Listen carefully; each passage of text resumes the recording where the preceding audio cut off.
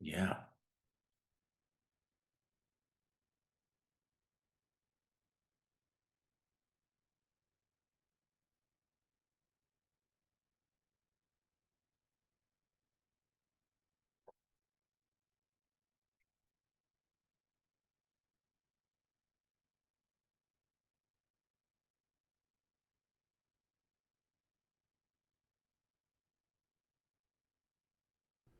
Figure out where our pieces are and how to move them. All right. Um, Jesse, you want to say something? See if I turned you on to. Yeah, I'll tell you a story. Beautiful. Story. So the dude that Gukesh is playing, I hadn't really no experience of him. You know, he's like one of these mini players who are in the mid 2600s, Mm-hmm. 28 years old. It's interesting. So he's originally from Russia. And then, so before the invasion, October 2021, he officially starts representing Spain. So changes his federation.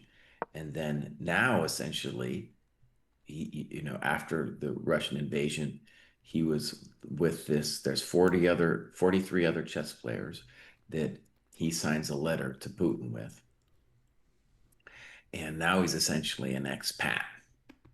You know, Jan um, was on that letter too, right? Nepo? yeah, But he yeah, didn't leave. but he didn't leave, right? So it's kind of and that was, I think, the very brave from all of those players to do this. I mean, with Putin, dude, like if you like, let's say you're traveling to Samarkand, you cross into a funny border, you could get abducted at any point, dude. Mm-hmm. You know. Now, Ufa isn't a big enough name that I don't think Putin's going to care, but you know, uh, poor Nepo, dude, I don't know, man, you might get in trouble. I think Yeah. also these like Nepo has been pretty like he said his piece, but he's not like going off on it as far as I can tell. You know, he's not on a warpath with it, which it, You mean a maybe special conflict path? what did you call it? A special conflict path? Special conflict path. Yeah, exactly right. He's not a special conflict. So anyways, he's not yelling about it every day, which is maybe like part of his just survival strategy Mm-hmm. over there. Yeah. Yeah. Also, in general, I mean, you say your piece, and what's the point in repeating something every day? I wonder too, like, okay, just slightly, a little bit tangential, but I just was thinking about the life of a guy like Yufa. And, you're 28, you've made 2650 plus, which is amazing. 20, he hit, right now he's got his peak rating, 2657. Wow. And you could ask yourself, like, well, I mean, we talked to Sam about making money at that level, Mm-hmm. and he said that the number he said of what they were making was too high for me. Like, I'm imagining this guy's life, like maybe he has some money through lessons or yada yada, but in terms of like how much money you would actually make playing, I don't think it's that much. And even playing a tournament like this, you got to place kind of high to cover your travel costs, even, right? Yeah. Excuse me. Anyways, so that's just an interesting backstory. The other story that I think is interesting is Farouja's opponent, Magzudlu, at least a couple of years ago, he was talking tough, like he's gonna be a world champion man for sure. And then of course, um, he's not even the top Iranian player with Fallujah, though Fallujah's officially gone now, you could say. Um, but he's 25 now. I feel like he looks unhealthy, dude. He looks drastically overweight all the time. Oh yeah. I He's haven't seen not him live. So. he's not the only player to be overweight, but it's like I think it's maybe holding him back a little bit. But the guy is truly a genius, no doubt. Um, and so definitely somebody who's going to give us a good game today. Yeah, I No mean, this fear. is a matchup of, two contemporaneous Iranian prodigies. They came up around Hmm. the same time. I mean, Fruja was 12 years old when people started watching him. Magsulu might have been 15 or something like that. But these guys, I think they know each other really well. I think from what I heard back a few years ago, they were really training together. This whole group of young Yeah. Hmm. Iranian players, and their team was so exciting. I could see them winning the Olympiad until Ferrugia left. And I wonder how the other guys feel about him leaving. But certainly, up till that point, I think it was a really tight knit team. Hmm. Hmm. So interesting to get paired against each other at such an important event.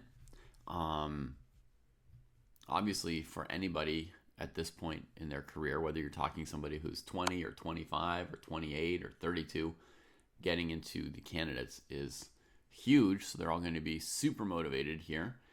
Um, and there's only three people left with a perfect 2 out of 2 score. These guys are both there. So they've got everything to play for. And here's just a slightly offbeat move from Ferrugia with h3. Right. So, David, you're a Najdorf expert. So, how about I do my noob explanations of what's going on here, and then you chime in with Mm-hmm. more detail. Sure. So, back in the day, um, we're talking Fischer Karpov days. So, on six, you would move six instead of bishop e3. You'd see bishop e2 a lot, e5, and then knight d3 was always played. That was just like always done. And then only recently, with the help of the computer, people started playing knight f3, which to my older eyes looks ridiculous. Yeah. So in any case, bishop e3, e5 has some similarities to the bishop e2 line. And then on move 8, white could basically transpose back into the traditional lines with 8 bishop e2. That's absolutely true. There are some bishop e2 main lines where white plays bishop e3, normally on move 9, but it would be Right, so close to this because it would go bishop e2, bishop e7, castles, castles, and then bishop e3 would be like a right. huge main line. And the only reason not to play bishop e3 in those positions would be to say, well, maybe I want to throw f4 in without bishop e3 and keep my options open for recapturing with the bishop. Maybe I'll win a tempo, something like that. So h3, though, my guess is Mr. Pruess is he's signaling that maybe he's going to just go for it with g4 like a madman. We're about to find out. Right. Parham played bishop e6. G4 now looks like a mistake because of d5. So, let's expand on that slightly. So Yeah. in this position after bishop e7, the most common move here is f3, even though there's no reason you couldn't play bishop e2 and go back to the 6 bishop e2 positional style Najdorf Okay. that we're used to. Good. But the most common move in this position is f3, followed by g4, and what's called an English attack. But basically, they Right. use the f pawn to springboard a pawn storm on the king side while supporting the e4 pawn. Very, very, very, very similar to the Yugoslav attack in the Dragon in terms of the function of this f3 pawn. So then, when you see the move h3, what is the move h3 doing? Well, it's saying you could play that same kind of attack with g4 with your pawn on h3 instead of your pawn on f3. Um, and one of the main things that's going to give you is maybe the move f4 in one go. So one thing I noticed with f3, let's say f3, bishop e6, g4, then on d5 you have g5. Here you don't have that because he'll play knight takes e4, right? So already we're in a different territory, Mm-hmm. right? So dude played queen d2, Yeah. and the intention is obvious now. He wants to castle long, maybe play g4 later. Doesn't have to worry about knight g4. And a cool thing I think I understand about the Najdorf, David, is that if black ever plays d5 in positions like this, white will usually maintain an edge after all the pieces come off because black's development is still a little soft. Yeah, So, right, usually you get lines like this, like I'm playing out on the board just to show folks. This is like a right, really common set of moves. And up till this point, you get the same thing with the pawn on f3 as with the pawn on h3. This kind of thing happens. And then basically, black doesn't look so bad. They're like, well, we just have to move this bishop back. But against bishop ace c6, there's knight a5. And against bishop e6, there's knight c5. Now, the knight on b3 is famously sort of badly placed when there's a pawn on d6. By playing this d5 break really early, black unleashes this tiny little knight c5 move, and then white gets a small edge just off of this move because black sort of has to give up either the bishop pair or all their development with a move like bishop c8, bishop c4, and the white pieces take over right. all the territory. So d5 is considered a mistake in all these positions, as Jesse says, Hmm. or I guess is a mistake now that we've got the computer god to confirm it for us. Yeah. Okay, so things have happened. Castles, castles. And we had a question earlier uh, in the chat of what's the point of knight f3? And Mm-hmm. one of the points is simply that the knight on b3 looks kind of like a chump. He's not really doing anything. And now in our current position, castles, castles, a5, you can see that our knight is really a chump. Yeah. Now black's trying to make a big deal out of the knight being a chump. Very, very embarrassing. Um, so I think this is a key moment. I think the classical move for white to play in this position, as me being somebody who doesn't too familiar with this kind of thing, but is a4, Yeah. clamping the b5 square and saying, well, that's nice that you got me to move a pawn in front of my king, but Mm-hmm. I don't care because now I'll put such a bind on you that you're not going to do anything. Yeah. And now it's all locked up on the queen side, so white's king can feel pretty safe and white can go for it on the other side of the board. So I am not a fan of playing a5 in the Najdorf. I know that there are some positions where the move is computer approved, but you know how even if you're on your home territory, sometimes there are some ideas, some weapons, some plans that you're just not that comfortable or familiar with. Like I just Right. don't really get how to play the position with a5, a4. I mean, maybe you go knight c6, knight b4, look for knight takes c2 or something, or a d5 pawn break once your knight's there.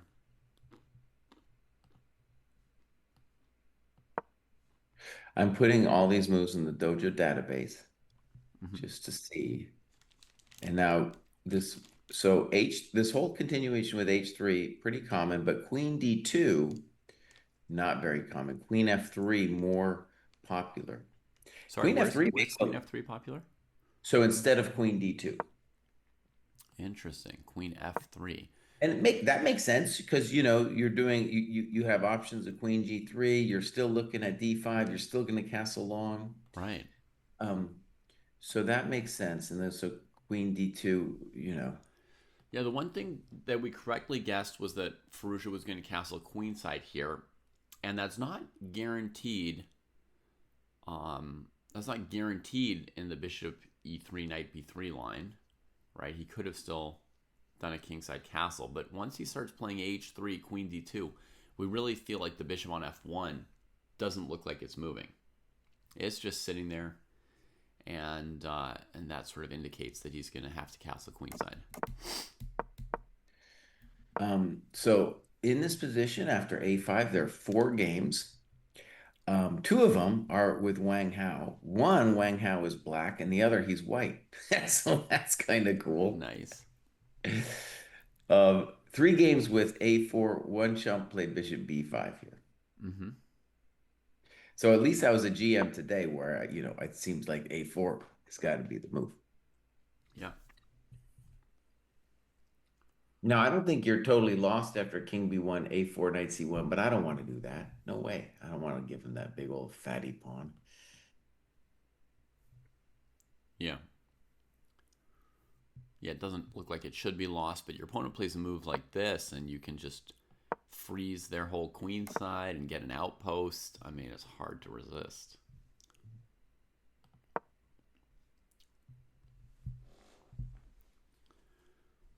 But Farouja's having a think.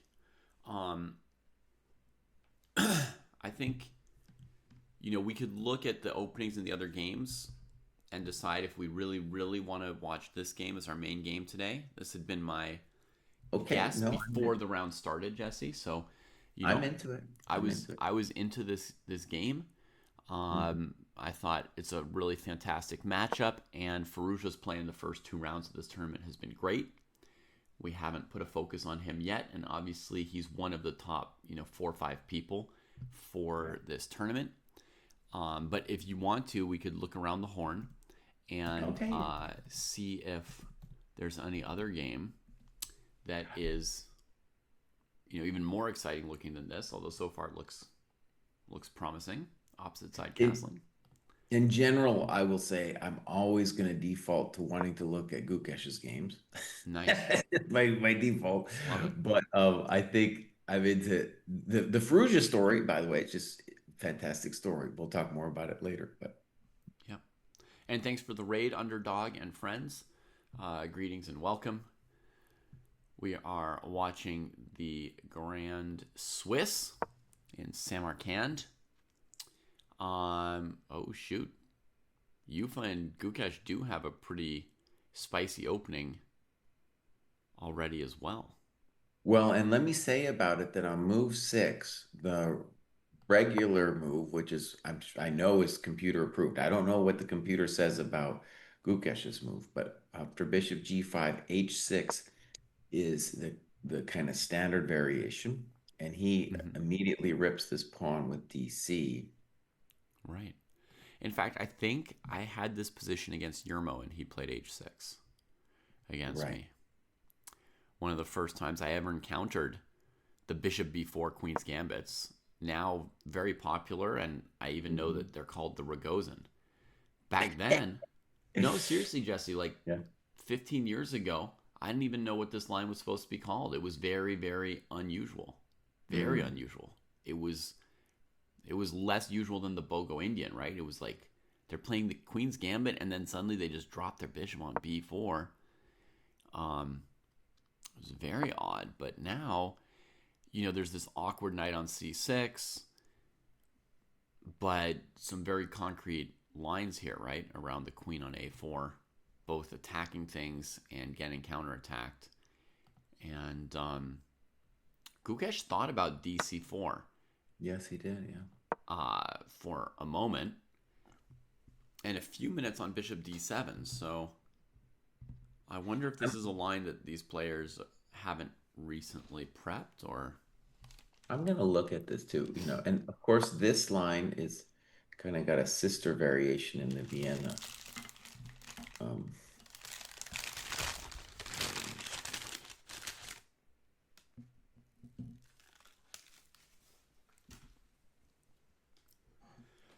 The other thing, so everybody, Jesse likes to stick with one game once we've picked it and really yeah. get deep, but it's not just about getting deep or learning something. By sticking with one game, you really get into the heads of those players. Like you don't miss a beat of what they're experiencing. It allows you to understand where they've spent every minute, what they've been fretting about, what the whole thing. You really can get into the heads of those players. That's one of the reasons that we don't use the engine, is because the players don't have the engine, right? So by not using the engine, it's you get closer into the players' experience and minds, right? And really like see what are their questions and insecurities and everything.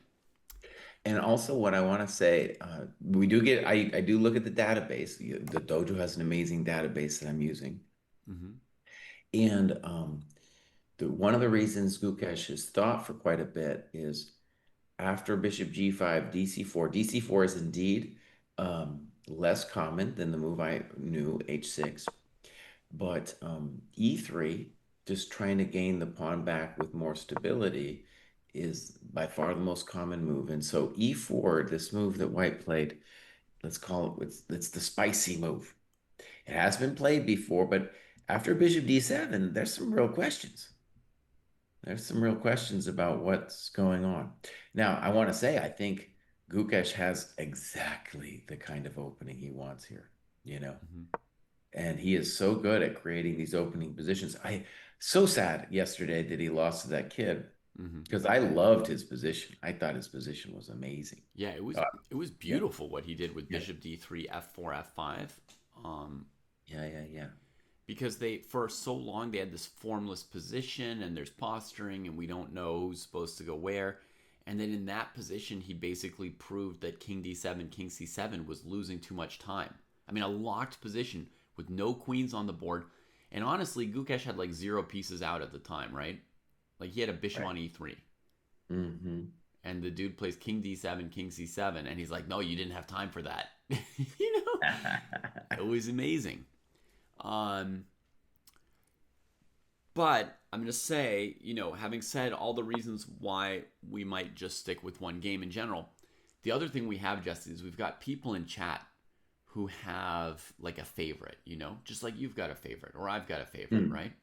So someone Mm-hmm. comes into chat and they're like, for example, Skibig's here, Hmm. such a wonderful person, always around, always friendly with me, comes in and says, if you can check Gelfon's game, that would also be nice. I would like to know more about the Catalan, And people like that come in and they're like, oh my gosh, dude, like my favorite guy just sacked a rook. Like, tell me if it's good or bad. It's very hard for me to turn them down, to not just be like, okay, we'll check it out for one moment. Turn him down, David. Turn him Turn them down. down. Okay, you're comfortable with just turning everybody down. I'm just like a request line here, Jesse. People come in, they're like, how should I improve like my dog's endgame play? Yeah.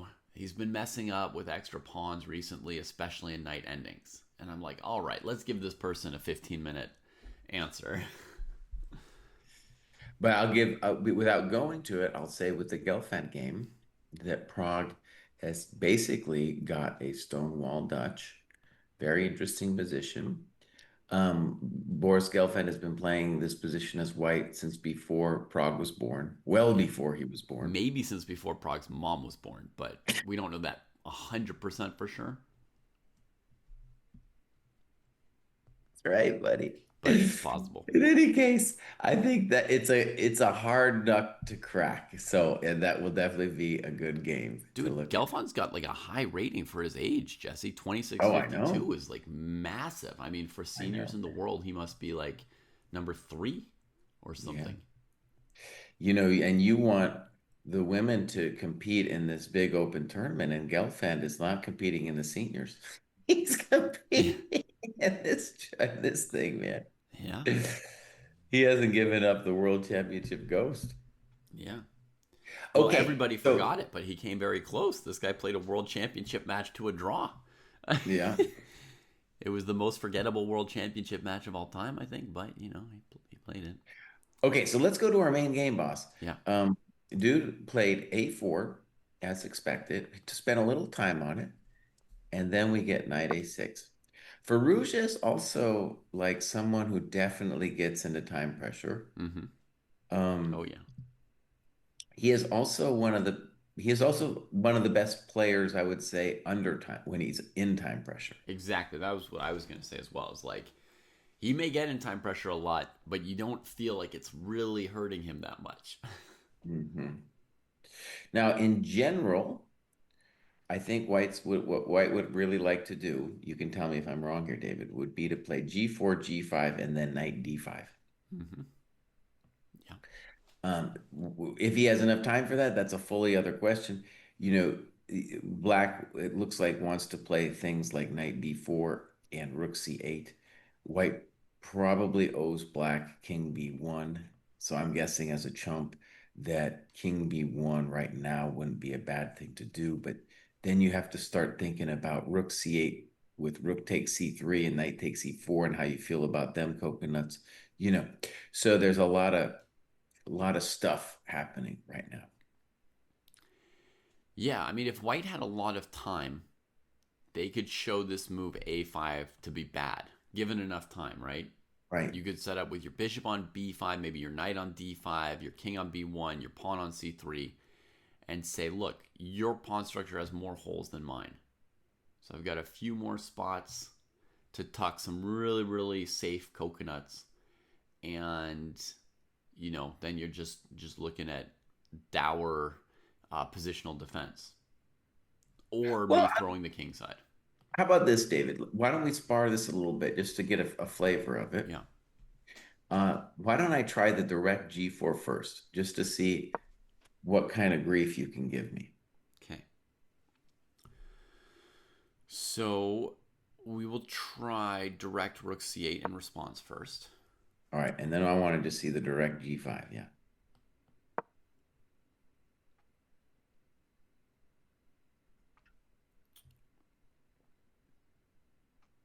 Now it seems to me, Jesse, that I cannot play rook takes c3 actually because of pawn takes f6. And also, I think Queen C3, Knight E4, Queen G5, Queen A5 looks fine. That's that's possible, but a little controversial. Yeah, but Um, you're absolutely right. Rook C3, GF. I don't know what you do there. but like rook c3 gf, I don't know what I would do next. I could keep sacking my rook, but you're gonna keep taking with your pawn and ignoring my rook till I'm just down everything. Rook c8 g5. No pleasant for peasant. Okay, I'm gonna try knight h5 to f4 to cut off the g pawn. Okay, so then I'm just going to follow my plan. I'm going to play Knight D5. Plop. Ploppy Plopovich. I will take on d5. Okay, now I got to think for a second. Yeah, I'm going to take with a queen. yeah.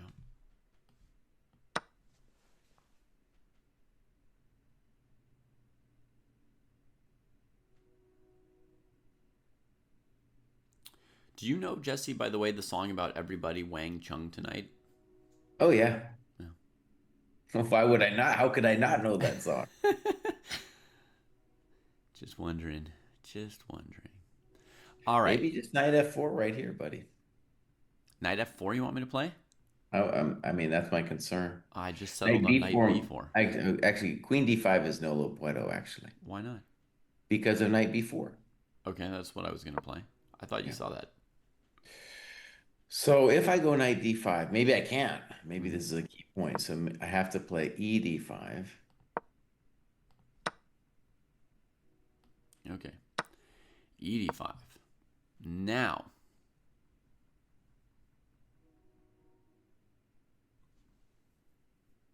He plays F4. Now, let me just, before we look at the game, I want to say the variation that looks fine for black after E D5 mm-hmm. would be Knight F4. I don't want to take on F4. So let's say I play H4 You could and also then play. Knight. I think the big question there is queen a5. But if I give you the G5 pawn, you're fine, Okay. right? So you But in any play. case, I just want to say H4, Knight B4, and then I'm going to lose a coconut. Yeah, this is what I was trying to do. Okay, good. So I think that's a good explanation of why the immediate G4 ain't it. And instead we get this very quick F4. Mm-hmm. And one cool thing actually about this F4 is in the traditional Najdorf, the grief is often that black gets the E5 square for their knight, but now the knight on A6 isn't coming to E5 so easily. Right. And we didn't quite get a chance to say it, or maybe I did, but one of the main points of this h3 line is to play f4 for white. Like you could just play h3 g4, so black's move order has to respect that you could just run the g pawn, like in the f3 line. Mhm. One of the main reasons to play h3 instead of f3 is basically that there are certain positions where you can play f4 in one go. Right. And also, even though he took forever on this move, we talked on move 9, he could have also put his queen on F3, and that's more popular. Mm-hmm. But that queen on F3 wouldn't have allowed for this F4 move. Yeah. Now, the natural move for sure for black, right, is rook c8 and f5 no lo puedo because bishop b3, cb3, knight e4. So I'm assuming if rook c8, we got to play king b1 Mm-hmm. to kind of, which we kind of have, we're gonna have to play that anyway. Mm-hmm. Um, and one cool thing about that with rook c8 is then f5 isn't ever really a big threat, I don't think, because black would always have rook c3, queen c3, knight e4, followed by bishop f5. Right, but also Jesse, what if black just does that without the pawn hanging on f5 yet?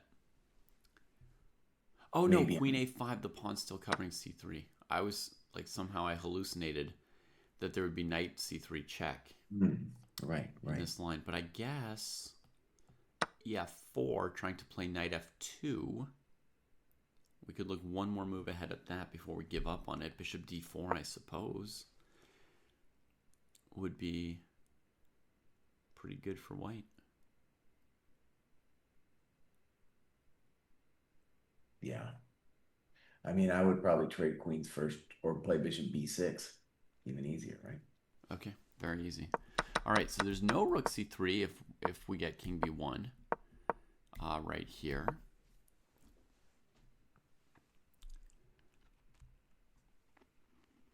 And actually, let's put it this way. Like, white is very close. It's like a question of can white establish the bind? That's the way I would put it, right? Like, the fact that we have the pawn on a4 means that black might run out of moves on the queen side in Mm-hmm. terms of opening white up. So black needs a plan pronto for for like getting out of the bind. Yeah, and I think also the move f5 is a real threat in terms of this bind, right? So Oh, absolutely. Yeah. if I diddled around with rook e8 for a moment and white plays f5, I just Hmm. want to tell everybody in chat, in general, bishop takes b3, cb3 is going to be insufficient positionally because the Right. white bishop will go to c4 and black won't be able to hurt white on b3, c4, e4, none of those. All those light squares will be white's. Second thing that I don't think would be good enough in that case would be bishop c4, and white will trade the bishop from f1. Now this one, there's some issues with the a pawn and the e pawn. So let me just check. Queen d3.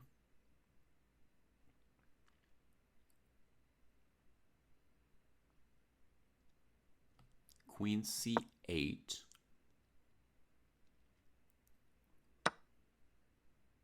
Hmm. Wait, Mr. Pruess, go back 2 moves though. Yeah, sure. What did you do after f5? I played bishop c4 for black. Okay, but go back just a touch. Yeah. So instead of bishop c4, that's what my concern was. What about rook c3, right? Well, okay, you played rook e8, which is maybe controversial, but I'm thinking rook c3. Mm-hmm. fe6. Now, this might work out well for white just because our rook's on e8. Right. Maybe it shouldn't be. But the point is that Yeah. if queen c3, then yeah, and also here maybe knight e4. I don't know. This is not going to work though because Yeah. of like the queen d5 thing. Yeah. But this brings up an important point. Rook e8 isn't it, but what is it? We because like yeah, we want to make f5 hurt due to rook c3. Mm-hmm. Okay, let me try Mr. Pruess. So after f4, rook c8, king b1. Let's just try a natural move, knight b4. Mm-hmm. I think to my mind, this is the key first question I would want to ask. And then Yeah. it's up to you. Do you want to play f5 pronto?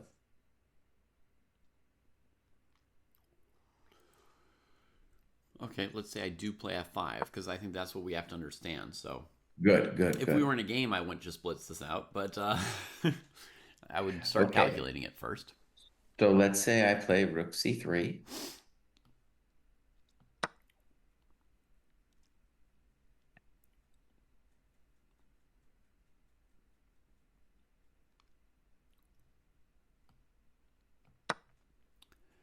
Play the controversial pawn takes. Okay, let's just check this now. So knight e4. Queen e1. Knight b d5. There's only one knight that can go to d5, but there it is, knight d5. Mm-hmm. Still, that's his name. He's the knight bd5. He's knight b d5. All right. I mean, what am I doing but taking pieces, and praying? All right, so that same knight, knight d, takes c3 check.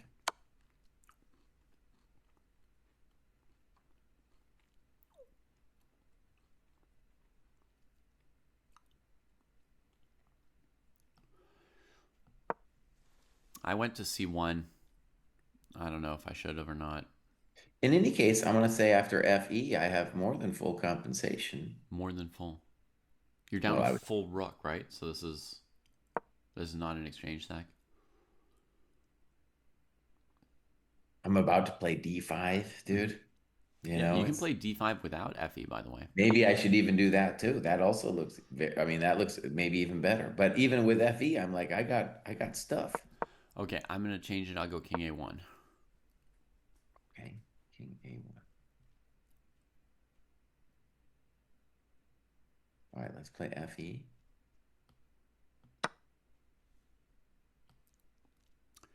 We've got a move, by the way, and it is rook c8. So it is. Oh, it I'm is a GM today. Yeah. All right, so we go king a1, risking moves like queen d7 and queen e8, but avoiding that bishop a3 mate, which would have just been too unstylish a way to lose. So the basic situation here is if black wanted to, they could trade the knight for the rook. Then they'd have 3 central pawns against the bishop, plus white's king is bizarre. And white's almost like begging black, like, please just trade off your knight for my rook, because your knights are confusing me. And I don't have any squares for any of my guys. Mm-hmm. That said, white's technically up a full rook at the moment. So let's just plot along and play, a basic developing move with bishop b5 and see if black has anything. Although I will say that down a full rook, this still looks very plausible for black. It definitely makes sense. And there's a lot of moves. I can do the positional d5, but you also have to wonder, like, what's going to happen with Miss Queen on bishop h4. She don't got a lot of squares. Mm-hmm. Right. Maybe g3. I don't know. Miss Queen is completely out. She's plumb out of squares. Look at those knights. Dang. All right, so she changes professions. She changes professions. Yeah, because she's going into a dressing room here to change, Yeah.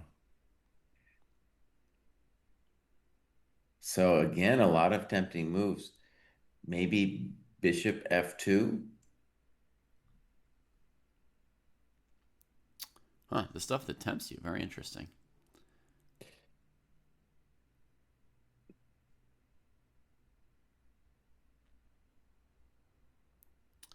I was thinking, like, white's so bottled up.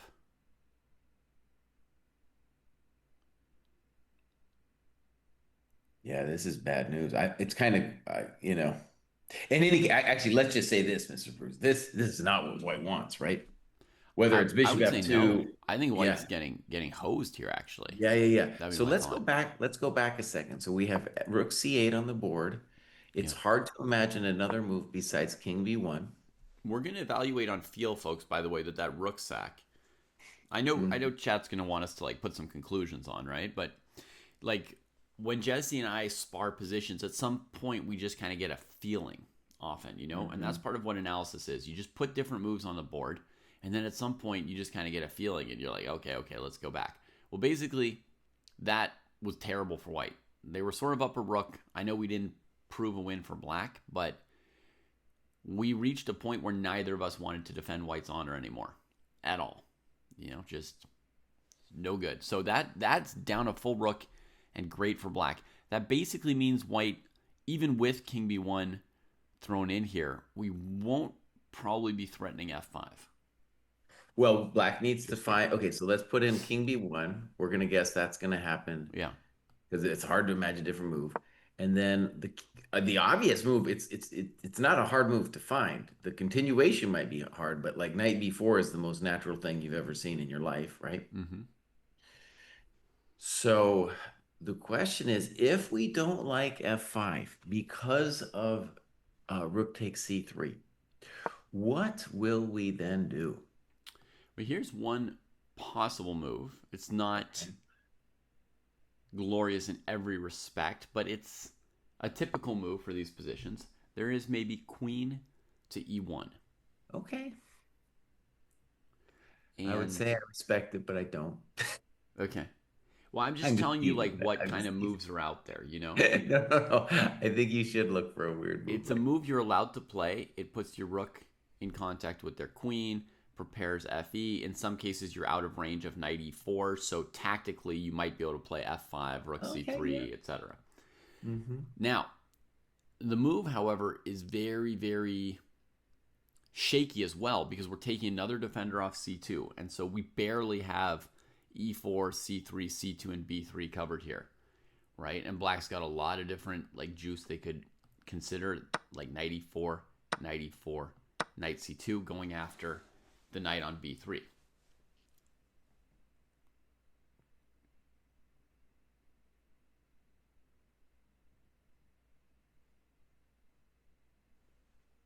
Actually, David, why aren't you lost after 94? Mm-hmm. Let's assume 94 for half a second. Mm-hmm. Knight c2. Yeah, I think I don't see a good move for white there. Okay, so That's what I that's was a trying out for black. So, yeah. so king b1, knight b4. So probably not queen e1. We need something here. Should I go bishop b5 and just try and develop some dogs? Okay, let's try bishop b5. So here, my not very exciting plan is to play a move like rook he1, Mm-hmm. the ultimate goal of defending my e-pawn at some point. And let's just explain. So the problem is when you play f5 and I go rook c3, knight e4, the pawn on f5 is hanging to bishop f5. So if I do the sack now, I'm not going to win the pawn on f5. Right. That's the key little trick here. Yeah. That said, these positions, rook c3 looks like a But, candidate move. but Uh, David, here is it knight e4 at ball game show after us. Is bishop it just rook e5? c2 again? Yeah, good night. And this guy here. And I'm winning the bishop on the knight on b3. Good knight to the bad knight, right? The bad knight Yeah, on good night. b3. Ay, ay, That was ay. unfortunate. So this knight b4 is really cooking, right? I mean, what? And we see why Fallujah is tanking a bit here, right? Right, because normally you just play king b1 automatically. Sure. And maybe even from a practical standpoint, maybe he should. Uh-huh. And one of the crazy things is he might find himself compelled to play f5 and go into that nastiness just because everything else is pretty shitty. How could it be so bad so fast? Ooh, and also, Mr. Pruess, here's another thing that might be terrible. Mm-hmm. Let's say on night before you play f5, in addition to the fancy stuff I was playing, Mm-hmm. I have a basic question. Why is knight e4 just immediately not crushing? Knight e4, basic move, attacking pieces you can take with check. White takes Okay, back. wait. I get it. Because on here with rook c2, you can sack the queen with fe. Yeah, but I didn't think you were going to play rook c2 anymore. What did you think I was going to do? Oh, just maybe bishop f5. I thought now you're just going to play bishop f5 and say, like, your That's host. also a thing. Just be like, sorry, bro. All your stuff. But maybe bishop d3 would Maybe bishop d3, dude. still Yep. be a game. Yeah, welcome to the Nightorf, my friend. Yeah, this is definitely the Nightorf right now. The pawn might be on a5, but he's got the Nightorf. Um, Jesse, unsurprisingly, folks are saying that the Gukesh game has descended into pure chaos. And when you Oh, get those DC4 Bishop D7 lines with that yeah. knight just clunking on C6, it's always some concrete ish, right? It's Uh, always something that has no positional basis to my old, classically trained brain. But yeah, we might turn to that at some point, folks. But right now, we're deep in Ferrugia's problems. I mean, dude just played 10 natural moves against the Nightorf. This is a main Actually, line I with H3, I'm H4. I'm an expert in the thing that happened with Gukesh. So Okay, that game devolved into a variation that's known. It transposed, and so Gukesh is just better now. just I better know with I black. know this from my own study of the Rogozin. So Okay, yeah, so he's queen goes better. back to D1. Black hits him with B5. The knight Hmm. is unprepared Hmm. to deal with that. And A4 trying to undermine his stuff, but he just says A6, dude. My pieces might all be on bad squares, but technically they're all developed. And actually, David, you don't have to be a genius to understand this is better for black because if you have just some experience with the Mm, Botvinnik variation, yeah. you just look at it and you're like, oh yeah, this is great for black. Mm-hmm. Yeah. I do have experience with the Botvinnik. Also, I've seen the McCutcheon French. There's also a Yeah. comparable to this. Good, good. That's right. Yeah. In the McCutcheon French, it's well known that this taking on F6 thing is terrible. Folks, I'll show you this other comparable. Jesse, do you ever play the McCutcheon French as black? You Oh yeah, must have. I played it. I played everything. Yeah, you must have. I would say one of the sadnesses of my life as a French player is that the McCutcheon kind of isn't it's not that playable. If it and it was for half a second. Mm-hmm. I beat Feingold in the US Championship like 2001 in a nice game with the McCutcheon. But then people started turning on their computer and it got a little difficult. Yeah. So this line here for white is just bad. Taking on F6, takes on G5, takes on G7, Rook G8, and you know, pawn on G7 basically drops, and white's dark squares aren't that good. And I tried making this work as a kid for white. I was always looking into offbeat lines. Back then, openings were different. Now if you're interested in something, you maybe look up a course or you just put the position in a computer engine. I had some ancient book, Jesse, some like descriptive notation encyclopedia of all chess openings, maybe by, I don't know, who was it by? I mean, I got it secondhand. It was a huge hardcover, and it was called something like that, like modern chess openings or something like that. And so I would like look in there and find like footnotes, like bizarre moves, and then see if I could make them work, right? So here, for example, Uh-huh. Queen H5. Uh-huh. That's like my invention. It wasn't mentioned in the book. I'm looking, can I make Queen H8? Can I mess with them? Queen F6. And I mess with this position, folks. Knight F3 or H4. Nothing worked out. And this is very similar to this little battle that Yufa and Gukesh are engaged in on the king side. And basically, from my experience, it's never going to work out for white. So check out their game again, folks. When the queen comes back to d1, first white makes no progress against the b pawn. Then he says, okay, let's try on the other side with the g pawn. He goes for this move here, right? Which I've played queen h5, queen f6, h4 before. Goes for this move. If black lets the white rook out, then the g7 pawn can become a problem that they can't quite clean up sometimes.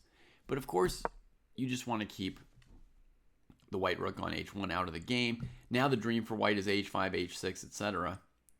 But if you play h5, which he didn't, then black's going to play rook g7 before you get the pawns connected. So Yufa played knight g5. It's interesting. They're playing quickly for players who don't know this opening and slowly for players who do. So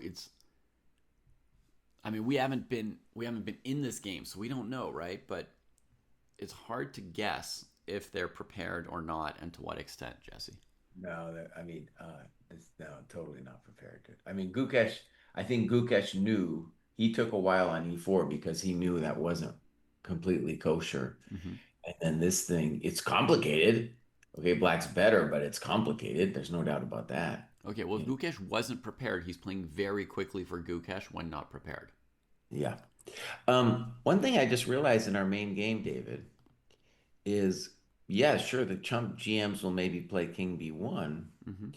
but I'm realizing that the out that Ali Reza can go for is the end game that is probably a little bit worse for white by just playing FE like a chump. Oh, that's a real chump move, Jesse. Yeah, but if you look go down the road that we were just looking at, that's what you're gonna do. You're gonna be like, boss, I'm out of here. This is crap, you know. So does black take on d8 by rook or by bishop? Well, there are some questions for black because the pawn on A5. Hmm. So that's one of the reasons FE might not be as bad as, because just let's just say traditionally you let out the bishop on E7 and you take, you're losing all your active potential. So it's If white didn't have knight a5, then after black recaptures by rook, they would play bishop b4 on their next move, and white's position would be stupid. Isolated e pawn, no hmm pawn storm, nothing going nowhere. right. And I still think black is going to be fine even if we lose the A pawn, but just it's more to the point that this is you might find yourself desperate here looking at that king b1 knight b4 stuff. Hmm.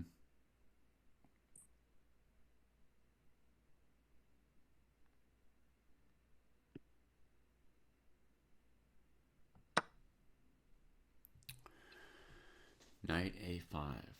Huh?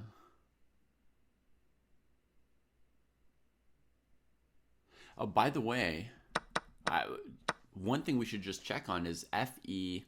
We should just see if black can throw in bishop b3. I know it's immediate Fair question, yeah. madness, but it's worth asking because CB94 is probably trash. hmm Um, So all so right, EF. it'd be EF.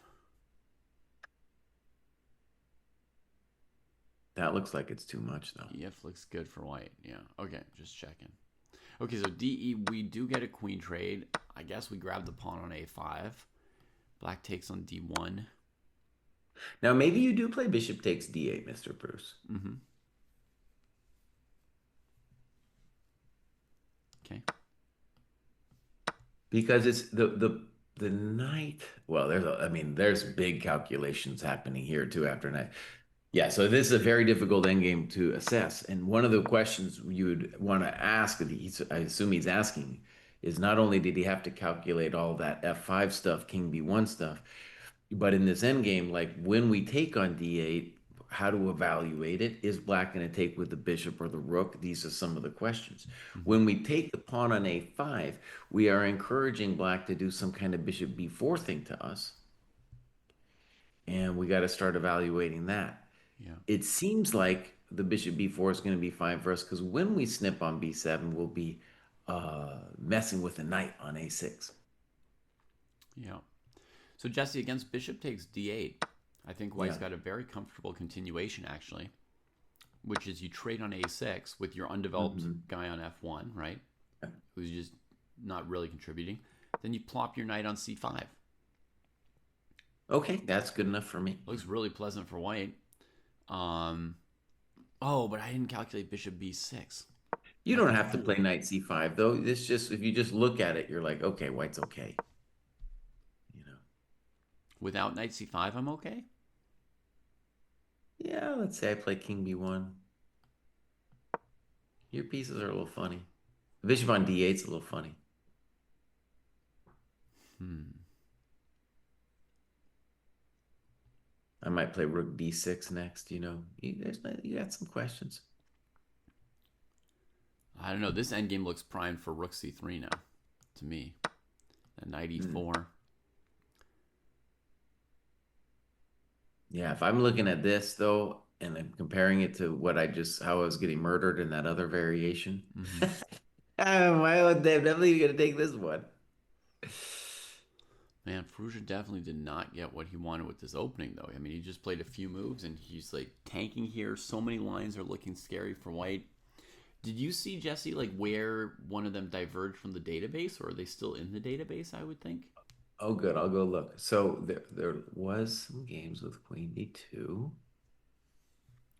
So A5.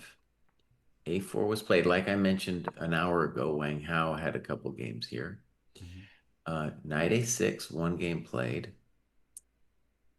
Um, F4, one game played. And then black played Queen C8. Weird. So this is Wang Hao versus some 2400 chump back in 2023. So Rook C8, the very natural, the Is supernatural Rook C8. currently a novelty. Oh, and actually, okay, well, let's think about it. Why did this guy play Queen C8? Maybe it was a wrong move, but why did he do it? Because he was afraid of the endgame. Oh yeah, he was saying no endgame. Okay, so yeah, no games played in this position. Amazing. What did Wang Hao play after Queen C8? Just give me one last detail as a comparison. Did he You know what he play played? King B1? He played King B1, yeah. Okay, yeah. And then Knight B4 happened. And then he actually took on E5, Even which there, looks wow. which looks bad to me. Mm-hmm. Like why?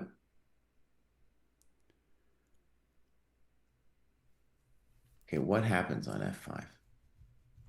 Well, I can tell you one Oh, other oh, reason. oh, oh, oh, oh. Check it out. Even with the queen on C8, Mr. Bruce. Mm-hmm.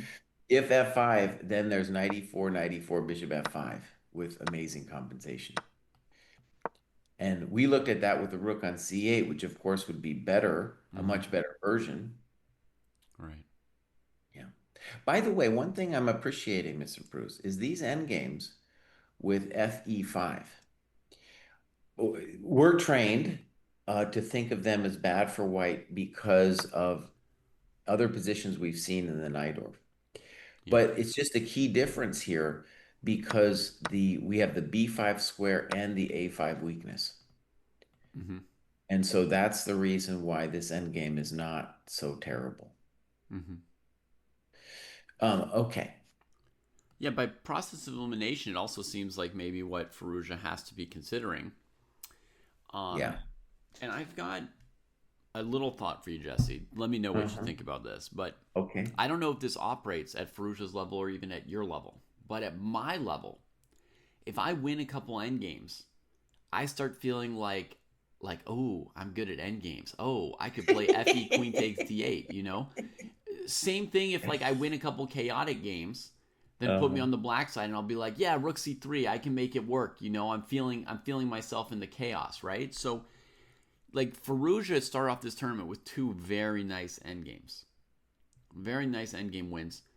Do you think that like affects at all how a player at that level? Would it affect you? How you make your decisions? Would you be like, dog, I'm grinding everybody down here, like here's a queen trade, I'm working.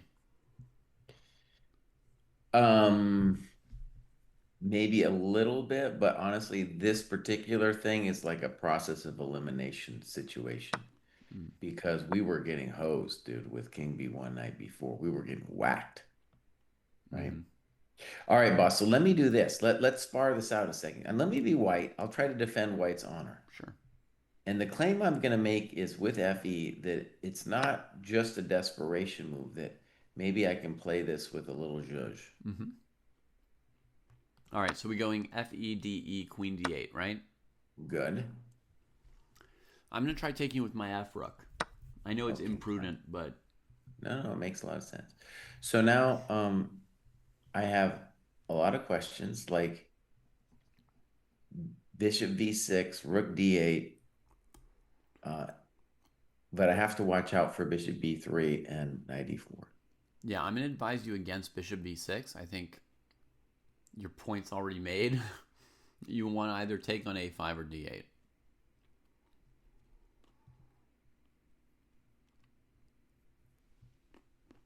Why? Okay, wait. help me understand why is bishop? I mean, I don't know what to play, but why is bishop b6 wrong? Basically, I'm already willing to trade rooks to begin with, and my Okay. a5 pawn's already dead. So, beating around the bush is just giving black time to maybe trade, play bishop b4, like counterattack your e pawn faster. Okay. Okay. I'm okay with that. So, all right, I'm gonna play knight a5. Yeah. Okay, I was going to play rook d1 here.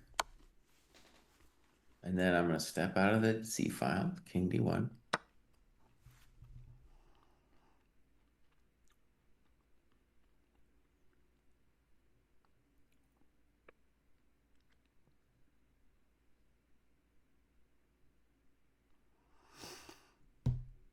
No engine, some cry.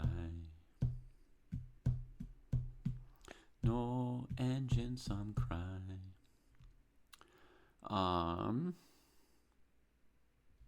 I don't like leaving my knight hanging on a6 for too long. Well, yeah, that's one of the key issues here. That knight's a victim all of a sudden. Maybe Hi, knight c5. hi, hi, hi. Knight c5, right? Give me Probably another gonna pawn, but get probably all the gonna end bishop. up playing knight c5. Yes. Yeah.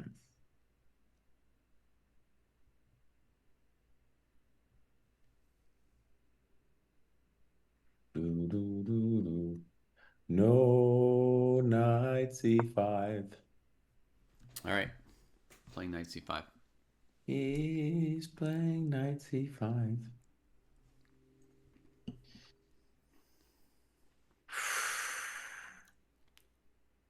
All right, I'm going to take that thing. Yep, I'm black assuming won. bishop. Yeah. So one of And our claims, folks, is that on knight b7, bishop b4, that the knight on b7 has real problemos. yeah, But I'm maybe with you. white just goes a5, a6 and laughs. I don't know. Let's try it. Knight b7, All right. bishop b4. Mm-hmm. So am concerned that my knight is going to get hosed. But the only move I got is Pruess's a5. I'm real concerned though about just simply bishop c3, pawn takes, and knight e4. Yep. I only got so many choices, so I am resolved to do it. Fallujah, folks, probably in a very different way, cruising some of the same paths as us during this 20-minute think. Mm-hmm, mm-hmm. And like I said, I think one of the key questions he's going to have is when I go DE5, Queen D8, what's Black going to do? Because he's got two options there, and they're both kind of hard to evaluate. This one right here, I feel like Black's got to be okay. This direct line that we did. Hmm. Okay. I have an interesting idea. So first, I'm threatening knight f2. So I was kind of expecting you to play king c1, Okay, let's try King getting out C1. of the way of knight c3 and knight f2. But then, in that case, I thought of, oh, but does it work? Huh. Yeah, Yeah, actually, okay. I think it works. So I was going to go rook b8 then. or B8. Rook b8. No, I don't think you want that. Okay, I go A6. straight at the knight. You go a6. Then I go knight g3. King G1. Rook G1. Mm-hmm. Knight f1. Rook takes. Rook takes. Bishop c4.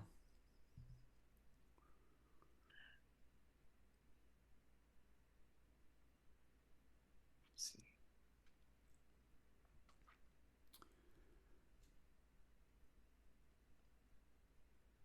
Yeah. You can throw an a7, rook a8. But I think once black captures the a pawn, there's basically no danger. Okay, boss. I think you're in trouble. Okay, A7, let's see Rook what I A8, missed. Rook D1. The agi of this pawn. Rook d1. Ay, ay, ay. I'd only looked at rook e1. Well, that's the end. That's no good. Blundered that. Let's It was illogical to develop your two sleepers on the king side, but I just tried a forced line and blundered it all. Ay, ay, ay. Okay, so they're still Farouja's still tanking. Let's do it again. Rook C8, FE5. You want to go all the way back? Yeah, let's go all the way back. DE, because I'm sure we're missing stuff. Queen D8. And ponder, just give you and me a chance to ponder this Queen D8 decision for black.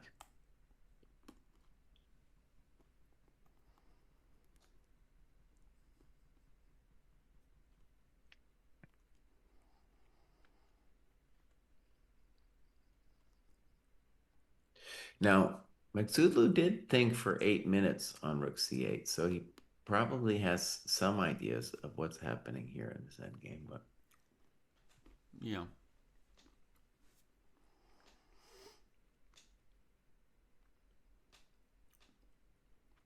Now Fruge has been thinking too long, Jesse, right? In terms of proper time management. oh yeah, but that's every game, dude. Every Right. Farouja's like a Gukesh in this regard. He'll think forever.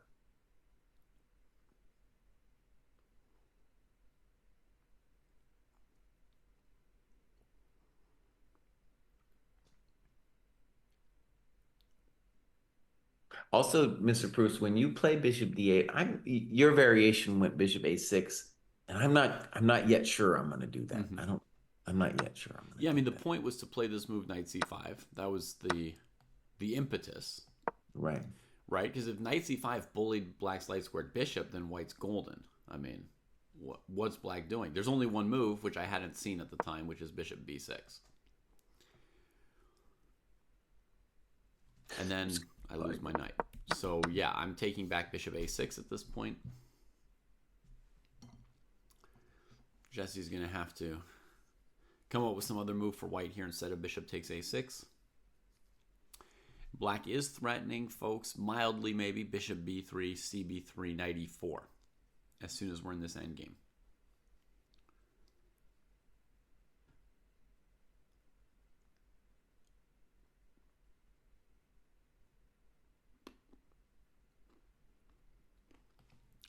I suppose we could play a basic king b1 again. You know what I'm gonna need? We have to do our eval thing here. I have to find it. I know it's somewhere in our chat. You want me to Or send you you the could link? just post it for me Yeah, again, dude, because I always lose that thing. no problem. And I'm gonna say this is like point one or point two for white. Yeah, I don't know. Difficult momentito. This, yeah. but I think he has to do this. I don't know if he has to. It looks like. Yeah, Zella, if it were black's turn here, that's what black's threatening. They're threatening either knight e4, bishop b3, or bishop b3, cb3, knight e4. So white here has to play a move that avoids that. In this analysis line. In the game position, he hasn't yet traded the queens, but I think we felt increasingly confident that he eventually would. So we think he's looking at positions like this at the moment. And yeah, it's actually a little bit annoying to pick the next move here for white.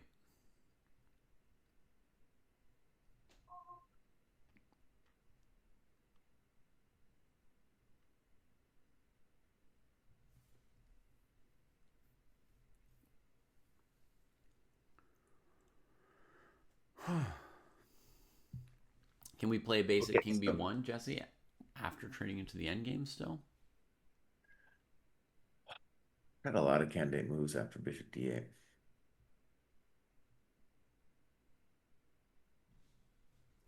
Problem with knight d5 to me was that black can take on e4 instead of d5. Somebody in I chat kind of asked me want to about it. wait for him to play Bishop E7 and then go Knight D5. Yeah.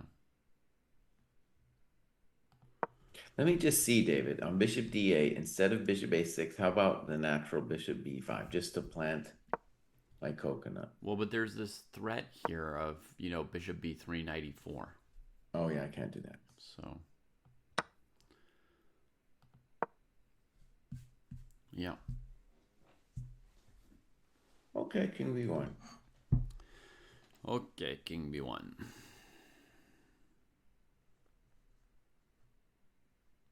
And so by not taking on a6, I'm saying that this knight b4 isn't going to be such an incredible beast. Now, one problem of the knight b4 is the black bishop also wants to go to b4. So that's at least kind of interesting. But it's given up that dream. It's just going to sit here and be a handmaiden for the pawn on a5. We're going to play knight b4 anyway, Jesse, because I don't know what else to do at the moment. Now, one good thing for me about knight b4 is then I worry less about rook c3 because then pawn takes comes with a tempo. Right. So then I'll calmly play bishop b5. Okay. Now, my hope was that I might be threatening knight e4 here. That would be terrible for me if you could take that thing. So we'll try. We'll assume you have to take back if you want to prove that knight e4 is bad, and then we'll go knight takes c2. I might regret my life here. Knight c2. I guess rook d3. There's a lot of questions. On rook d. Oh, God, there's a lot of questions there. All right, let's just try rook d3 first. Okay. I have to worry about f5. I have to worry about bishop f5. Yeah.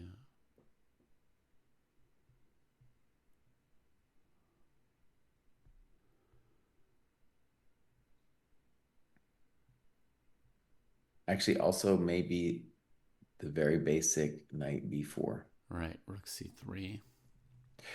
Well, rook c3. Oh, maybe rook c3. I was also thinking I could give something back with knight b c5 or something. Mm-hmm. But why give something back when Why you give can something hold on back? to everything? Fair enough. Fair enough. Good day, Lauren. Welcome to the show. We are pretty deep in a variation here. That's because Firouzja's been deep in thought for probably just about 30 minutes, nearly. Probably contemplating whether it's time to go into this endgame and how he might play it, and maybe going through a blitz match from last night in his head. some key moments in his 76-54 victory against somebody. This is definitely the keynote game today, I would say. Firouzja against former countryman Magsudlu on first board. They are 2 of 3 players who have won the first 2 games. Only 3 players. 116 hopefuls made the journey to the Silk Road stop of Samarkand. And after just 2 days, only 3 of them were unscathed. So this is a terrible time management, I feel, because like what happens when you're thinking this long? Because consider it, like he's thinking both about the end game, trying to evaluate that, and about this other position. I think the wise thing to have done would have been like the other position is way too dangerous. Play the end game, and you say I take on d8, and you say I have no idea which way the guy's going to take back. Very good point. Yeah, No idea, right? And then we're going to figure it out. So this is a key moment, right? Like, if you know that you need to go to the end game, then we want to go fe, de, queen d8. We don't know if Magsudlu would take with bishop or rook. Magsudlu might think for anywhere from 5 to 20 minutes. 30 minutes, yeah. When we get here, and then you can formulate a little more your plan for how you're going to play this endgame. Instead of that, you can do twice the work on your own time, deciding in advance how you're going to handle bishop d8 and rook d8. And yeah, you could be doing it on the other guy's time and do half the work maybe. So, yeah. Very tricky. What's up, bro? Question. What's your question, brother? How do you help me? Oh, yeah, she never helps you, does she? Yeah. Yeah. Should we tell everybody that your sister doesn't help you clean up the room on Saturday mornings, Cliff? My sister doesn't help me clean up the room on Saturday morning. Boo! Boo! What kind of a big sister is that? What kind of an example? Don't tell her to clean up the room. You've still got hair, buddy. Let Jesse use the hat.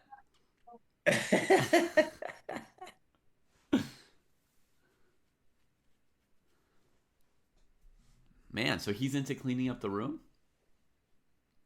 Well, his sister, they're not allowed to have any, they have a little TV time on Saturday mornings, and they're not allowed to have it until they clean up the room. And then usually his sister bullies him until he cleans it all up for her. She tries to get him to do the whole job. Oh yeah, dude. Oh Oh, yeah. He's done it a couple times too. yeah. It's no joke. She's yelling at him right now. She's trying to negotiate with them, you know. Yeah. Then finally he just breaks down. He Oh, no. starts cleaning up the room. That's so sad to be the younger sibling, man. Ay, ay, ay. Okay, so we got a couple lines. Adam Greener's got something for us to investigate, which I think is not FE5 promising was for White. played. FE5 was played after 38 minutes of thought. That's brutal. 38 minutes, and I'm even going to say the 44 seconds. We're going to round Yeah. that to 39 minutes. If we Yeah. round to the nearest minute, or the nearest 10 minutes, it'd be 40 minutes. I mean, what are you doing, dog? What are you doing? Even Jesse figured out that it was time to go to the end game after 4 minutes of looking at these grisly lines where we played stuff like, King B1, Knight B4, and then we got hit by shots like Knight E4, Rook C2, Knight C2, etc. Oh man. No, no, no. Needed to make that call long ago. Now, the only thing I can think of kind of in his defense, DE5 played, is that me and you both had an allergic reaction to FE5. And so it might have been a thing of like, oh, I really don't want to do this. This is not the kind of game I want to have with this chump, yada, yada, Yeah. something like that. Yeah. Okay, Queen D8 played fine. So here he's finally loaded up some moves. Yeah. Or it might be a thing And where, they've got some kind of history and like Magsudlu's going to make fun of him for being a girly man or something if he goes into the end game too soon. You know? Chris Wainscott asks, how deep would you need to get into your calculation to determine that Queen D8 is okay? I think the main point is you say to yourself, I'm not sure what's happening in this endgame. Mm-hmm. I don't know if Bishop D8 is right or Rook FD8 is right, Mm-hmm. but I do know that I'm getting body slammed if I play King B1, Knight B4. Yeah.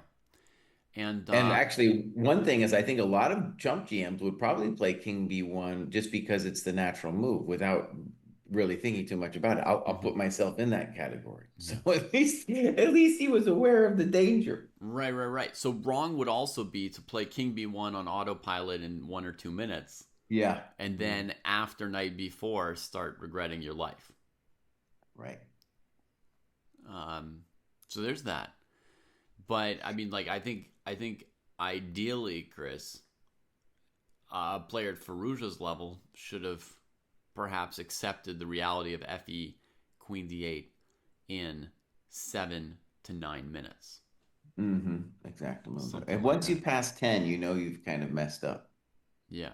I mean, even me, once I get past 10, I'm like, dude, like, what are we doing here? Like, I've got an alert that goes off nowadays.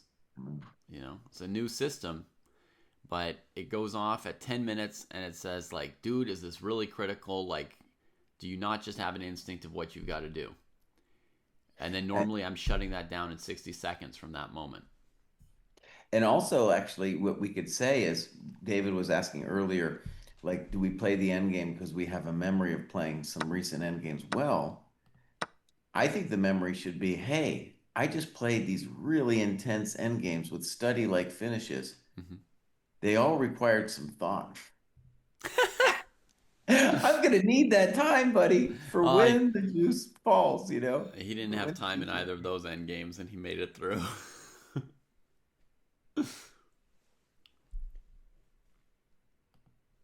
Yeah. All right, let's see how far they've gotten in the real game. We've got FE, Queen D8. And look at that. Surprise, surprise. Magsudlu's thinking. Now, you've given him 30 minutes that he's already been thinking about this. So you've made it a lot easier for him to play this move quickly. But I bet if you'd played FED Queen D8 in 7 minutes, Ferrugia, that you would have gotten a little think out of your Well, buddy. the funny thing, he still might get a think because this is a very difficult decision. Yeah, I don't know. Yeah, but I Um, mean, you just got 40 minutes on your opponent's time. It definitely, at a professional level, it gives you a chance to pre-make this decision. mhm. Because like, what else are you thinking about as Maxudlu for 40 minutes? Now, let me just say the reason if I was black that I would prefer Bishop D8 on a practical level. Okay. And so what's happening here? White has some weaknesses on the queen side, and the white king is closer to that side of the board. So eventually, the long-term plan of whites is to use the squares and use the weak pawns on the queen side to generate passed pawns over there. Mm-hmm. So the reason we would rather not trade rooks is the more stuff white can get off the board, the better it will ultimately be for white's king. Because the drama in all those variations is, oh, the white king, black is going to need to create play against the white king whilst the drama is happening against your pawns and squares on the queen side. Yeah, that's a really good point from Jesse. And you can also think about it, folks, like this position here, if black takes with the bishop on d8, is actually still what we would generally call a queenless middle game, as opposed to an endgame. Right. In an Now, endgame, you can start pushing the pawns in front of your own king. You can bring the king up the board with them, trying to queen them. And actually, a single rook trade makes a pretty significant percentage difference in whether or not we're playing a middle game or an end game. Like, I'm not saying white should play bishop a6, but if we play rook d8, bishop a6, now we're in an end game. White can play king d2, king d3, whatever it might be, and we can say it's an end game. and he did take with a rook. And you could tell a story about the rook too, because with the bishop taking, one of the things that you were saying was he has to just kind of sit there and guard the pawn on a5. Right. But in this variation, at least, the bishop isn't a chump and the rook on f8 isn't a chump. Yeah. So actually, we might get another very long thing from Fallujah here. We might get another one, buddy. Yeah, I mean, here Um, these pieces would be unhappy, right? yeah. The rook and bishop, but at least they're on the board, which is restraining white from white's main plan. So I feel like bishop d8 was probably correct, Jesse, even though my first instinct was rook d8. I feel like sitting here on the position for half an hour, you've reshaped my instinct. That said, Well, he did do one thing correctly, for sure. We got to give him props for this. yeah. When Fallujah tanked, he didn't just waste his time. He thought about it. He played rook fd8 in 4 minutes. Mhm. There's no way that that's not because he thought about it for like 20 or 30 minutes already. You would Right. never make this choice in 4 minutes if you're just like, oh, yeah, okay, how should I take back? By the way, we've been down this road because we were here for 300 hours waiting for this to happen. Mm-hmm. And so we went down this road and, okay, we had the general considerations we just mentioned. Now we got to get concrete. So knight a5 is the big question. That's what we did before. Yeah. And Mr. Pruess was looking at various, like he played knight c5 here, which I still think would be the main concern. Well, I traded the rook first, but Yeah. I mean, we could also look at knight c5 without trading the rook. I don't know. It's going to be the same deal, actually, because imagine knight c5, bishop takes, knight b7, then you got to take on d1. Well, I could throw in bishop e3, and that would change Oh, the okay, fair, landscape a fair, little fair. bit. Good. I don't know if that's in my favor or not. Might not be in your favor, right? Now, rook d1, knight d1, hitting that silly bishop. Comes with a little spank. Yeah. And my knight has jumpies. Like on bishop d4, I could play the simple bishop d3. And as opposed to the other variation where my knight wasn't getting out, Here, at least, I always have knight d6, and I'm threatening a5. Yeah. I really got to prove that 3 connected passed pawns are not a problem. If I'm Param.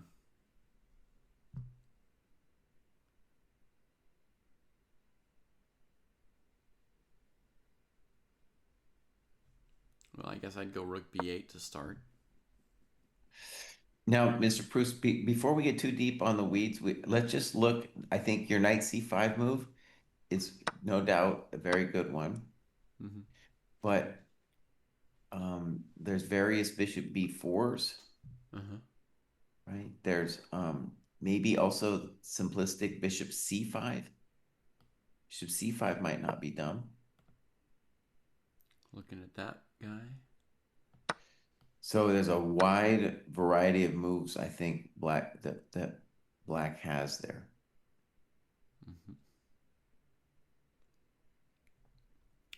I'd be worried that with bishop c5, white could trade, just right, take everything off, and then play b4, going for the pawns, going for the queen side. Maybe there's rook b8 at the end. I'm whacking on e4. I don't know if I'm going too fast or too slow here, Jesse, but I'm whacking on e4. Why did you give up my e4 pawn? Because I wanted the b7 pawn. I was going straight for queening. But like rook b8 here, he's doing okay. Rook b8. A critical move.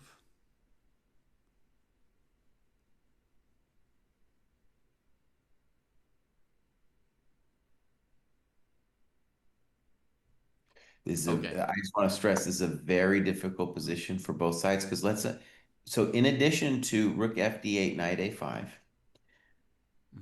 white could also play rook takes d8, of course. Jesse, humor me for one moment with this final position here. After you go rook b8, I have an idea to maybe play bishop a6 there. Trying to keep all 3 passed pawns. If I keep all 3 pawns, I've won the game at this point. So I mean, yeah, okay. You're also kind of cruising for a bruising here. I know. It's a big question. Am I cruising for a bruising or am I winning the game?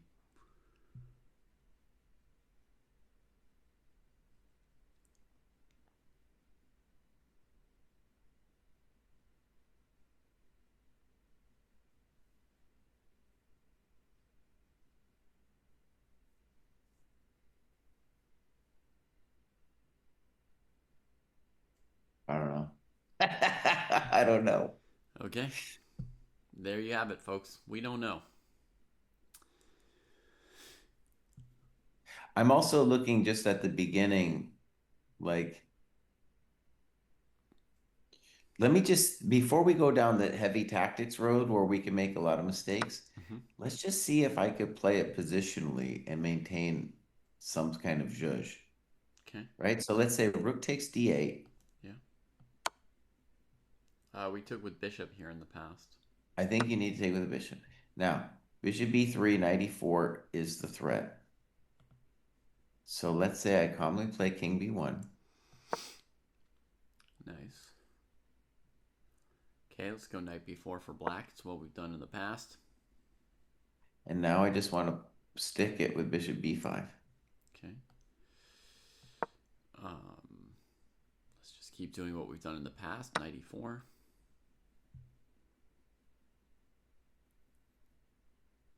And now knight c2.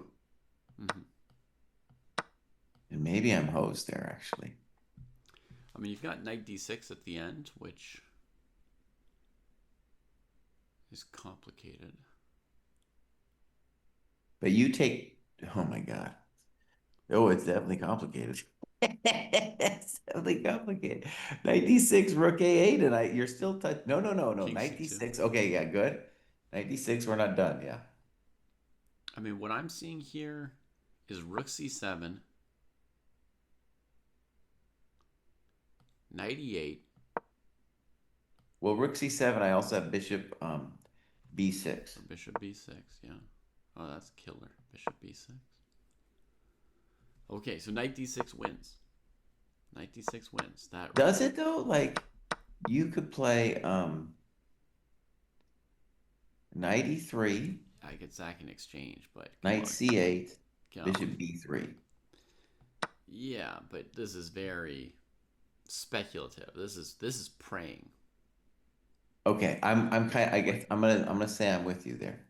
So one of the cool things about that variation is I called it positional, but ultimately it's like after bishop, okay, it's positional in the sense that I'm setting up a situation where if you don't have knight e4, then I'm claiming that I got a little bit of something something.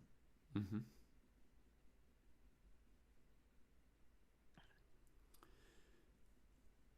Yeah, because my bishop's sitting on d8 defending this a pawn, right? That's no way to live long term.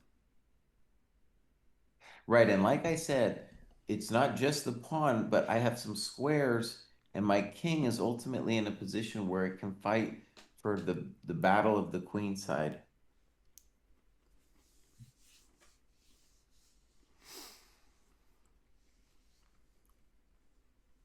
Yeah, so oh dude, he's tanking hardcore. It's a really good tank. There's nothing I can do to avoid this. This is a very simple line from white. Rook d8, bishop d8, king b1, and if knight b4, bishop b5. If I don't have knight e4, what am I playing for? What am I doing here, Jesse? All right, let's try something else. Bishop b3. Disastrous in the middle game, but we're going to try it. Okay. Let's see. Then we're going to play knight c5, going after all these pounds. Okay. Yeah, that's a thought. So I'm attacking the e pawn, hoping that it forces your hand for bishop takes c5. If you play But bishop c5, rook c5, bishop c4, this situation is interesting because in a middle game, despite the bad pawn structure, white's usually much better because the unopposed bishop on c4 it just creates a lot of pressure. But in an endgame, maybe I just say, I got opposite colored bishops, no big deal. okay, we got to move on the board. Rook d8. We are assuming now bishop d8. Mm-hmm. Rook rook takes would be super weird because the rook really has some zhuzh on the c file here. Right. And then also knight a5 being the most obvious move for white. You're really asking for knight b7 to hurt. And I'm going to give us a little bit of props here because one of the things about the no engine commentary is like we figured this out, dude. Mm-hmm. We did process of elimination, we found FE5. And then now with this, like we don't know exactly what's going on, but we're suffering with them. We're Yeah. suffering with them, man. Yeah, but I'll say this. I mean, we only had to predict 2 or 3 moves in 40 minutes, and most of them were recaptures. So it's going to be a lot harder when they've got 10 minutes on the clock and they're playing some hectic Oh yeah, endgame. yeah, yeah. They'll keep playing good moves, and we'll be lost. Well, also one of the things that's interesting is, Parham has a 50-minute advantage. And if we're going to get a very tricky endgame, I don't care how cool Ali Reza is. Like that's intense. Yeah, I mean, another way of looking at it is Parham's made all the decisions here in this game in 15 minutes. you know, very, very Yeah. efficient so far. Should Right. Black change his approach based on Sorry. being up 50 minutes on the clock? An interesting question, Chris. Because this is now an end game, more or very close to an end game, right? There's less of the opportunity to do what I would say in general you could do at 15 minutes on the clock, which is With an extra 15 minutes, I'd be more inclined to play chaotic lines, right? To play into, Mikhail Tal like positions.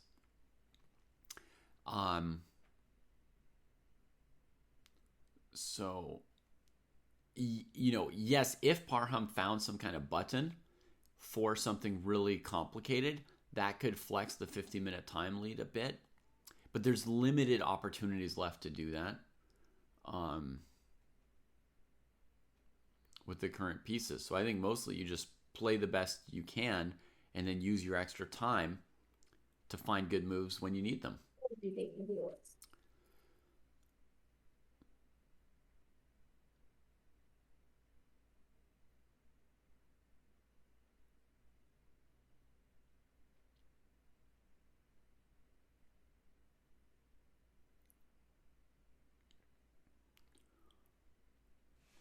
I think this variation actually with King B1, he's like looking at stuff that we did with Bishop B3, CB3, Knight C5.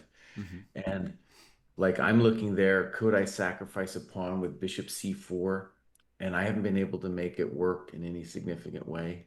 And there might not be anything special for white. It's totally plausible. Right.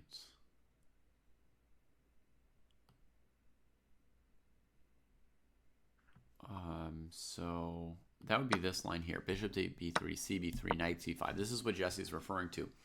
And he's wondering if maybe he doesn't have to give up the bishop pair here, and he could put the bishop on this great square and still have enough juice to play an endgame off of this bishop pair. But, when he sees something like rook f1, knight d6, he's not going to be feeling really encouraged here. Right, and also rook d1, knight f6. Both of those moves I can't make. I couldn't figure it out. Yeah. And it's not that white would be worse or something. It's still very playable for white. Right. Just even here, white could play bishop g5 and then take on f6, play rook d7. And if you wanted to get real ambitious, you could play g4 here and say, I'm still coming downtown. Yeah, this is something you could be looking at. Yeah, but after h6, where are you going? And unfortunately, on h4, he's got knight g4, so that is a bummer. If he didn't have knight g4 tempoing my bishop, I'd be really into rook d7. Yeah, that would be pretty exciting. That would be the kind of thing that Parham would want to do if he were white with this 50-minute time lead. But yeah. But here, I think, I don't think there's any real danger for white. They could go bishop g5 instead of g4. And then pretty much on anything black does, you take on f6, you play rook d7, you're comfortable. The f7 pawn drops. Nothing can go wrong for white. But you also don't really have a candidate pass pawn anywhere. Like, there's nothing on the board where you're, going to win this game. So, yeah. So that's bishop b3. Okay, how about this, Mr. Pruess? Do we have another candidate move that's plausible besides king b1? For my business, I think bishop a6, ba, I think black looks fine. Okay, so that's live position. You're saying anything other than king b1. So I've been looking at bishop a6 a little bit in my head during this time. And after knight c5, my dream move, right? Now I'm aware of bishop b6. Yeah. In this position, we don't immediately lose that knight, like in the other line, because now we've got rook d1. And if black takes on c5 with the bishop, they get back rank mated. Simple, right? But... Well, wait, it's not simple, though. We got rook takes c5. Yes. Also, in this position here, instead of rook c5 or bishop c5, I found the move knight d7. And that looks immediately unpleasant for white. I would just say, in general, allowing bishop b6 with that monster pin is not the wisest. Yeah. It's not a surprise that there's something wrong with it. Yeah. In my youth, I would often try to operate with stuff like this. Dangling, find the rook d1, find the this, find the that. Nowadays, I think I have too much of a tendency of not looking at things like this, I think oh man, that's gonna fall apart, I won't do it. Um, and so I don't look at all my options. Well, okay, Mr. Bruce, let me try to defend White's honor. So instead of so the question is, how does White continue after this bishop d8? We looked at 16 king b1, but also this snip snop. And so let's try snip snop, and now I play king b1 after taking on a6. Snip, snop, and then king where? King b1, the ye old king b1. Okay. So what are you doing? You're just trying to say your bishop on f1 wasn't that great. Keeping the knight. Bishop a6 played, by the way. Bishop a6 played. It cost him. It cost him another 7 minutes or so, right? He's basically down to a minute a move now. Yeah, That's almost where we're at. Okay. So Maxulu is going to recapture. Very quickly, we'll see his follow-up move, but we're looking at possibly king b1 for him.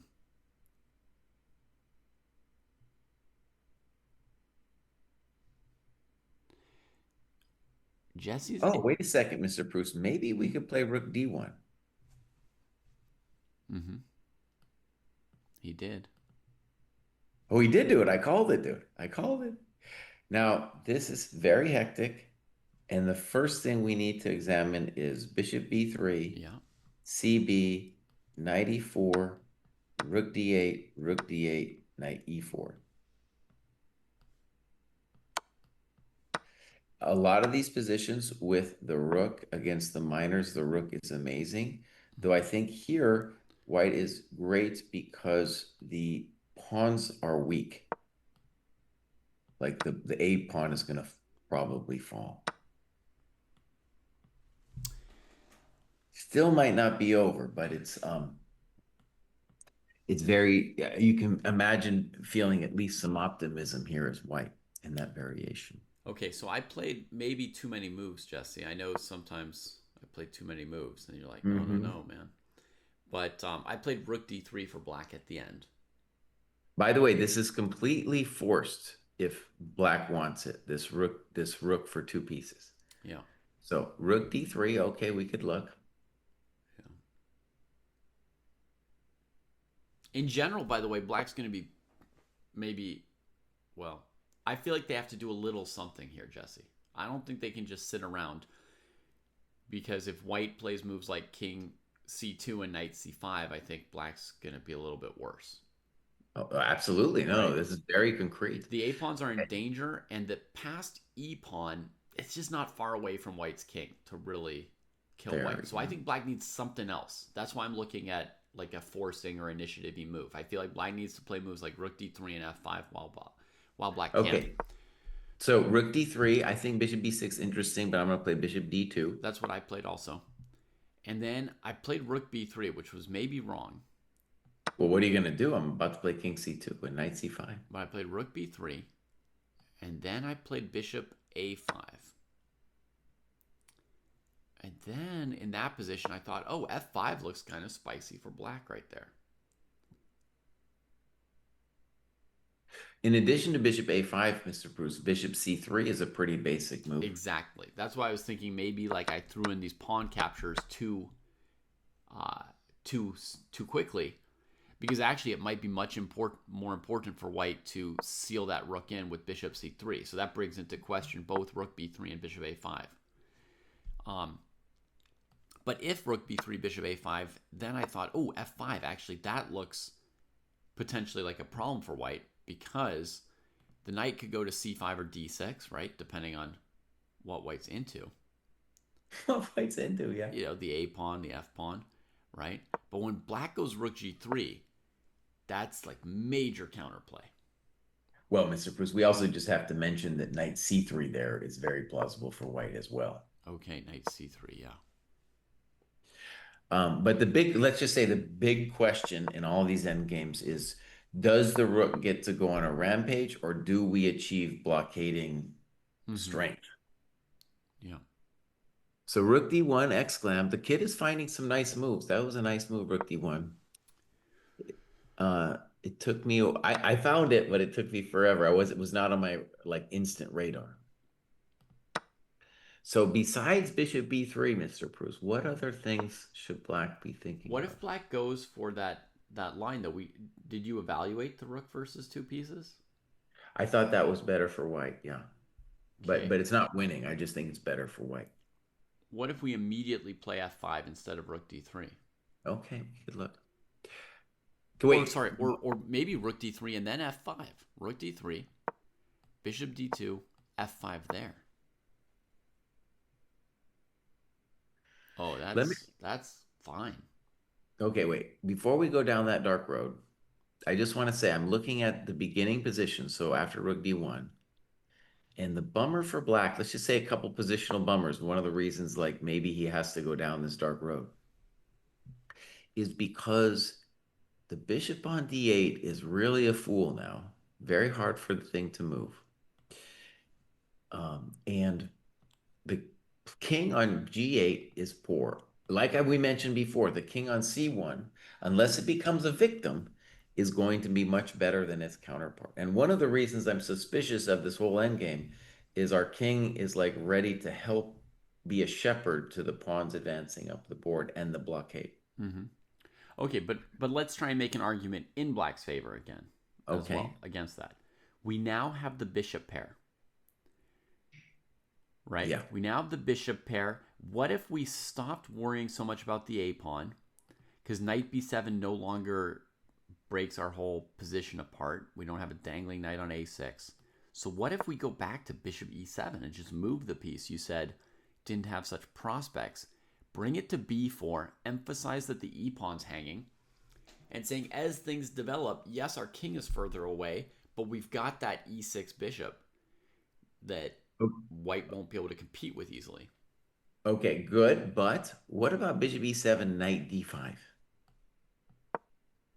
Okay, so we come in range here. Come into range. And that is very controversial, yeah. Ay, ay, ay. My pieces are working, right? Yeah. Okay. I'm going to go king f8. King f8. Now it's simple, though. I go knight e7, touching your rook, Mm-hmm. king e7, and knight c5, and I'm saying I'm definitely better. Yes, but it's easier to say that than to prove it. It's pretty easy.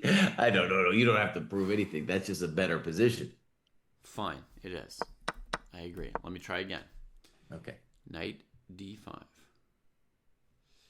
Bishop to b4. Okay, good. This time I try and preserve my Bishofsky. All right. I think that's a totally valid question. Knight takes f6. Pawn takes. And I guess I got to do the slightly sad king b1.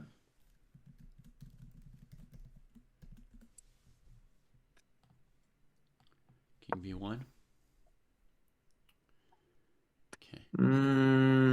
No, well, you could argue that black is just fine in that position, actually. I am going to argue that. It's all about my light squared bishop, right? Okay, let me have another shot at this. Let me have another shot at the title. Okay. By the way, Jesse, update, not to Yeah. distract you, but Yeah. Samarth is claiming that Gukesh is up a piece. I don't know if that No, means I that looked at it. the I looked court's at it a half a blundered. second ago, and I'm just gonna say he was winning just even like 5 minutes ago. So Gukesh is winning. Just winning. before he even won any piece, I thought he was winning. Okay. Nice. So this bishop e7 move. So right. So Barham has a big choice between the endgame of the two minors versus the rook versus bishop e7.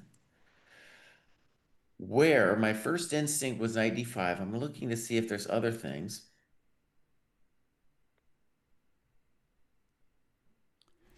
I mean, should we check knight a5? My theory was I would play bishop b4 and win the e pawn, but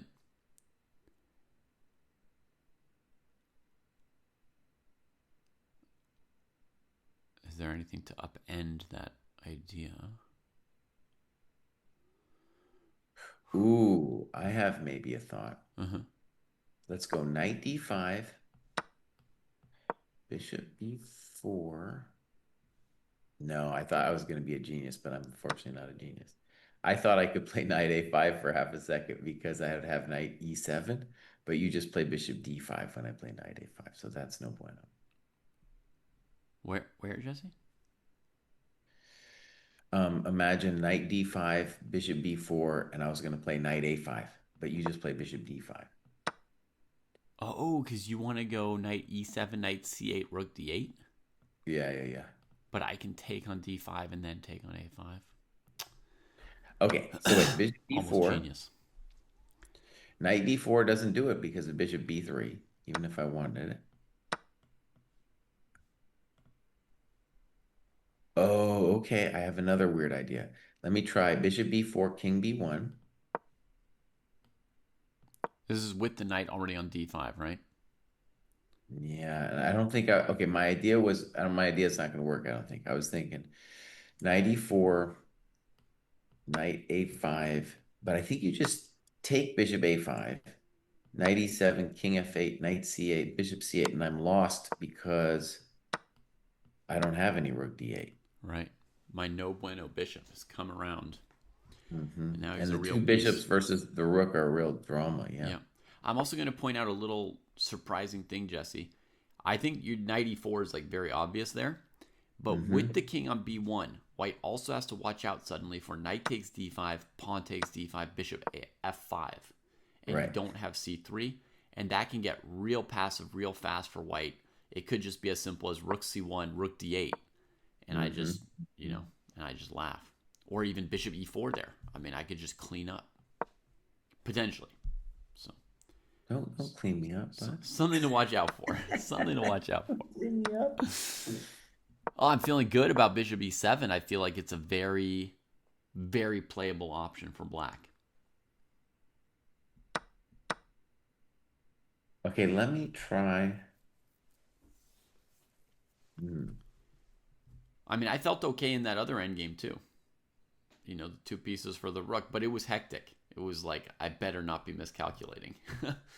And by the way, it might be an equal position, right? Like, who knows? Yeah. I think it's very close to equal. I mean, I've got the eval bar at 0.1 right now. You've got it at 0.2, which is not really anything where Farouja's going to be writing letters home about that. I got a simple thing though on bishop e7, boss. Why can't I play knight c5 there? Okay. Knight c5 there, right? So Jesse's again saying if I take his dog, he's got the back rank, right? That risky Pruess showed. But you said that against knight c5, maybe rook takes c5. Yeah, Jesse, you said it yourself, buddy. And then white now has to really prove a lot with this rook. I mean, yes, black's on the back foot or feet at the moment. But I don't know. There's a lot of pieces. In general, we got to believe in black. Just in general, I just have to believe in the bishops here. It's two bishops. Okay. You could lose so many pawns untangling and still come out on top. Yeah. Okay. All right, my friend. So again, we're waiting for Parham to move. It's two very interesting options, two totally different endgames. One, bishop e7, giving white a kind of a choice of what's going on there, or playing knight e4, bishop b3, rook d8, and then seeing that endgame, which Mr. Pruess also wants to try for black. I kind of believe white will be better in that position. And on bishop e7, I haven't yet to find something compelling for now, Jesse, white. When you say that you don't think that black's going to be well in this endgame here, right? This bishop b3, knight e4 thing. Is that instinct, calculation, experience? Like how, you seem to have a pretty strong feeling, and I don't feel like we've gone through so many variations ourselves. Have you gone through a lot more in your head, or can you just evaluate? Well, I just want to stress, I don't think white's winning that position. It's just I'm optimistic. I don't feel like I'm going to lose. I think white will be the one pressing. After bishop e7, I don't know what's going on. I don't have any clarity because white needs a move after bishop e7. That's one Okay. of the things that's really stressing me So out. this position here, your instant, it's mostly your instinct kicking in. It's saying it's not over, but a little bit worry for black. Yeah, exactly. Okay. So on the other hand, bishop e7, And we by the need way, some. what's the worry? What's the worry after bishop e7? It's like the bishop pair might be a hell of a draw. Yeah, and there might. All right, buddy, I'm coming out. I'll do your work while There's a bunch of orange peels on the floor. Get those up. Come on.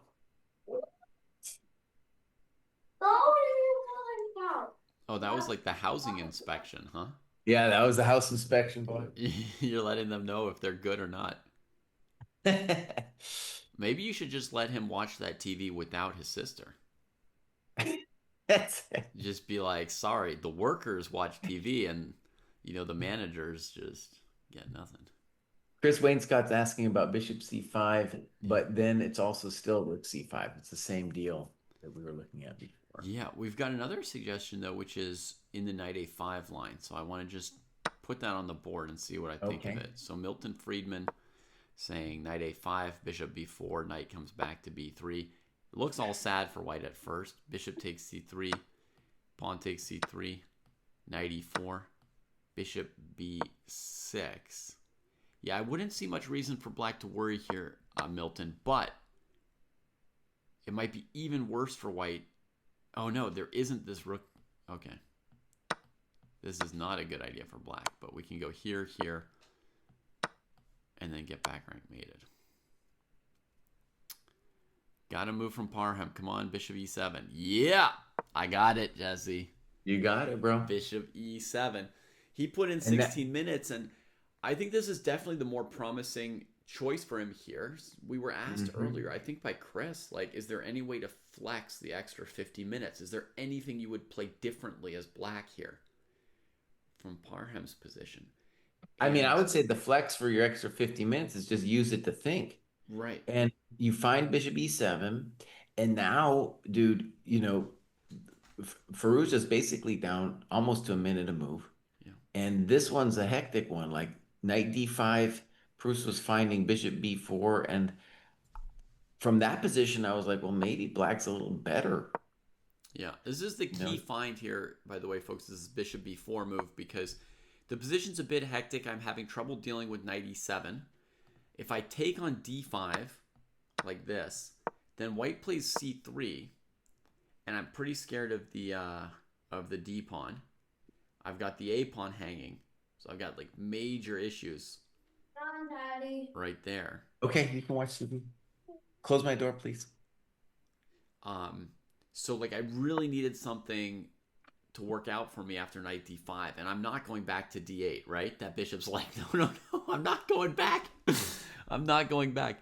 But the key detail for black is that we can go bishop b4, knight b4, bishop b3. That's really the thing that you find that and you're like, okay, we can get away with this whole thing. All right, let me defend white's honor again. So knight d5, bishop b4, knight f6, pawn f6, knight d2. Knight d2. Assuming the position. And I'm going to probably play c3 at some point soonish. Yeah. And my claim is still, though, that my king is going to be a shepherd to my pawns on the queen side. So this is a case, Jesse, where I feel like I can... What's that? Can we have help finding a remote? We can't find it. You can find it, buddy. You can find it. I know you're not a good looker, but you can find it. No, I can't. I'm not going to look. No, you haven't. I know you haven't. It's right in front of your face. Then show me that so I can put my face. It's not. Come on, go. Oh, he's found his own matching hat now, so he doesn't have to steal Jesse's. Do you guys see that? That was cool. You look underneath that. Yeah, Chris.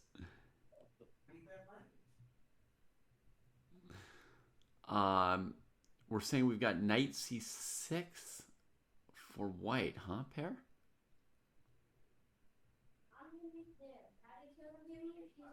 Okay, let me see that. Knight d5, bishop b4, knight takes, bishop takes, and then, oh no, a bone cruncher.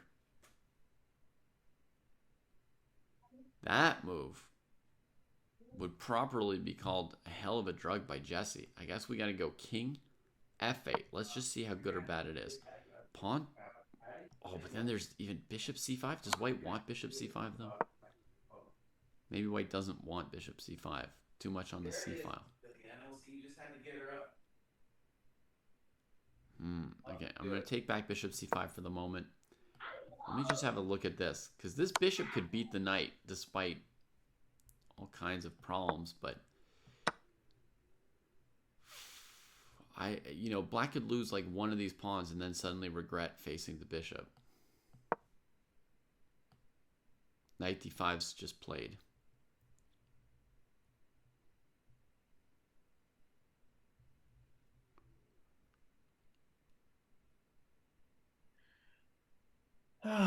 Okay. Knight d5 played. I'm a genius. Yeah. You want to see some genius, Jesse? Pear in chat gave us a very critical move. Knight d5. Yeah. Bishop b4. Okay. Knight takes bishop. Bishop b3. And what Bishop move? b3. Bishop takes b3, right?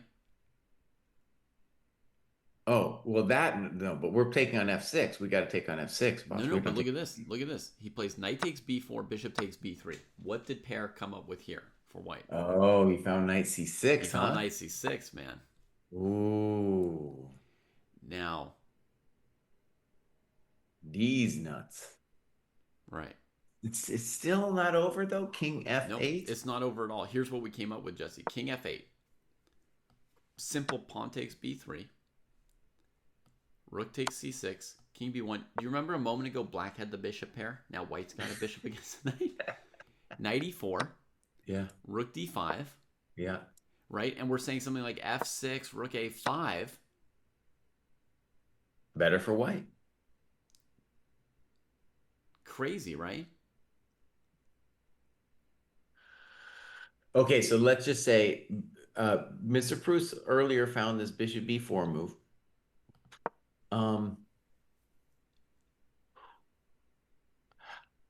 Now, I want to just say bishop b4, knight b4, bishop b3. It looks a little computery to me. It is the kind of thing that Ali Racer could find, though. Also, let's just start with a dumb question. Bishop b4, knight b4, a b4. Is there any reason to think that, well, I guess knight c5 then, and we're a little bit better. Oh, you're saying, is there a reason we can't play simple? Yeah, I think knight c5 we're a little bit better. Yeah, we're giving some touch after knight c5.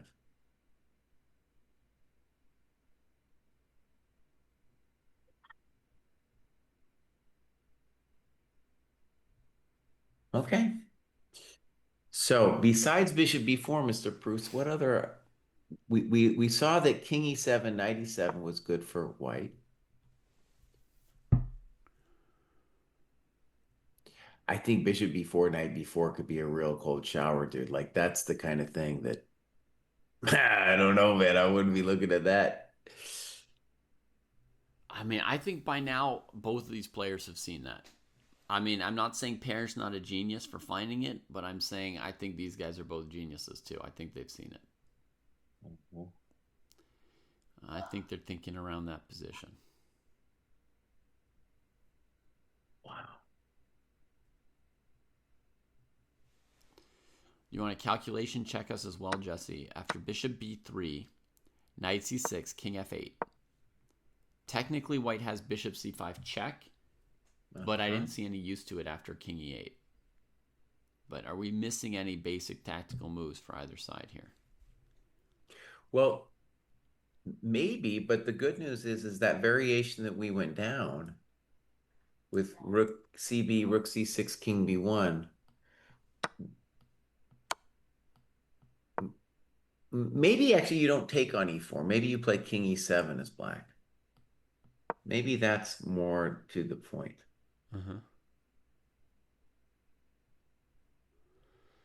Try to bring the king to e6 and say the e-pawn's already just indefensible, right? Yeah. Bishop b4 played in 4 minutes. Magsulu's definitely keeping up a very quick pace on this game. And he's the opposite of these tankers, right? He's more in the Arageisi camp where he'll use the clock as a weapon. He'll put pressure on fools. Okay, I want to say something basic. My knight f6, which is the more human move, gf, knight d2, I want to stress that that position feels unclear to me. Yeah, and I was going to say, normally you're the one who's able to evaluate things without looking at a bunch more moves, and I'm the one who's just like fumbling around in the dark. But I think I've got a very clear evaluation for that position, which is that white wants no part of it. It's bad. I think this position is really bad, and I think it's very, very simple. This light squared bishop, amazing, right? The white pieces are just going to fumble around. You said in this position, maybe white can again argue that the king on the queen side is kind of helping with stuff. But when these two bishops are free, plus a rook, I don't think the king's going to be able to get up into the business just yet. Very simple move for black, f5, emphasizing the light squared bishop. We trade off white's weak pawn. In other lines, I try to emphasize attacking that pawn, right? But here, I just want to trade it to open up scope for my bishop. And I play f5, and it's obvious that I'm doing good. Black's better. All right, let's play a couple more moves. c3. You sure you don't want to trade on f5 first? I might. I'll think about it. But first, I just want to see c3. Okay. I really wanted to see pawn takes f5 followed by c3. But why would I open your coconut? Well, just to humor me, maybe.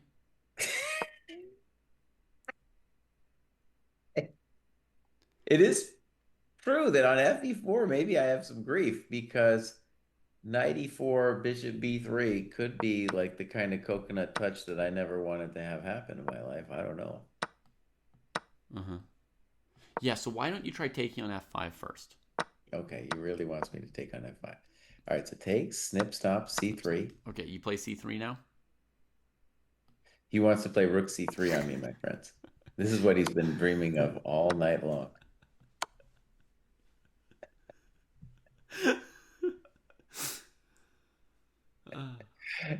Humor me. Humor me. Humor me. I don't often beg, so you know something's up.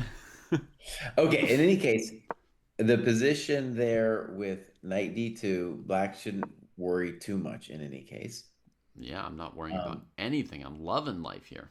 So let's look at this bizarre thing. Knight b4. After your c3 move, Jesse, actually, I shouldn't have begged you so much to take on f5.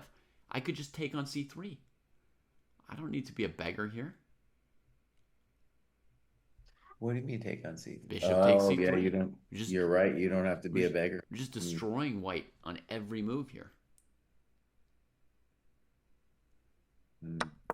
The crazy thing is you put this f5 position into a computer, it might tell you like minus 2.7 or something. You never know when it's just like dead, you know? Suddenly No, it might be really bad. Okay, so one thing, he might find knight b4 by process of elimination. Yeah. Now, let's look. Knight b... And actually, I'll tell you what. The longer that goes by that he doesn't play knight b4 suggests he's not considering it. Because once you see bishop b3, knight c6, you at least know that you're not completely... Well, maybe you still have worries in that variation that I talked about before. Yeah. So knight c6, king f8. Knight a5 looks horrendous because of bishop c2.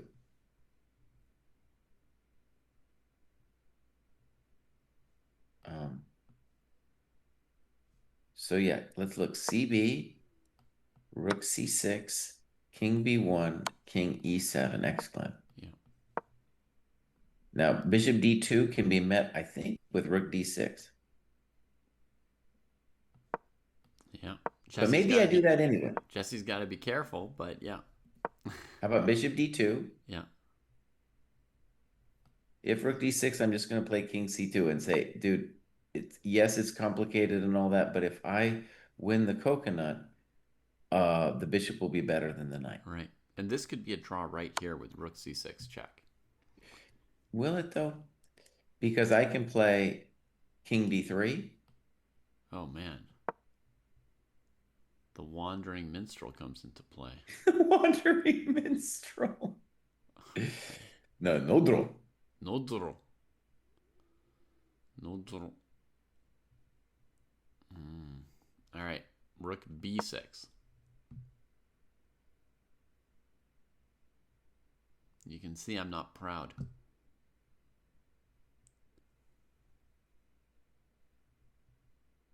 Bishop c2 desperado driven. Then knight e7 check. King f8. Knight takes rook. On c8. If you take on d1, I think you're still down a bishop for a pawn.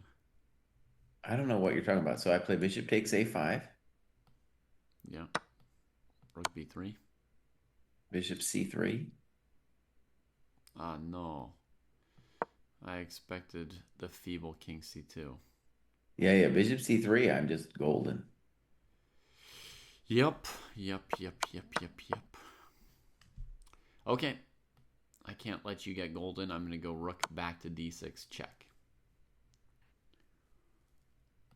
Okay. So we're looking at knight b4, bishop takes, knight c6, king f8, cb, snip, king b1, king e7, bishop d2. So king c2, rook c6, king d3, and now rook d6 check. But then I just play king e3. Well, let's see. What's this? Yeah, just play king e3. That's not hard. But then your bishop's not yet threatening to move, right? I'm threatening b4 b4? and rook c1. Okay. I played rook to d4 then. Oh, that might be unpleasant. Oh, it's not the end of the world, but, I'm staying in the game. Maybe not, though. Rook c1, because chess is an easy game. Mm-hmm. Knight takes e4. Bishop a5. Okay, regretting that already. Let's go rook takes e4 check instead. King f3. Rook d4, because chess is an easy game.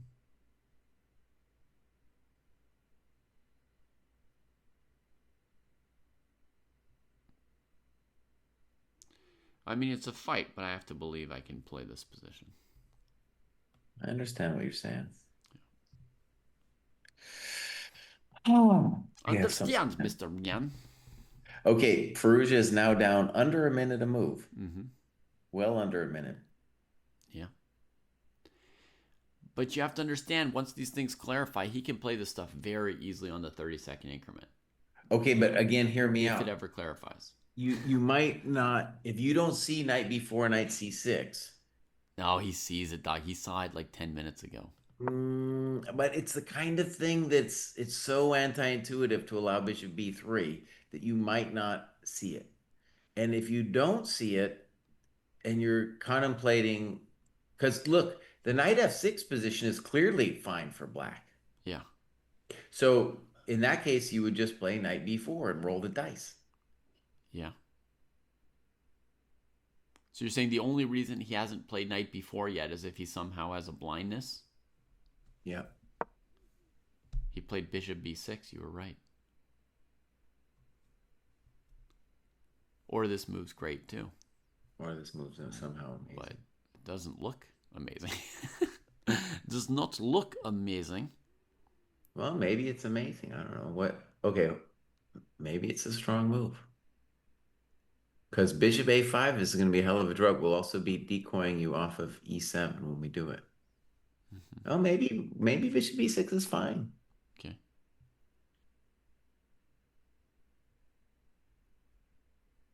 And also, it's like the bishop. Okay, here's another point of bishop b6.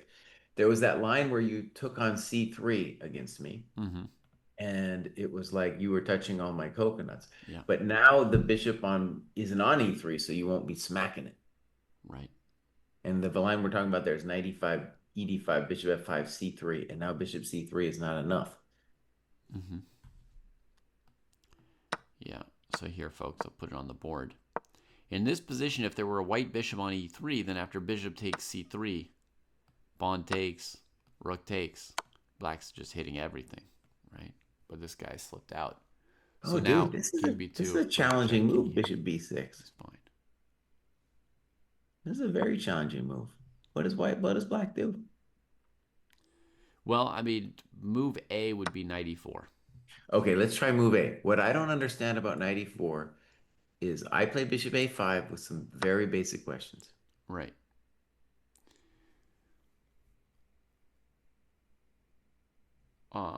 Bishop takes d5. I bring my big old fatty rook in with rook takes d5. I see him. I see him. I trade on a5. And I say, minimum rook a5, I'm winning a pawn. And my a pawn's a beast, dude. No, that's definitely pleasant for a peasant. You don't have to go any further than that. Agreed. Whew, the big old fatty harvested a Big old coconut. fatty, dude. Big old fatty harvested. All right, a we're just coconut. good. Now, David, let me just do a critique on us, Yeah. okay? Because my coach would tell me this, and I've seen this in some of my students too, is we were rabbit holing on that whole knight before knight f6 stuff without pulling back and considering all our options. Sure.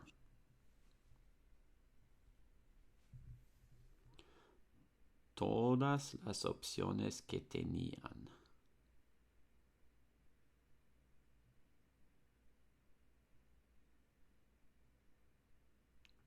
Okay, if I do nothing, what's white doing? I'm going to take on a5. I'm going to take on a5. And if I take back, then we'll get knight e7, king f8, knight c8. And then my bishop on a5 is hanging. I got a thought for you, though. How about this? Yeah. Knight e4, bishop a5, and bishop f8. Oh, keeping my bishop pair? Yeah, boss. Oh, man, I would love if you would keep my bishop pair for me. I'd love that. That's maybe better for black right there. Oh, man, it can flip on a dime, this. Who's better and why? That might be a little hell of a drug right there. Yeah. Have your weird little bishop on a5, right? Right, Black still got this guy on e6. and like both of the white knights are on the wrong color getting messed with. I got a big old fatty knight. I can play f5 now.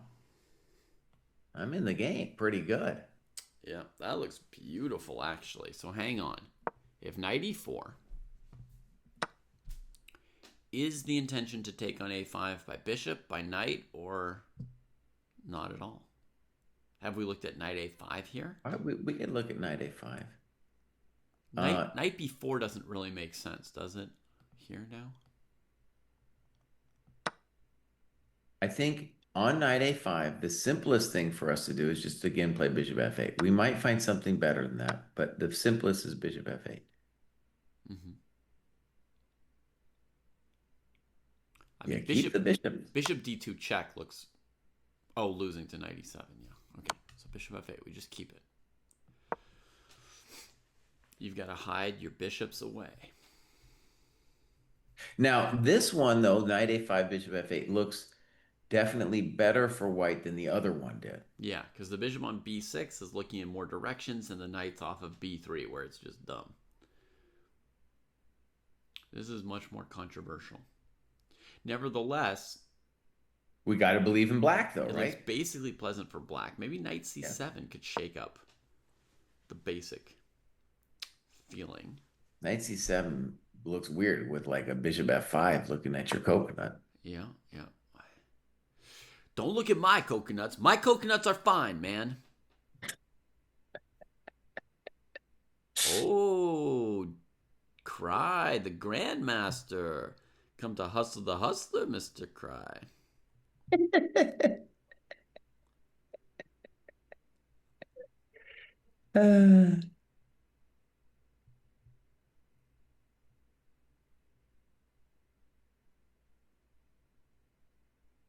We got surprisingly this like exact same amount of people watching on Twitch as the YouTube. Mm-hmm. That's kind of cool. Yeah, we're just and it's the age Bobby Fischer was when he died, 64. Key chess number. Um, I'm just gonna believe in the bishops here, Jesse. We could keep going with some moves, but basically, if these bishops escape, even to squares like f8, I'm gonna prefer black in this position. I'm with you. Yeah. So we're gonna back it up a moment, and we're gonna check knight takes b4 as well. So we're gonna go bishop b6, knight takes e4, knight takes b4, breaking up the bishop pair. Okay. I don't know why my bishop's on b6 in this line. I'm just gonna find out. Okay. It looks to me like you're down a pawn after AB4. So ab4. Threatening bishop takes b3, perhaps. Well, I don't know. I don't think it's perhaps. What's my knight doing on b3? And why are you down a pawn, buddy? What are any of my pieces doing, and why am I down a pawn? Okay, I don't know. I'm just trying to understand bishop b6, man, because you messed me up real good with knight e4, bishop a5. Like, that's bishop e3 to b6 to a5, and then black just plays bishop f8, and I don't know. I'm messed up. And I'm going to put my evaluation negative for the first time this game, Jesse. Fair enough. And dude, I don't know what Firouzja did wrong either. I don't know what he did wrong, but I'm going from 0.1 to minus 0.25 because I don't get it. It seems like the bishop pair is just going to get loose. We'll go minus 0.3. Maybe he had to go knight before knight c6. Maybe that's what he did wrong, because that knight before knight c6, white was comfortably equal.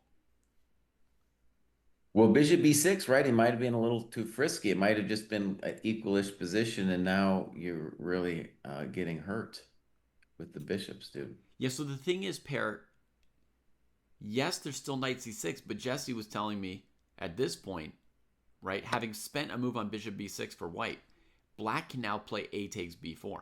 They don't need to do the fancy bishop b3 thing. So they play a takes b4, so there is no knight c6, the knight's gone. And now black's just up a pawn, you know? And the coconuts are getting touched. Yeah. So knight e4 looks plenty good. Knight e4 was played. It was played already? Down to 19 minutes now. Oh, man. This is, if you add in the time pressure, this is potentially desperate straits for Firouzja. His plan was knight a5, better than bishop a5 as we determined, and he got to move off more quickly than usual. So there's that. Right, and but we're doing good. By the way, if we were doing if we were looking at every game, we would have no chance in understanding what the hell is going on here. And so we are now predicting bishop f8, and we're saying that is got to be better for black, even though we'll say it is very complicated. Yeah, it's a smidge. But this is what I want to say is, like, this is a dangerous situation for Firouzja, actually, right? Because there's lots of play. There's no simplifying continuation that we see right now, right? There's no way to just go into a thing that's like, oh, a little bit worse, but real simple. No, he's got 19 minutes for 20 moves, or let's say 20 minutes for 20 moves. His opponent's stocked up on time, and there's a lot of tension left in the position. There's so many ways that what we're calling 0.25 or 0.3 for black could just turn into a win in like one or two bad moves from white. Right, and let's put the position on the board with bishop f8. I'm going to guess that's coming. I think Parham's going to put it on the board for us pretty soon. He's been keeping up his pace. When you look at this position for white, it's remarkable because there's so many possible moves. There's your knight c7. There's some kind of maybe try to play c4, maybe king b1. Maybe g4. I don't know. All of knight e3. There's so many different things that white could play after bishop f8. And who's going to need the time to figure it out? Our boy, who's got 19 minutes. Now, let me say this, David. If I was Parham, maybe I would be most worried about your knight c7. It looks super suspicious to me. Okay? Super suspicious. However, maybe that's the move that would concern me most. Yeah, maybe. Because, like, the idea of taking on a6 and suddenly we're talking about three connected passers. But bishop f5, should we Let's try bishop f5 first, sure. Should we look at knight takes a6? Should we, like, confirm? Sure, let's look at it. Confirm that there's actually evil here versus just threats of evil.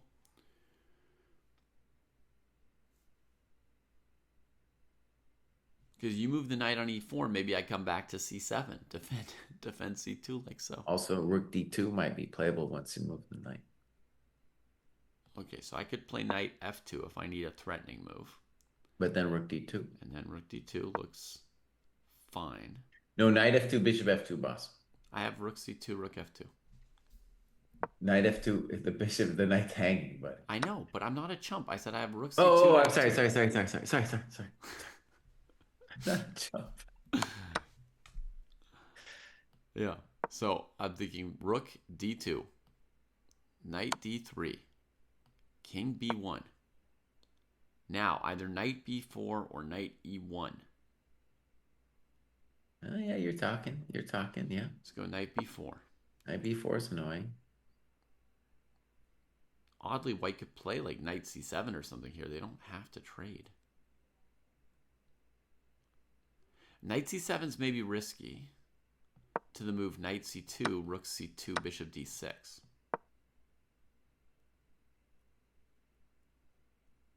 I could be blundering something, but I don't see how white makes that one work out.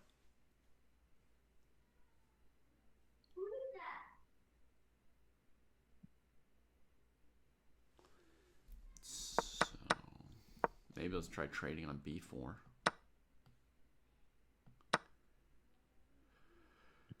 And then moving the rook.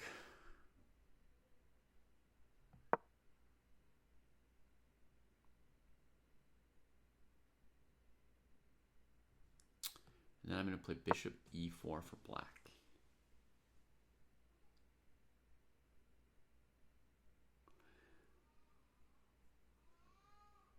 That's another kind of big fatty. That bishop on e4 is amazing. Yeah, let's just say we had a question earlier. How do you use this 50-minute time advantage? Yeah, you start calculating stuff like knight c7, because white is just like right on the edge of death. On the other hand, is there another candidate move besides bishop f8?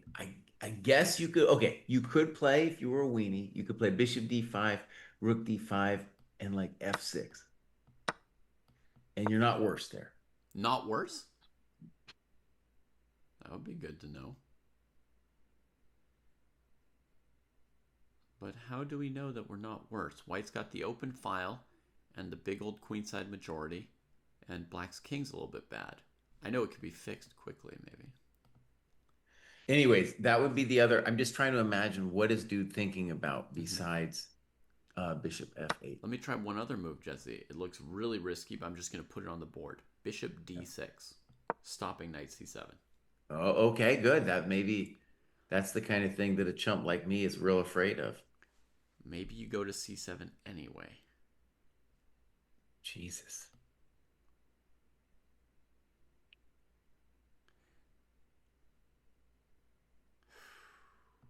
Bishop d6. Good move, Mr. Pruess, maybe.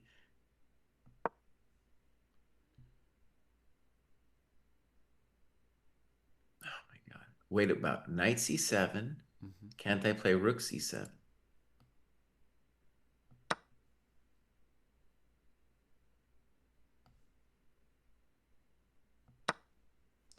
Rook d6. And now, worst case scenario, I play rook c2. King c2. And I call that a pawn. Bishop c7. You called it a pawn just a moment too early, maybe. Bishop c7. Maybe I did call it a moment too early. Bishop c7. Okay, that's dumb. Sorry. Okay. Bishop d6, knight c7. So I imagine with knight c4, black's pretty safe. But so is white, you know. That line's pretty safe for both sides. All right, so we have identified, like, the blitz move, the chump GM move would be bishop f8 and be like, I trust the position. And this dude is like, no, I don't trust nothing. I am calculating everything out. Yeah. Bishop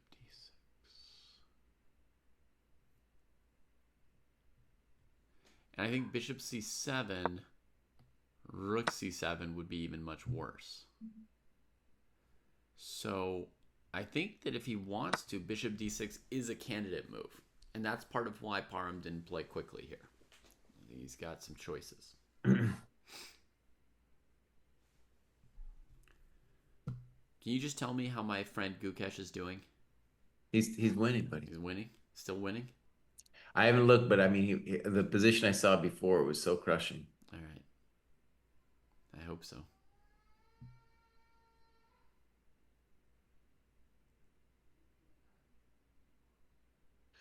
Huh. So maybe this bishop D. So, okay.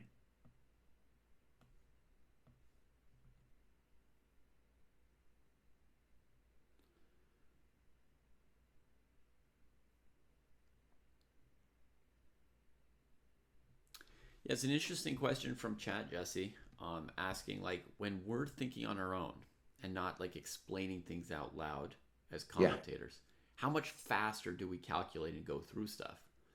And I said that for me, I think normally I go about 5 times this fast, but the other thing is we also go over the same things again and again. Like we always hit points where we start spinning our wheels and we're sort of hesitating on a decision and you just go through the same line like a bunch of times. So like to initially lay out what some of the lines are, I think we can calculate about 5 times as fast as I can calculate about 5 times as fast as we're talking. There's always lines that Jesse and I have noticed that we're not mentioning to you all. But there's also like heavy periods of just spinning my wheels and not really making any progress as well. And just in general too, whenever we're online, we're calculating at a less deep than if you were OTB. That's just Pruess tried to deny that fact once, and then we proved it to him statistically with his own games. But it's just like once you're online, like your mind is constantly being diverted by all kinds of little things, not just the commentary. I don't know the eval of Abhimanyu Mishra's game, no. I don't know it. But it's good that you're looking with your own eyes, because now you'll see, as the game develops, if your evaluation was right or wrong.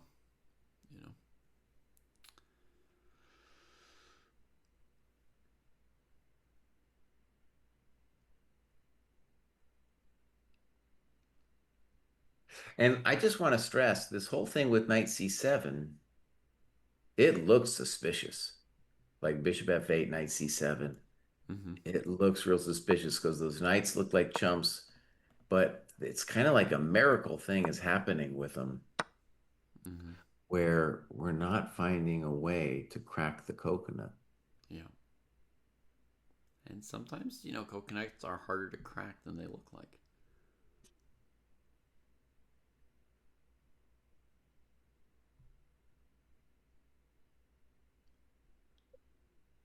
Okay, I got an insane move after knight a6, Jesse. Okay. Rook c2. Oh my God. King c2. I don't believe this for half a second. Knight c5. It's an exchange sack, right? To play with the bishop pair. Knight c5. Now, the point of what I'm doing... the point of what I'm doing is when you play king c3, right? To have the active king. I don't take the knight on a6. I leave the chump knights over there, right? Looking weird and tangled. I take on a4 with check.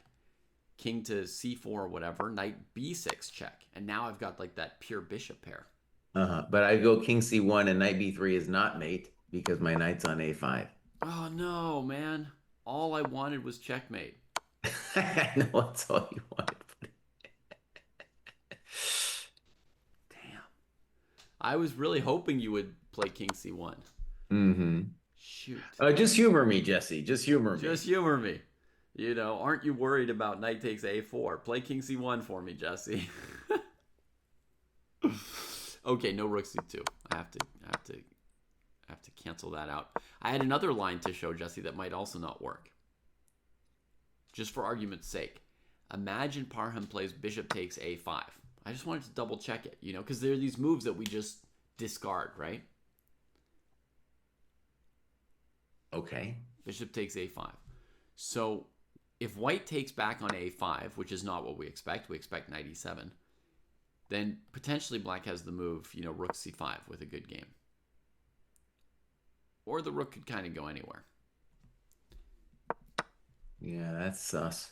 Knight e7, king f8, knight c8, right? Yeah. And now, okay, it looks like if I go bishop c8, there's bishop a5. If I go bishop b6, knight b6, I'm down in exchange for basically nothing. Bishop d2.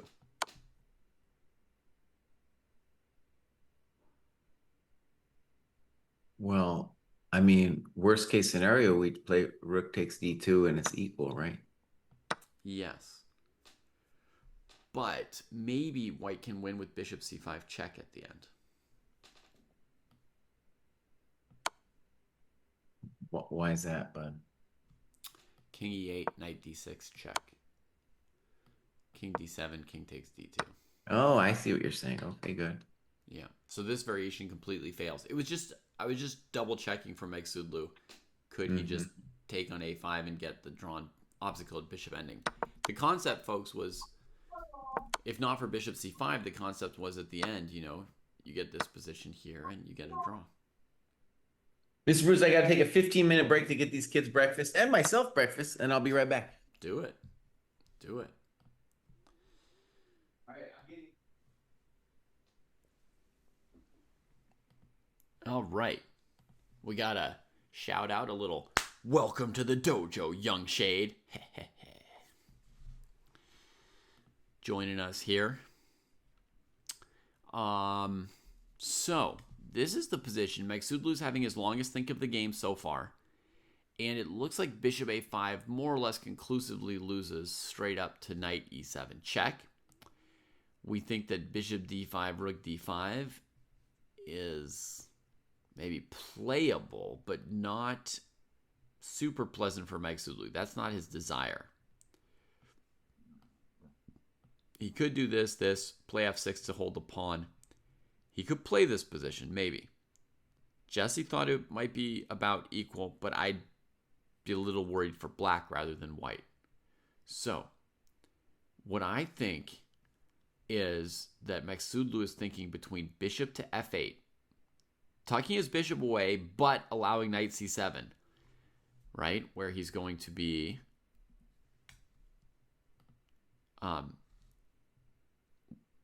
where's this line? Where he's going to be basically sacking a pawn, right? That's one of his big options. He goes bishop f8, and he has to be willing to sack this pawn. Then he's got to calculate some hectic variations. Or his other option is he plays bishop d6, trying to restrain this knight c7 move. And I think that's really what he's hesitating over here. This move, the game goes on, but maybe white has bishop c7 or knight c7 anyway because of back rank mate. Well, not bishop c7, rook c7, but we had said knight c7. Interesting. So he's hesitating over this, which is the right path, and using the time that he has to figure it out, which is good. Dhruv says, this is my chance. It's my chance. I could go see how Gukesh is doing.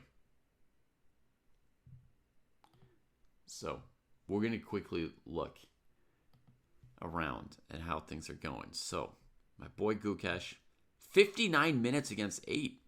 Jesse won't be able to record a video about Gukesh's time usage this game. And Gukesh is ahead by a piece. And a pawn, honestly. Normally when you say someone's ahead by a piece, their opponent's up 1 or 2 pawns. It's maybe not so clear. But he's got a piece and a pawn. White's king is nicely tucked away, and Gukesh's king is open forever. So he could always blunder. There's always blunder potential for basically the entire game here. But he's got to be winning. It's a thing of beauty. 20 moves into the game and he's winning. Wow. Beautiful. Then we got Erigaisi. He's going up against Demchenko, the third player with 1 out of 1. And what's he doing? He's saying we're going to work an endgame. It's a little queenside majority. Black's got the pass D pawn, and white at some point in the game has this B5 move to make a passer with A4 or without A4. But Demchenko is basically fine. I mean, it's an equal endgame. I'm sure Erigaisi wants to work him, but if you look at it, Erigaisi's time advantage was about 25 minutes, and he used it all on rook c1 last move. And we got this trade. Demchenko's thinking now, but yeah, it's got to be about equal. So he's doing. Demchenko's holding up right there. Then we got Gelfand taking on Prague in the Stonewall. That game's intense. That game's going to be hectic. They're playing a middle game with basically all the pieces. And they're going to get low on time before they get to move forward in this one here, I think.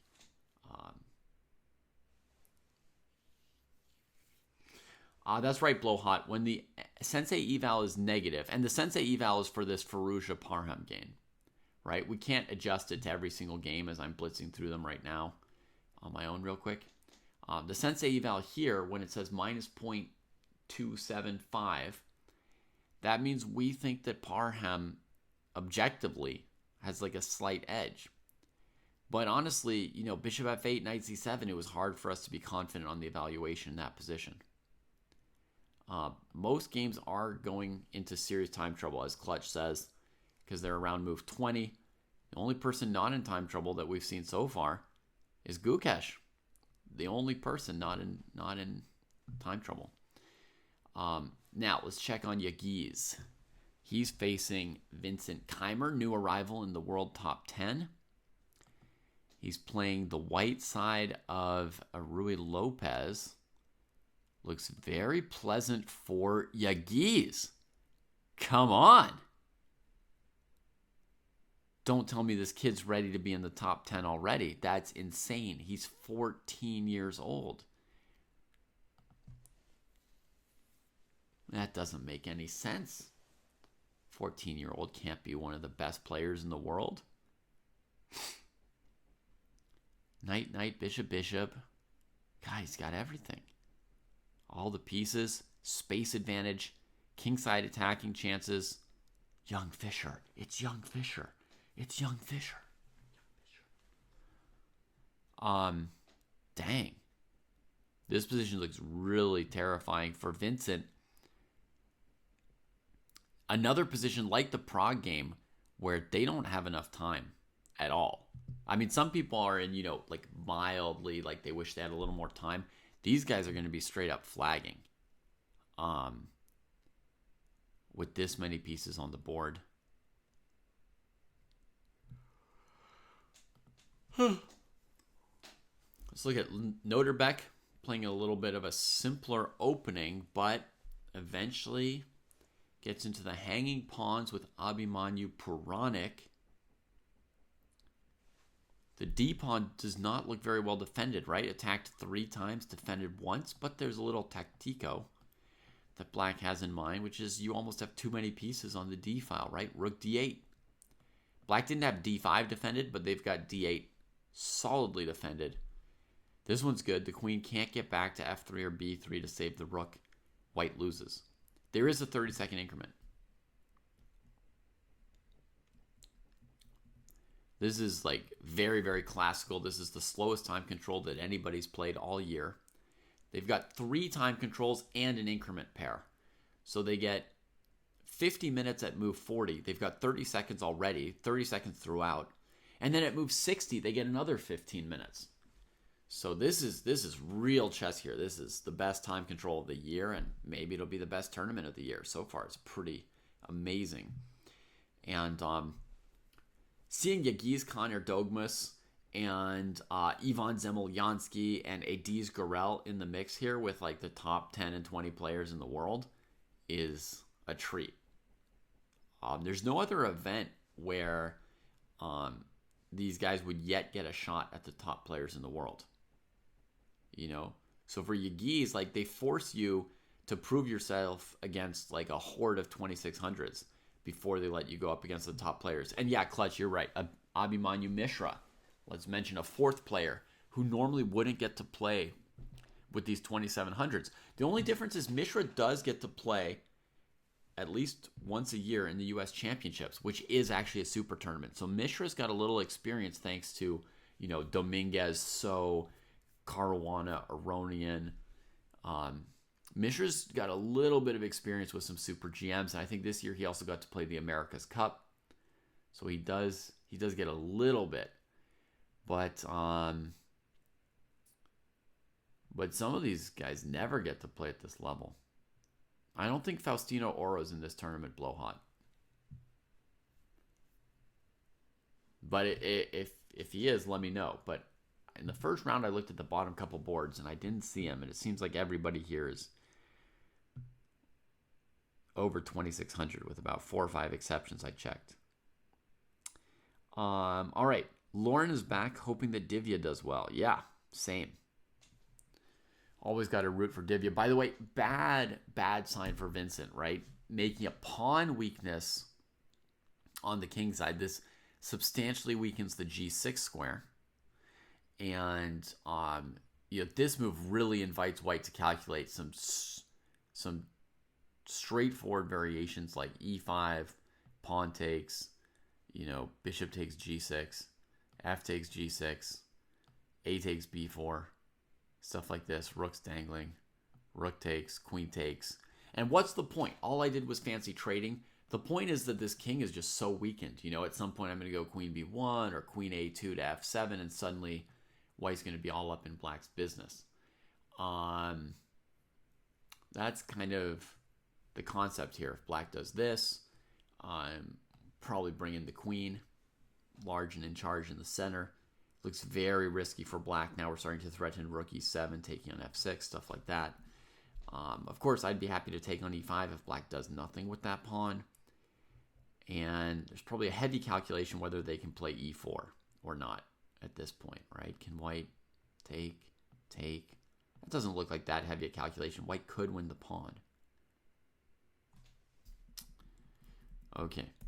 So there's a lot of calculation to do overall in the e5 line, though. Like that is just the bare surface of that situation there. And white's got lots of moves other than e5. He doesn't have to force it. He could go queen b2 here. He could do pawn to d5, opening up this diagonal and cutting off this knight's retreat. That's a big move as well for white here, d5. Because where is this piece going? Right, big question for black. White's threatening something like queen b2, just trapping it. So lots of good options for Yaghiz, but he does not have as much time as he needs, honestly, even to make this next decision, much less to play out the next 20 moves afterwards. So that's going to be hectic for him. I think this position of Noterbeck's, by the way, which we didn't really give like an evaluation on, king h2 from Noterbeck, I think is probably pretty playable, but I would give white, a small advantage, like 2/10 of a pawn or something. But Jesse's back, and we're going to get back to Firouzja and Parham. And bring Jesse back. Yeah, Parham's thinking on this one, but I guess he's right to think this is a good use of time. Yeah. We went around the horn for a little bit there. Mm-hmm. People wanted to see some of the other things. Erdogmas has like a pretty amazing looking prospective position against Kamer, but they don't have enough time. Basically on every board, Jesse, that we looked, people were in time trouble. The only exception, we only saw one person not in time trouble, and it was Gukesh. He's the only one. Because basically all these people are on move 20, Jesse. Which means at this point, it's basically like, they've got about 30 minutes against 25 minutes on most boards at move 20. Mm-hmm. And that's like pretty tight, especially if you've got a complicated position, which a lot of people do. Like, Prague's got all the pieces on the board against Gelfand in that, in the Stonewall. Kamer and Erdogmas have all the pieces on the board in a Rui Lopez. So there's a lot of people that are basically in pretty serious sight note, but the only person with time is Gukesh because his opponent's got like 5 minutes, so Gukesh has like 50.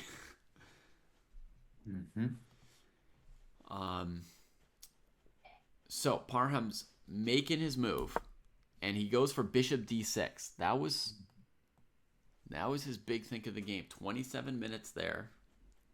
And even though we don't have a response yet to knight c7, this was your call, David. That was a pretty good move. Mm-hmm. Yeah, I mean, it could just be some nerves around that pawn sack. Like, we never fully proved bishop f5, knight c7, knight takes on a6. We never fully proved that for black. We might have been too scared to play knight takes a6 as white, but we had not proved it from black's perspective. Mm-hmm. Lauren's asking us, are evaluations in the plus or minus 0.5 range, are they of any practical value in terms of actual gameplay and winning chances? All right, my friends, it's gonna start. It's always like this, especially with Fallujah. It's gonna come hot and heavy.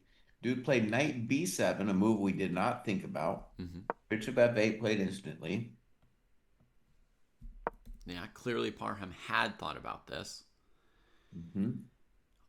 What's the point of it? Well, one point might be to answer knight c7 with rook b8 and just try and, pick his pocket. Also, I guess there's maybe let's try to figure this out briefly, David. So bishop b6, knight c7. Did we miss something? Sorry, what do you want? So instead of knight b7 on bishop d6, knight c7, Mm-hmm. I thought you came up with a really good. You had that equalizing variation with bishop c7. Maybe they missed that. I don't know. But knight c7 looked like it was equalizing for white. Mm-hmm. And what did we said before about this line? We would just trade on c7 as black and play f6 and keep going, or? But that's not worse for white.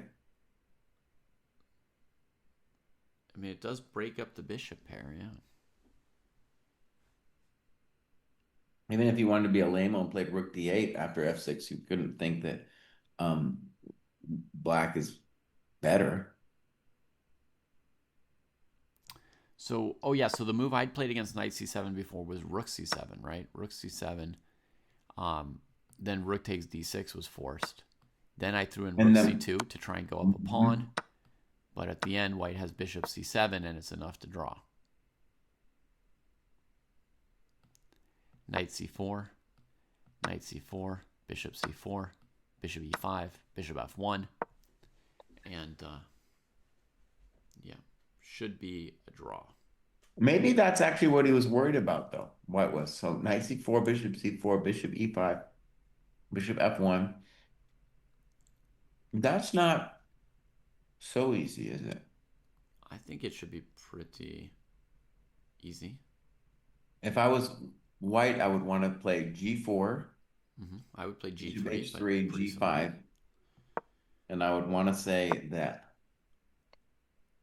I mean, that's not easy either. Watch. But g4 is very risky, Jesse. f6, right? Mm-hmm. Now why is your g pawn on a light square? Well, I'm trying to tell you, bishop f1. It looks a little scary for white. Okay, I would play g3 instead of g4. All right, good move. Bishop h3. Take on h3. And now I'll play, bring up my king, I guess.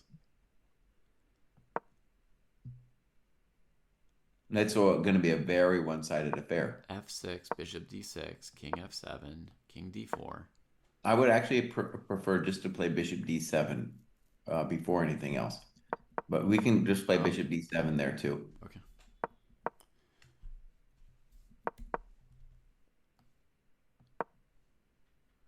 Okay. b3. Yeah. Okay, but so even if we say that white should hold, it's clear that if you're Fallujah, you'd be like, this is very unpleasant. Because the bishop will hold your queenside pawns, and I will get potentially two passers on the king side. Yeah, the thing is, I think I think this is a draw, Jesse. I don't have that much experience with these opposite colored bishop endings, but I think I'm holding here just basically because I think I can keep you from even getting connected past pawns. Like I can keep the black king far enough at bay that when you try to make a pass pawn against my g pawn, it's like h5, h4, gh, gh, and split pawns. I don't feel like I'll have any risk against split pawns. Okay, I think we should return to the game, but I'm going to evaluate this as just a clear advantage for black. Okay, interesting. Okay, Interesting. so precisely because the potential of pass pawns, like what's going to happen, David, is if you imagine either f5, f4, make you take, and then push past. So I'll sack the pawn, and I'm going to get two connected passers. Same thing with h5, h4 takes g4.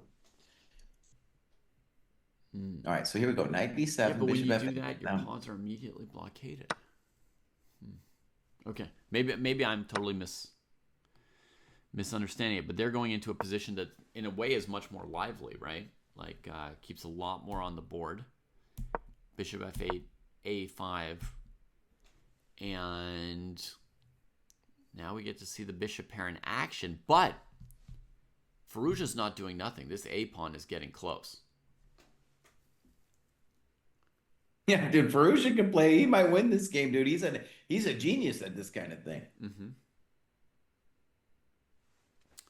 Yeah, and he's still looking to play knight c7, knight a6 at some point, right? But he's played a5, so my little rook b8 trick won't win any pieces. Very reasonable. Okay, this is interesting. I think so. If we go back like 15 minutes, your intuition and mine was that this position, like if white didn't have anything special, that the trend would be just on black's favor because of the two bishops. Yeah. However, we could argue we got it wrong. If we're going to say we got it wrong, it's that white will, he's still got basically a bind on the queen side, Mm-hmm. and that we're going to be able to actually give him the business. Yeah. This is a difficult move for black. Right. The dream move would be f5, allowing knight c7.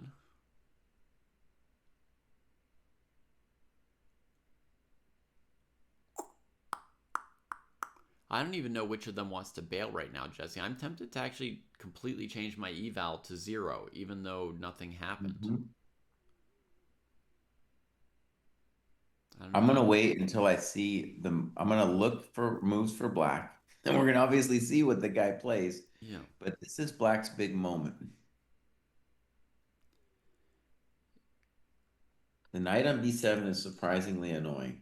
It's weird, right? Like it's not really going anywhere, but it's also just taking away squares from black's pieces.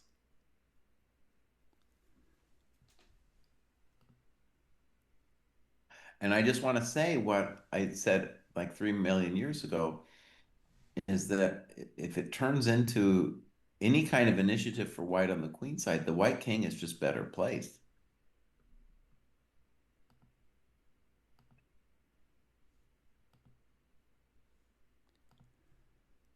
Oh, yeah.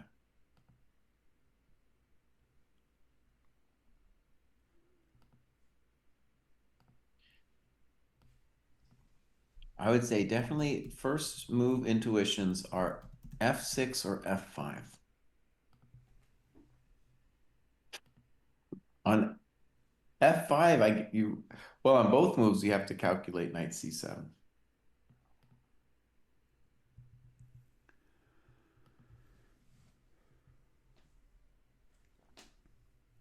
All right, sorry, I was fixing the stream since we've got our third sensei popping up. Oh, hello. Sensei's coming in. So I didn't hear what moves you said black might play here. I apologize. Well, the intuitive moves would be f6 or f5. Okay. On both of those, you got to calculate knight c7. Yeah. Now, Kostya's unbiased, so maybe we'll just get his just direct impression of who he thinks is better and why. Right. after A5 here. Yeah. What game are you guys looking at? We're looking at Firouzja Magsudlu. Oh, board one. Iran versus former Iran. The defector faces the music. Okay, 1 second here. After A5. Okay. Actually, I'm still trying to get my camera figured out, so Yeah. uno momento. Understood. Understood.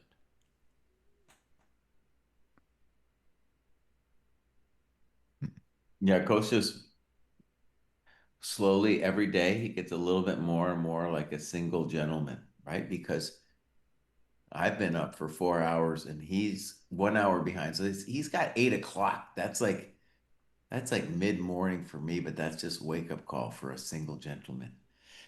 But you don't know when he got up for sure. Somebody in chat said that's a sleepy voice. If a skeptic said that's a sleepy voice, if I ever heard one, and I guess so. Okay. I guess so. No, no, Jesse's right. I just got up. Hmm. I mean, this is where my morning is spent right here. Yeah. The Grand Swiss. No, I mean it makes sense. I mean I'm up about 5 to 8 minutes before I'm on stream. In general, it's about how long. Yeah, but you're getting up Yeah, at before 3 o'clock in the morning, boss. Yeah. You're doing hero's work here. Well. Yeah, easy. All right, let me find. All right, I got the chat up. Hello, chat. Okay, so Come on, chat. Say hi to Kostya. Firouzja, Yeah, Firouzja. A5. There's only 3 people with 2 points out of 2 points after 2 days. Only 3 people, you know. So, Firouzja, Magsudlu, Demchenko. That's it.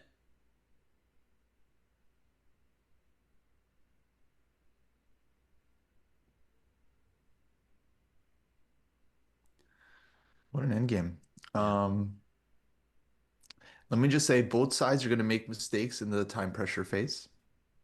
Okay, fair enough. Jesse would agree with you. Uh, hmm.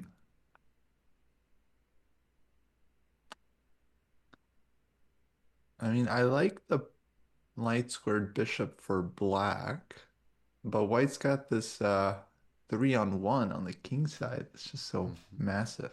Also, Frush has been playing really well.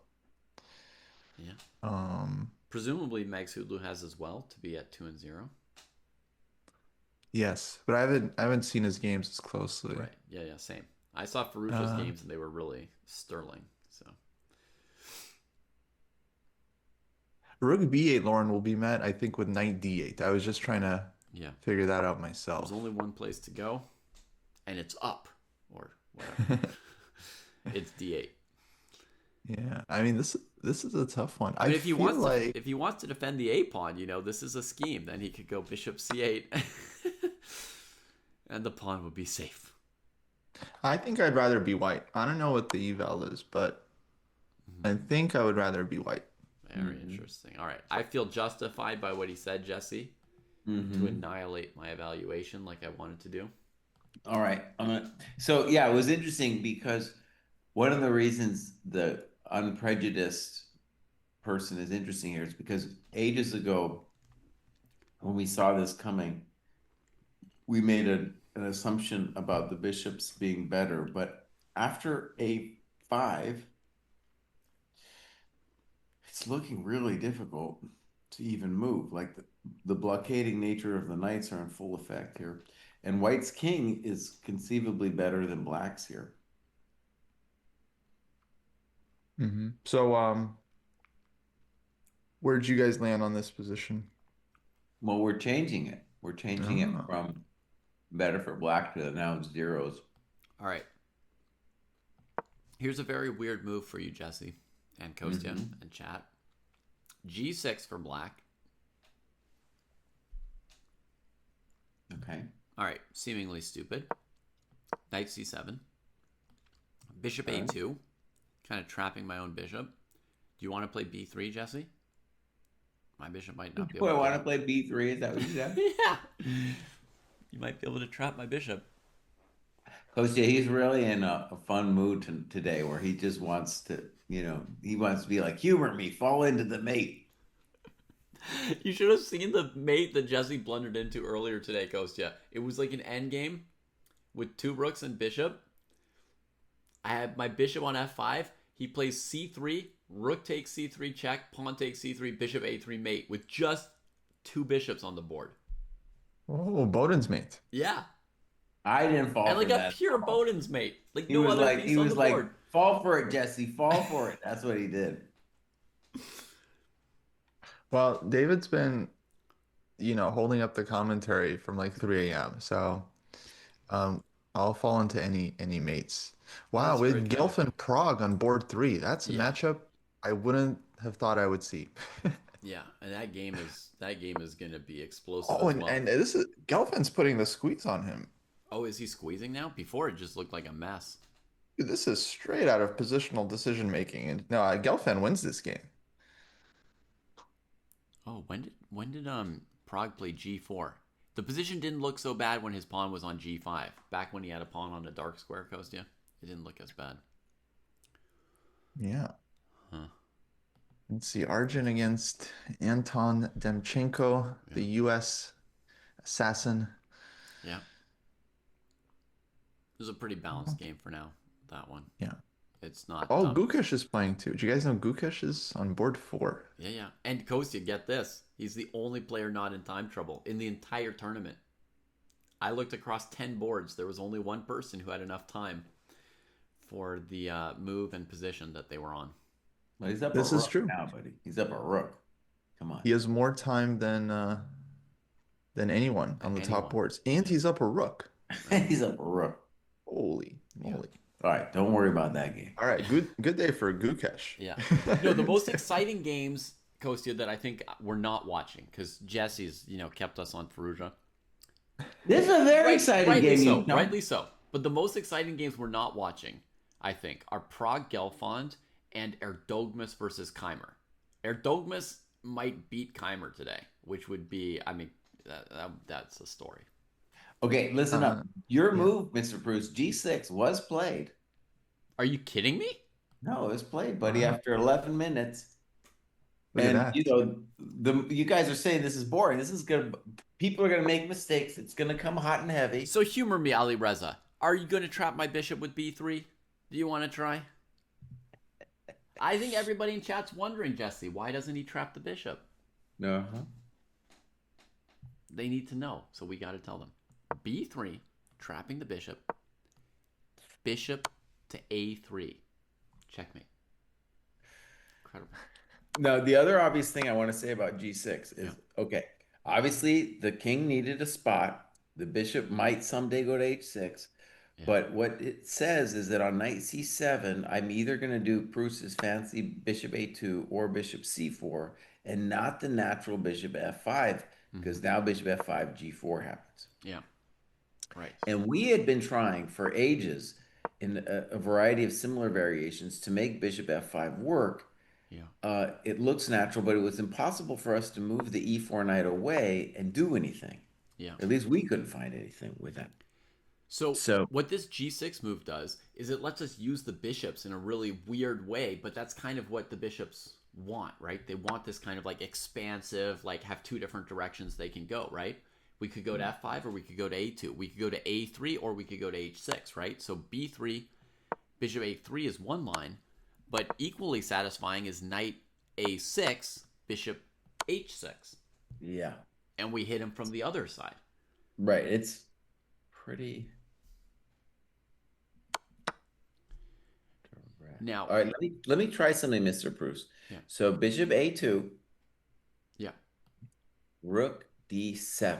I'm mostly just getting that boss out of the way. Right. Yeah. I kind of expected something like this. Oh, by the way, if instead of rook D7, I could also play rook D8. Rook D8 might be more prudent. Let me try rook D8 actually. Gonna open up all the videos. Yeah, I'm watching Gary Svani too. Keeping an eye on it. Very, very hot. Kostya, could you post the video for the Ali Reza game? Yes. Yes, Alireza against Par. By the way, what a emotional matchup, huh? You think these two probably go way back. Oh yeah. They do. But I'm gonna Oh, say, David, not after logged into our Twitch. Rook D8, that I'm okay, right? Oh, I'm having trouble coming up with the mating net. I'll tell you that. Yeah. Uh-huh. C3 was played though. I had a feeling he wasn't even going to go into C7, and he doesn't. He doesn't. C3. Dang. Now we could get H5 even, Jesse. I know I'm suggesting some weird moves here, but he played G6, so I'm going to keep suggesting moves for at least one more move.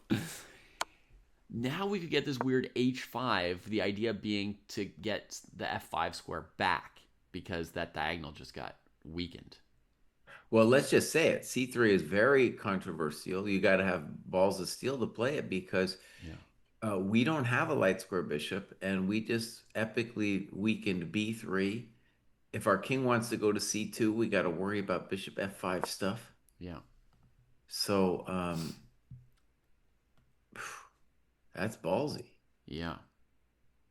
This move was not especially on my radar. I just had this feeling like he might do something other than knight c7, but we hadn't yet looked for other moves. And just on a basic level, I'm assuming the intention is like bishop h6, king c2, bishop f5, king b3, and I'm saying I'm out. As opposed to being in like Flynn. Yeah, You're Flynn out is like not in. Spout. But That's right, I'm out like Spout. I'm there's worries for me, by the way. There's not, yeah, because even there, I mean, then you're on the B file, right? So you have to have calculated rook b8 in advance, right? And we just got to say it's not going to happen because of knight e7 F5? Check. But No, H5. H5. whoa, how did you call that, I buddy? told you, Jesse. I told you. David's feeling it. I didn't even look. I didn't even look one move ahead yet. I wanted to think about my move. I just tossed it out there. Okay, so you're just setting up a possible bishop f5, right?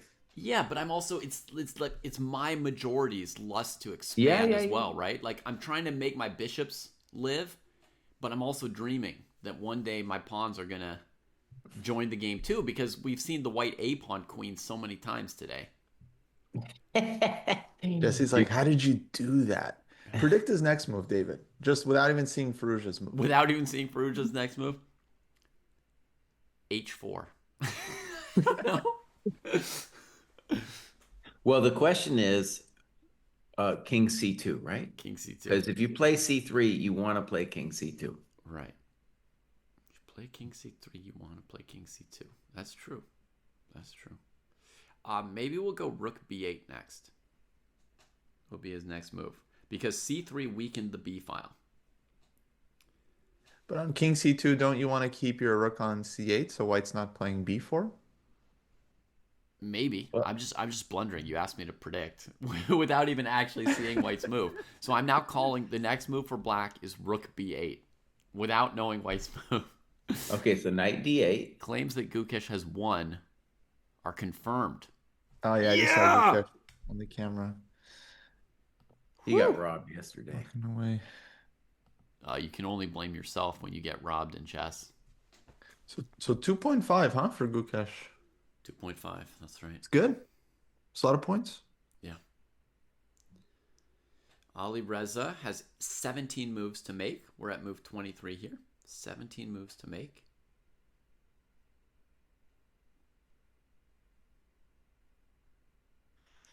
And I want to say the obvious. If we don't play king c2, our knight c7 at the moment, anyways, looks bad. Maybe I could do it though, pros. Let me try it. Knight c7. I love it when you try bad moves on purpose. Okay. Okay. So the thought is that on bishop b3, it might not be that bad because of rook d8. Right.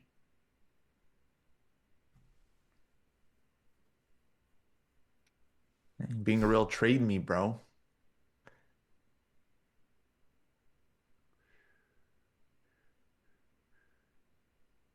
I got my concerns. I think bishop c4 might be a hassle in the castle. That's true. C3 did really give him the option of bishop c4 defending that pawn. That was almost always refuted by b3 before. Almost always.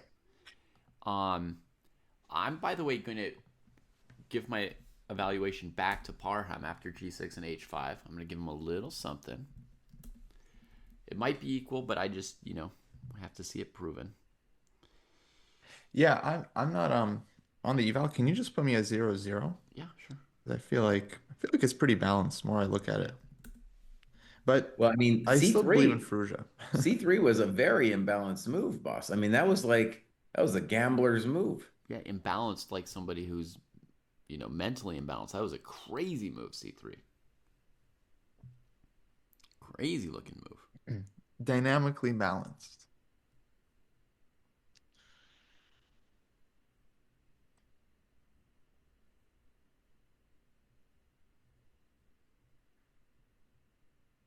H5, dude, that was a good move. That was a good move. I would just throw it back to white and be like, well, what did you want, buddy? All right, Mr. Pruess, let me try King C2 again. I thought you were trying knight c7. Okay, on knight C7, I don't know exactly what's going on, but bishop C4 looks like just good for black. It was good. Okay, simple. Simple. Preparing rook d8, bishop f1 at some point, and yeah.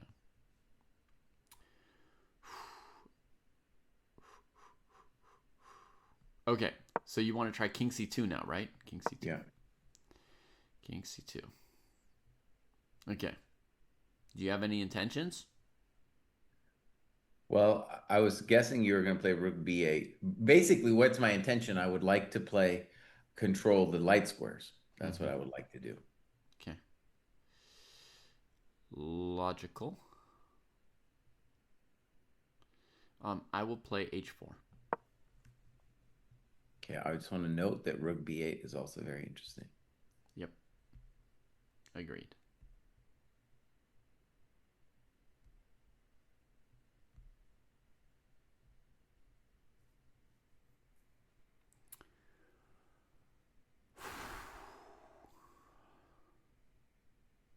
It's getting stressful for Mr. Special. All right, knight c7. Knight c7.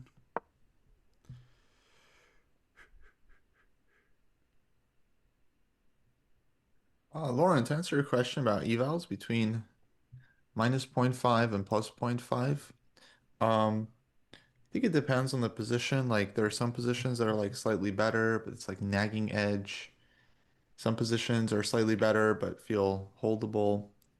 In general, a small advantage is not enough to win the game, but you would definitely prefer to be slightly better than slightly worse, 100% of the time. Okay. I'm playing bishop f5 instead of c4 here. Okay. Huge news.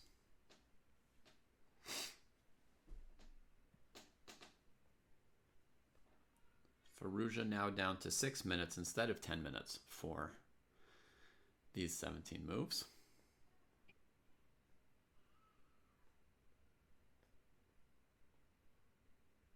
I don't know exactly what's happening, but I'm going to play king b3 because Mama said bring him out. Expected. Rook b8. Yeah, expected. I don't know. Knight d8. Knight d8. Expected. All right. What now? Maybe you could play bishop c5, knight c6, bishop b6. It's just the beginning of the party, I'm afraid, though. Mm-hmm. The beginning of the party. Okay, we got to move. King c2. I'm a genius. Oh la la. Oh la la. Don't let Jesse feel like a genius. Well, if you're going to play c3, you're going to play king c2. That's what Daddy said. Mm-hmm. Now. Okay, here comes h4. I don't know. Actually, Bruce, why don't you explain h4, buddy? You were just so pumped on your h-pawn move. What was that about? I don't know. What's the point of h4? They want to know. I'm getting the pawn closer to queening. I'm nailing down a weakness on g2 to attack at some point down the road. I'm saying the position's a little slower than at first it looks because I keep trying to like checkmate and white keeps trying to win the A pawn, but neither really just happens cleanly. So I decided to just be calm Okay. and just say, yeah, maybe nothing's going on. Get that I pawn a like step Parham's closer to look today, queen. wearing all black. Pruess also seems to be wearing all black. Boss, did you post that thing in the chat? Yes, The in our Zoom chat, because I'm not logged Oh, into the anything. Zoom chat. Post it in the Twitch chat. People want to know. I'm not logged in, so I Oh, okay. can't. He's he's frozen Here, out I'll of post Zoom it. chat, out of Twitch chat. Zoom chat. Zoom chat. I'm not seeing anything. Okay. Oh, I see it now. Okay. Yes, it's also on the public FIDE Chess YouTube channel. Yeah, which you know how to get to, Jesse. You've been there before. I've been there before. Just for everyone. Because I'm it's gonna not just the Ferrugia game. They have like the top 10 boards. I'm gonna post it in the YouTube and the other chat. Nice. Thank you. But yeah, I like that they're both wearing all black. I'm wondering if that was like a coincidence. Mm-hmm. Maybe their A statement. girlfriends secretly texted each other to set it up. Like, hey, get your guy to all wear all black today. I'll do the same. Please calculate bishop d7. Dang, that's a hell of a move. Bishop d7, knight e7 check, attacking the rook. Bishop takes e7, rook takes d7, king f8, and game goes on. Game goes on. Playable. Oh, dude, I'm loving Parham's concentration, dude. That guy's all in. Mm-hmm. Wow.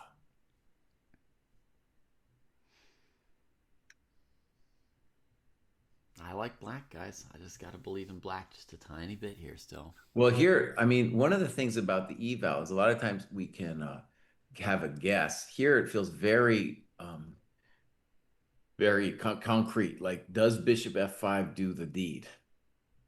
Does Rook B8 do something?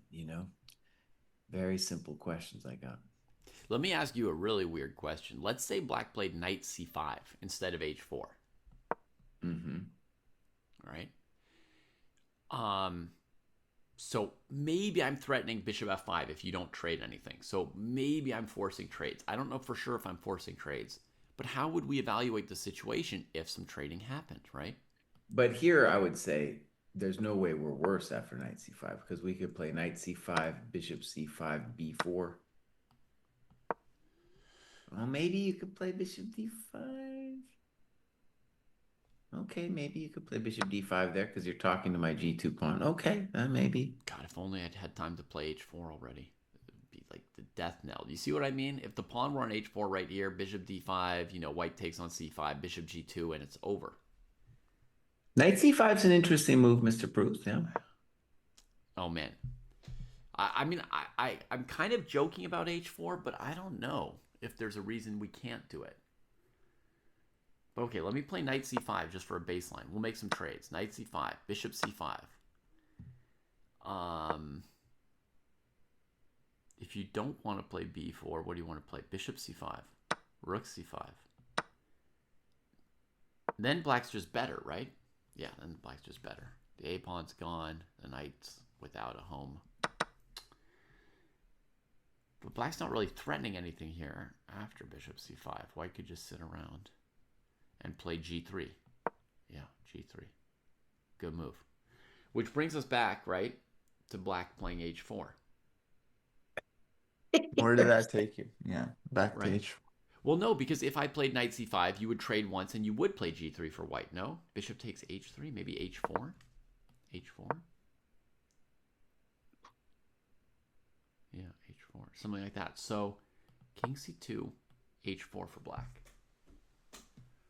Yeah, okay. Actually, while he's going his rabbit hole, I just want to stress black has bishop f5, the weird h4, rook b8, maybe some basic move too, like king g7. Even on the basic move, it's not like we're just building our coconuts out, Right. saying that two bishops are better.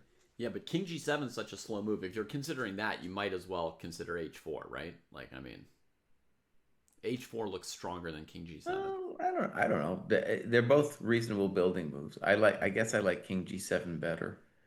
Just because that pawn might be a weakness later somehow with a later bishop d8 or something. Don't worry about my pawns. My pawns are fine. But I'm just saying, okay, black has a huge amount of moves to consider, and bishop f5 and rook b8 are the tactical attempts to annihilate white. Right. We haven't actually maybe fully dialed in. Yeah, like how far did we get on rook b8, knight d8? Did we get anywhere I on that mean, line? let's just say that knight looks funky because now bishop f5 happens. Right. King Man, there's a b lot of juice happening king here. b3, knight c5, king a2. I think that's about as far as we got, right? Well, you don't have to play knight c5. There's all kinds of moves that are going on in that position. And it just looks very suspicious for white, like something might drop off the board. I don't know.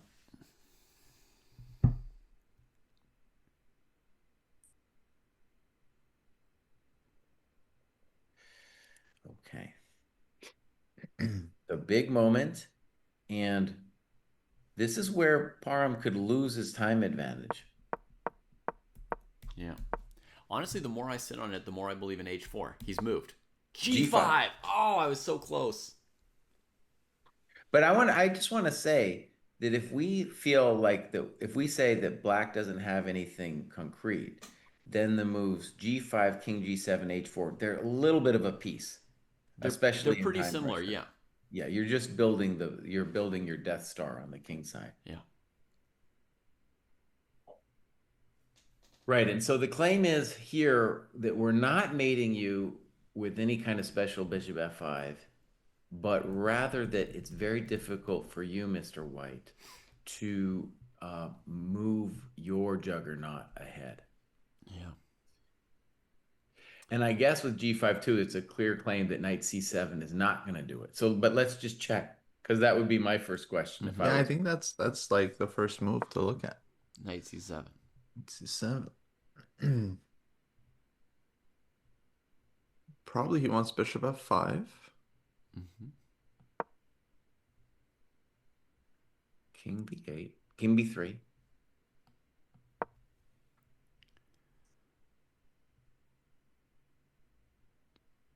King b3.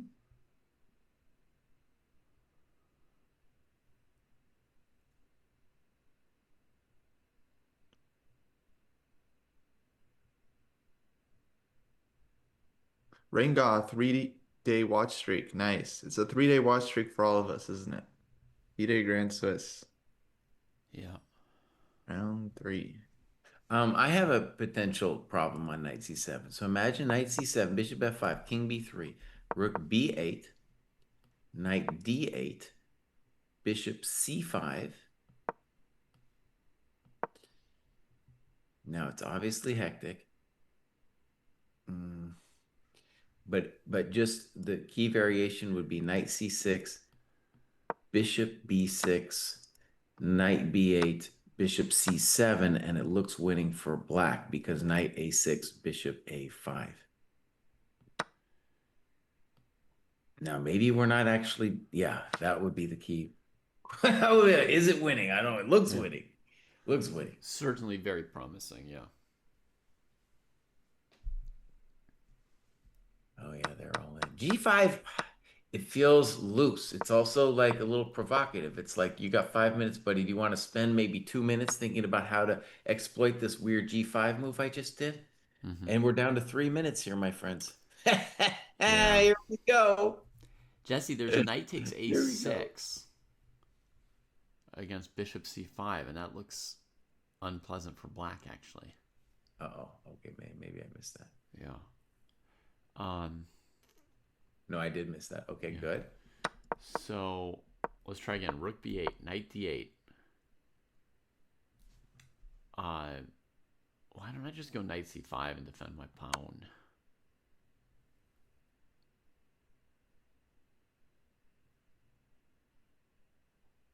Bruja, 2.5 minutes, slowly counting down.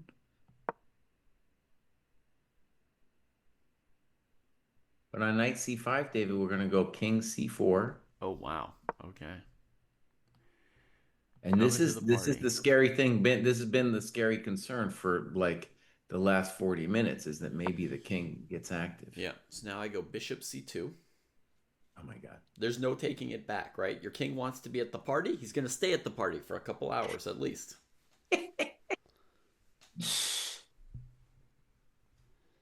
Now, this rook doesn't have a lot of squares.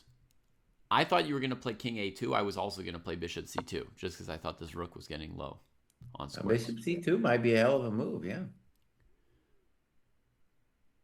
Rook's got to keep that knight defended. Oh, we've got to move. We got to move. Knight c7 played after 4 Bishop minutes of f5. thought. He's got Okay. 2 minutes left. Mike Sudlu blitzes out bishop f5. Trying to kill him on time. Killing him softly with the clock. Is there another candidate move besides that? This might be a good thing for Ali Reza. I don't see a different move besides king b3. Oh, it's like a really bad sign if he's tanking on king b3 here. Like, what? That's just showing confidence to me. I mean, you gotta play king b1. Okay, king wait. b3. Wait, could I play rook d8? Rook d8. Oh no, then I play knight c5 check. Knight and c5 takes check. b7. King d1. And Knight knight takes b7. And the rook's game defended. over, yeah. Oh, I guess someone's game ended. King b3 'Cause the played. video ended. Okay, here we go. So now rook b8, knight d8, knight c5, bishop c2. That was a nice move, knight bishop c2, buddy. Yeah. And this is what somebody asked earlier why you need the time. That's why. You Yeah. need to be able to find moves like that. That's a full welcome to the dojo moment. I mean, right now, this position is so hectic. I know Ferrugia wishes he had 20 times as much time as he has. Even Ferrugia. I mean, he's one of the very best when low on time. Even when his opponents have more time. But this is... Rook b8's very forcing, right? Very forcing. There's nothing else to do besides knight d8. Like, knight's hanging, and it's got nowhere to go. So it goes there. Then we give a check. Also pretty forcing. I mean, the king pretty much has to go to a2 or c4, right? c4 is the only one where you're like, maybe I'm not going to die. Okay. So then we're back to our bishop c2 move. And now the rook wants to keep the knight on d8 defended, I imagine. I know there's some universe where you could go like rook d8, bishop c5, but black will play rook c8. I don't know. Let's say you want to keep the knight defended. You play rook d2. Now my intention, bishop b3 check. Bishop b3 looks winning. King is forced to b4. And then knight e4. Then Because knight takes d2 will come with check, and then I take on d8. Knight d2. Now Welcome it's to like the checkers. jungle. King me. takes. King me. That looked like completely lost for white. Bishop c2. Dude, it's very with bishop c2 is very hard. Dude, he's dead. Rook b8 is death. -1. -1. I mean, it's minus either one is not he either death. has a way out or it's just 0. I mean, he's just -2. All right, I'll give you -2 if you say so. -2. Maybe it's -2. I don't know. -2 Wait, says but- Pruess. I don't understand. Why can't the king go to a2? It can. Jesse just said like it's if you go to a2, it's like you're not doing anything. King a2. Ah, okay. So choosing between -2 and not doing anything, we Right. choose the -2. -2. I mean, I was still going to go bishop c2, rook d2. So Yeah, I we're mean, talking about king Should be a2. 3 king down here. We just don't get mated, right? It's just a position. Yeah, why did he make me go -2? Come on. Wait. So bishop c2. First, he made me play king c4. All right, I'm going back to something reasonable. -0.6. White's in some serious trouble with the black light scored bishop loose, but the game's still being played, you know? Still being played. Yeah, put me at -4. Four, All right. 4. See? It definitely is worse than when I got here. I mean, we have achieved the light square domination that we were been hoping for. So I don't know about -2. That might be. I might do some some mixing, but it's definitely -1. I mean, it's bad news. To me, it just looks like a funky position. Mm-hmm. I mean, White's got this checker set up, and like, Okay, Rook B8 played. how does the rook get out of B8? Yeah, it's just And gonna then Knight D8 played. it's just gonna hang out there. Now, besides Knight C5, are there any other questions? Well, we had Bishop C5, Knight A6, which Right. I don't think anyone was really believing. Um,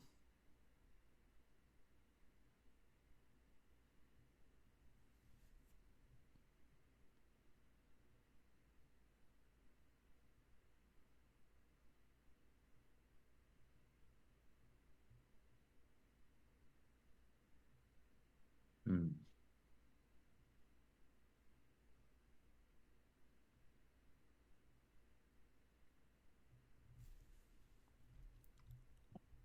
What a position. Okay.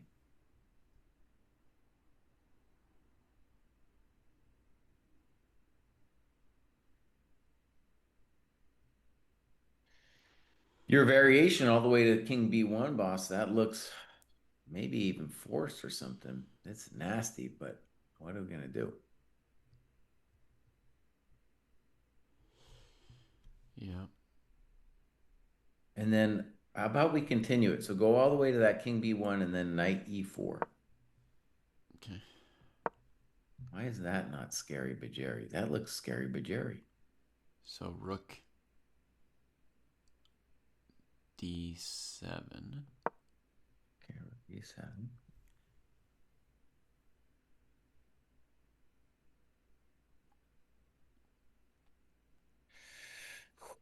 Okay, we got to move. Knight C5, King A2 on the board. We're geniuses. That might be stretching it a little, but And it's amazing, Ali Reza, he's catching up. I mean, he's not catching up, but he's gained about a minute on the clock. yeah. At least he calculated King C4 was a no-go in advance. So that's good. That's good.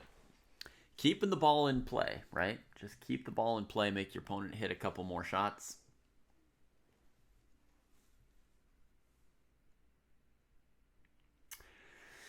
Then the rook goes back to D5, Reynolds. Like, we're struggling to fully run the rook out of squares on the D file here, right? We're just bouncing back and forth with him. On bishop C2, can White go knight C6? Bishop C2, knight C6. Okay. Have you calculated rook B6? No. All right, let's do it. A B6, bishop D1, and now you need to get rid of that knight, like miracle style. So yeah, probably I want a D4. B4, knight B7. And knight A5. And knight A5. Take bishop D6. I don't know. Yeah, just trying to get rook D8 in, but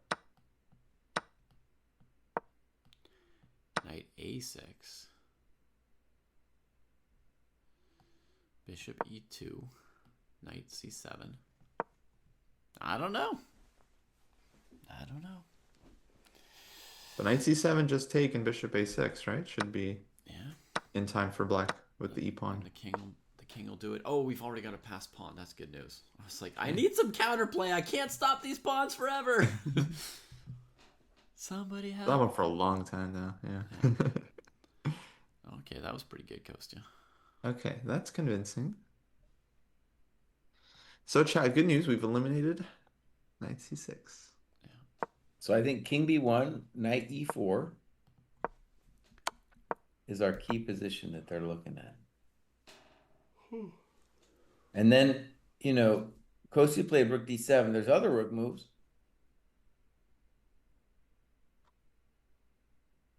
Actually, let's just say there's only one with Rook D3. The drama about Rook D7 is maybe you're going to get smacked with a Knight F6. I don't know. That's just something you'd have to figure out. Knight F6, rook back to D3 or D2. And then like worst case, I can just keep massaging with bishop c4 because then I hold my coconut on a6 and I own the light squares. Mm-hmm. That's a nice, that's just a clean advantage for black.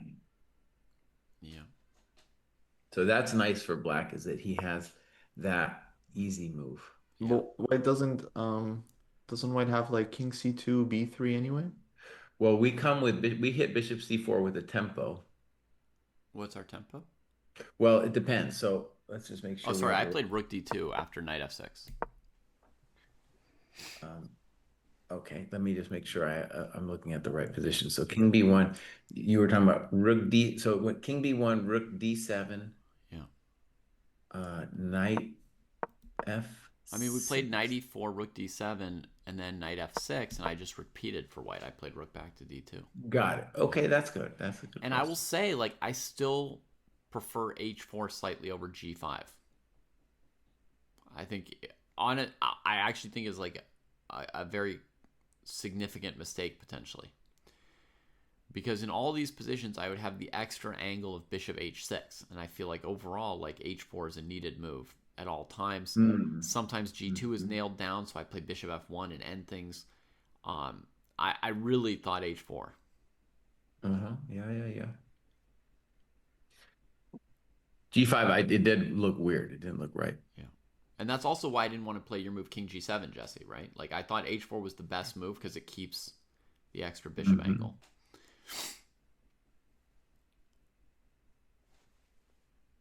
Show me the speed says, how is Gelfond playing so good? He doesn't even study chess these days. Unless you live with Gelfond, I don't believe you. Most chess players can we study get a chess source? forever. Can we get a source on You that? got a source. Who says he doesn't study chess these days? I had stopped playing chess for like 10 years. And one day, you know, I was talking to some friends and I said, yeah, like I don't study chess anymore. And my partner said, what about what you do every night when you look at chess games?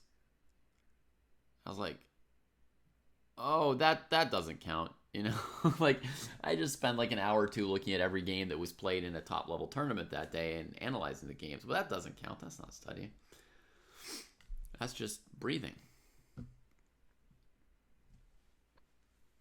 Yeah, he's still cooking Prague here. Cooking him up. Really? Prague broke one square, maybe. He's got his bishop out on a dark square. He's got the only dark square bishop. It's a game. Yeah, but knight takes g3 was or sorry, it was he took on h4. So it's kind of intentional. Oh, yeah. He gave this g3 square. All right, I'm moving my thing to negative 0.5 just because I don't know. Yeah. I don't see it yet, but Yeah, it's still really distrust it. It's still alive, this whole position. Yeah. And that knight from b7 ends up transferring to like c6 and tickling e5 and knight b4 to cover some light squares.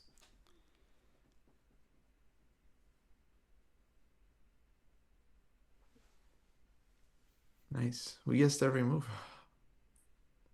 Forcing lines, huh?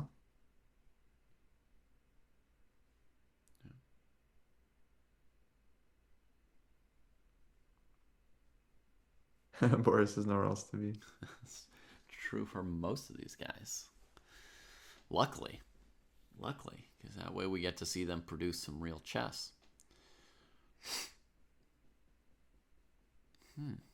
So even like in this position where Jesse had said maybe bishop c4 Kostya and just defend the a pawn and keep playing, I mean there is knight c6, and then if you move the rook, knight takes e5, right? And c6 is fork. It's just not easy, right? So they're playing bishop c2 and bishop b3 check. So we're getting like all of this. Dude, we got it. We're geniuses. Look at that. King b1 on the board. Yeah, I don't know that knight e4 needs to be played here necessarily. This is maybe a position where there might be other moves. Maybe e4 could be a move for black. He's reaching. Reaching for what? He was reaching for something. Okay.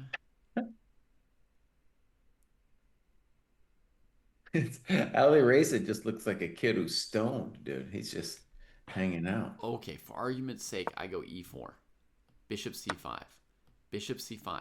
knight a6, e3. Oh my God. Then I win. Because the rook's covering the knight on d8, right? If the rook stays on the d file, I just play e2. Oh. E4 is just, I mean, E4 is the move you want to play. E4 screaming right now. E4, knight c6. E3 as well, right? Like, this is what we're here for. We're here to push this baby. But then e3, rook e2? Oh, Yeah, that's not good. That's not what I want. But on knight c6, we're just going to move the rook somewhere. Well, we only have a few somewheres, but let's see. E3. So you still have rook e2. Check Mishra game. He's up a queen against Yu Yang Yi. Yes, Mishra is up a queen against Yu Yang Yi, trying to win. Okay. Well, if he's up a queen, I would think he could win. I could win up a queen. Yeah, but the other dude has some stuff too, unfortunately. So when we say up a queen, we mean against like rook knight and 2 pawns or something? It's like rook and bishop. AKA down a pawn. Okay, Mr. Pruess, it might be the case that there's actually a very weird perpetual after e4, knight c6. Where you go rook c8, knight a7, rook b8, and if etc. rook b7, right? I have knight d8. So rook b7, which is always a little dubious because white can sometimes play rook d8, rook e8, and control the game then. But okay, fair. Then you say just direct knight d8.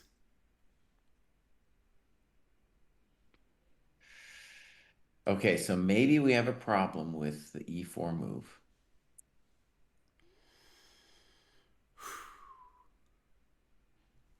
Maybe black goes bishop a4 here? Yeah, I was thinking about that. E4 played. E4 for sure. Wow. Okay, so here, let's test knight c6. Ali Reza, dude, he's got 3 minutes left. It's not a lot, but it's more than he had a second ago. Yeah, I mean, more pertinently, Magsudlu had 20 minutes, and now he's got 4, so he's like in his boat now. But this is logical. I mean, I don't think black had anything easy or clear there, so he used all his time trying to find something. The moment of veracity. Wait a minute. Rook c8, right? Now what? Let's say knight a7, first question. I thought so. E3. Oh, this Rook is going to be E2. good. Rook d8. There you go, buddy. There you go. There it is. Bam. Very good. Okay, nice. Right in the kisser. Look at that bishop on b3. Right in the kisser. Nice line. It's okay. Wait a second. Let's slow it down. Yeah. So how about instead of knight a7, we go knight d. Now, let me just say, if we play knight d4, then for sure bishop c4 is a very pleasant position for black. Oh, yeah. If I had time to play bishop c4 and cut off all this rook e2 stuff, you better believe I would do it. This position's amazing. Going very nice. Minus 0.8. We ramp it up because not seeing a defense this e-pawn getting moving. I'm very conservative with my evaluation. I'm like, checkmate in 2. Minus 0.8.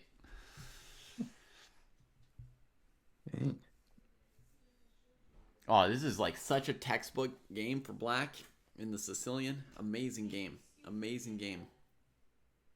Okay, we got to move. E4, he goes back to d5. Whew.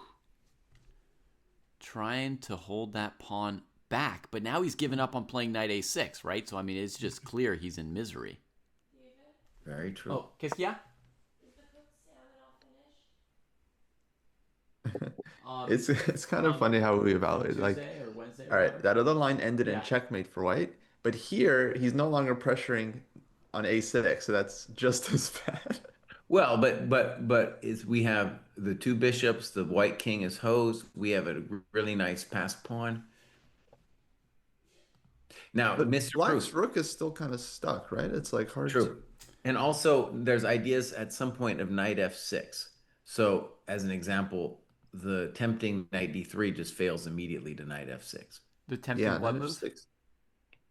Knight d3 fails to knight f6. And so knight f6 in general because he should have been playing king g7 when I told him to, uh, is an option. Knight d5 is a good like tenacity move. Mm-hmm. Yeah, I mean, a very natural move for black here is if nothing too important is going on, you play f5 now. You know, you just Good f5. King g7 is of course also a simple King thought. g7's playable. If the knight weren't hanging on c5, maybe bishop g7, and I guess bishop g7, bishop c5, rook d8, knight e7 probably loses everything. But And David, if f5, um, I think I would want to think about some kind of g4 situation. I knew we should have played h4. Come on. Okay, so you're saying if I play hg, hg, f4, then I'll have bishop c5. You're just gonna have bishop c5, and then on bishop c5, knight f6, you're gonna clean this up. Yeah. Still looks scary because of your bishops, but that would be the attempt. It is scary. I mean, it feels like it could just be f5 played. F5 played. Yeah. I think black can probably tactically refute this line, Jesse. Honestly, I've got an instinct here. The bummer, though, is if he doesn't have g4, it's definite pain. Yeah.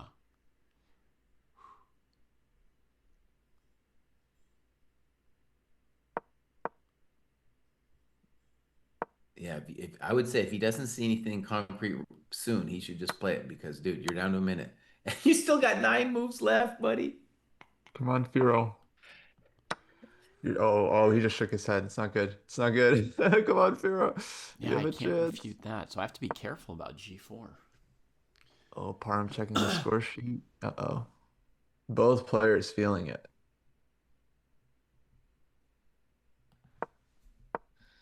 Perugia, you can do this. Let's try g4.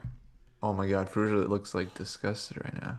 Sometimes he suckers people like this, though. He's been like the g4 play. Oh, I'm a genius today. Mm-hmm. I'm a genius today. Again, whether it works or not, you got to try it because your opponent's in pressure, and this is the only move which forces him really to do it. You need to think about. Well, let's say black just goes, let's say FG and then H4. Well, then you lose the E pawn with bishop C5. Right, but isn't that still like super active for black? I mean, in all of the positions, your bishops will have compensation, but I don't feel like white's lost. Yeah, it's active, but it's a little bit messy. It is messy. It might be technically winning, but it's tricky. Like bishop we got to move. HG, yeah. HG. That was an easy move to do. Yeah. Now he has to actually think. Yeah. He lost Kostya's chance with the HG stuff. I guess it's just transposes if he wants the FG. He lost the chance to play FG, HG, H4, which could have also been a thing. Oh, buddy. No, F4 now? F4, bishop C5 is the obvious question. Yeah.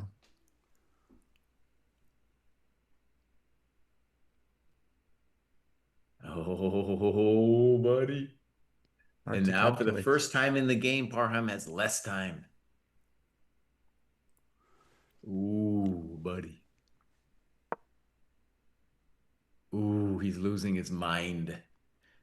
Farouj is nice and calm, buddy. Nice and good. So it's good to have a stoner demeanor at this point, you know? Just be nice and relaxed. Could he try knight d3 here?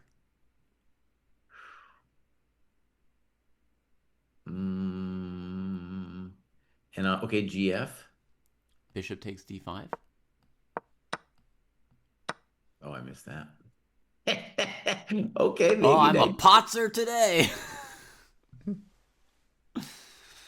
Oh God, that's complicated. Knight of 6 check on knight d3. Knight of 6 check. And then king g7. Then like knight e8. That looks good. King g6. Yeah, yeah, it's like that. And then black is still the one talking. Yeah. He put everything into f4. Oh, he's really tanking. F4 played. Yeah.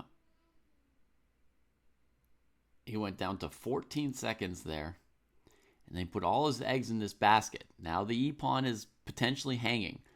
There's also an insane line, which I thought of and didn't yet mention to you guys, which is after bishop takes c5 to go bishop takes d5. Then white plays rook d5. Then you trade on c5. You're giving up g5 with check, but you're keeping a duo of passers. That's a And hell of a drug, yeah. and you're saying the knight's like not relevant to those pawns. It can't even keep up with them. But the white king's out of the cage, so. But wait, Mr. Pruess, rook takes g5 check. Yeah. It's not over yet. Play rook takes g5. Where does the black king go? Yeah, I guess Let's king go to h7 h7 or something. I know it's not over. It's just the beginning. It's a mess. It's just an option. A terrifying option for both players, I would say. Okay, knight e6. Bishop c5 tried. Yeah, so you're saying after rook g5 check, you would then play knight e6 here? That would be my first question, yeah. Okay, we have moves. Ruja took. Yeah, you have to take. Now Parham thinking. 40 seconds.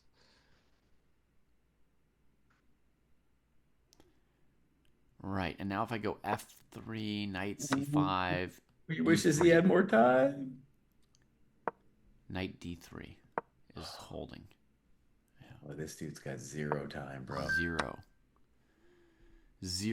Oh, he's spazzing out. He's spazzing. I'd be too. He trades on c5, so he gives the e-pawn.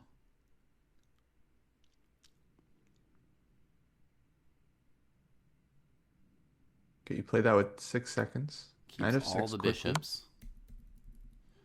Now, this is it. I feel at least. Oh, well, okay, so this is very scary too. Very scary. But this could also go bad for black. This is but Yeah, for either side.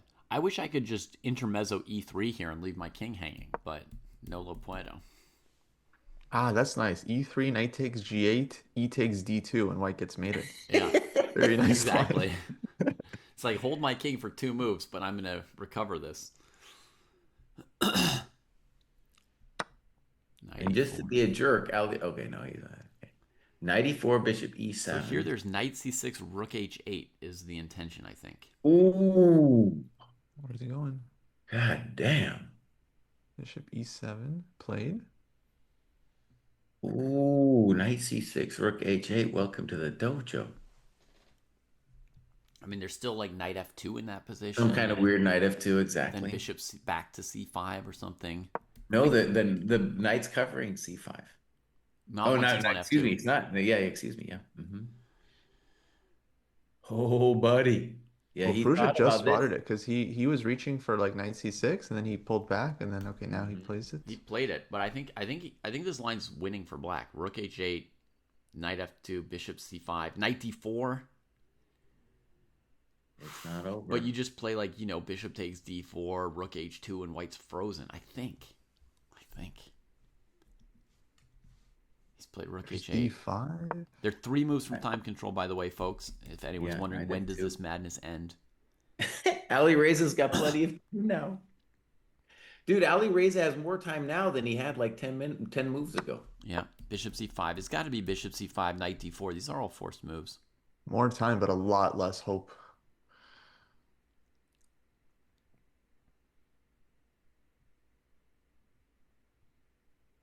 Knight d4, you got some hope. Yeah. It's not so easy to crack this bad boy Bishop here. d4, cd4. And then, the f4 pawn's blockaded. Can you switch files? Can you switch root to like rook e8 or something? If you're going to win, you're going to need something like that, yeah. Oh, mama. Yeah, knight d4, rook e8. I don't see another chance to crack this fool. Or sorry, I've got the plan rook h2 to g2. That'll do it too. He's dead. He's not dead, bro. Dude is dead. But when we play knight d4, we're threatening knight takes b3. I take Right, it. knight I already told d4, you. maybe just We bishop take it. c4. Maybe take. No, we take. It's like a direct win. Knight d4, which is the only move, right? We have to take it pretty much. I agree. Then I white don't really takes. understand why we have to take, but Okay. Then white takes with c pawn, and we go rook h2. d5, rook to g2.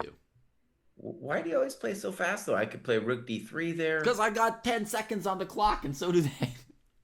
But oh, like they're rook gonna make d3 time. there, it's not clear. It's just not a clear. It's not clearly done. I could also even play king c1 conceivably. It's not clear.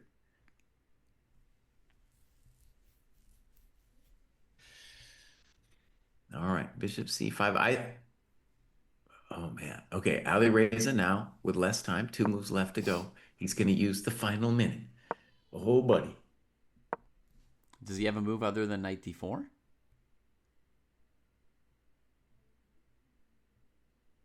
I don't see it.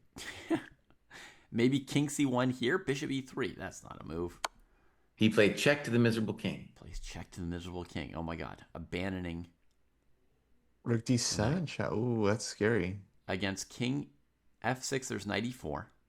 And against king g6, knight e5 or something? Ooh, he's got some evil stuff going on. That's a cruel time pressure move, dude. Okay, so he's got one move. I'm guarantee you he didn't see this coming. What happens on king g6, knight e5, king f6? Okay. Well, we're going to find out. I think some knight goes to d3. Do you think d3 supporting his buddy? It'd probably be the knight that doesn't give up h1. Yeah. And we can Knight break the e3. bind with rook b7 later. At least that could be the hope. All right, so I'm thinking knight e5, king f6, knight e3. King g6 played. We got one move each from each dude.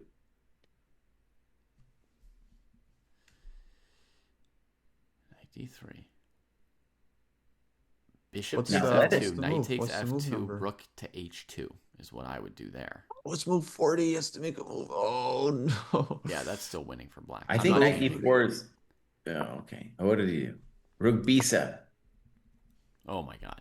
He's a fighting dude, man. He doesn't care. I was not ready for that. Okay, but 8 why? seconds. But bishop. Oh, and bishop d5. I have knight e7 check. Thank you very much. Dang. Wow. Wow. What Now a let's just say the defense. obvious. Bishop f2, rook b3 might be winning for black because of just the simple. Well, you got to watch out for that knight e5 stuff, but that pawn is still very evil. Yeah, but So what bishop about this f2 line? This almost looks more clear to me. Bishop d5, knight e7. Painful that Magsulu has to make this column move 40 because this is a tough one.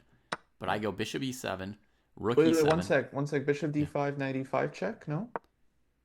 Okay, what does that do? Yeah, that's welcome to the dojo right there. Oh my god. And then knight d7 to c5? Yeah. Okay, here we go. Bishop f2 played. Okay. I'm a genius today, though I did not calculate that other thing. Yeah. Dude, this looks hardcore because actually rook b3, rook h4, aren't we done?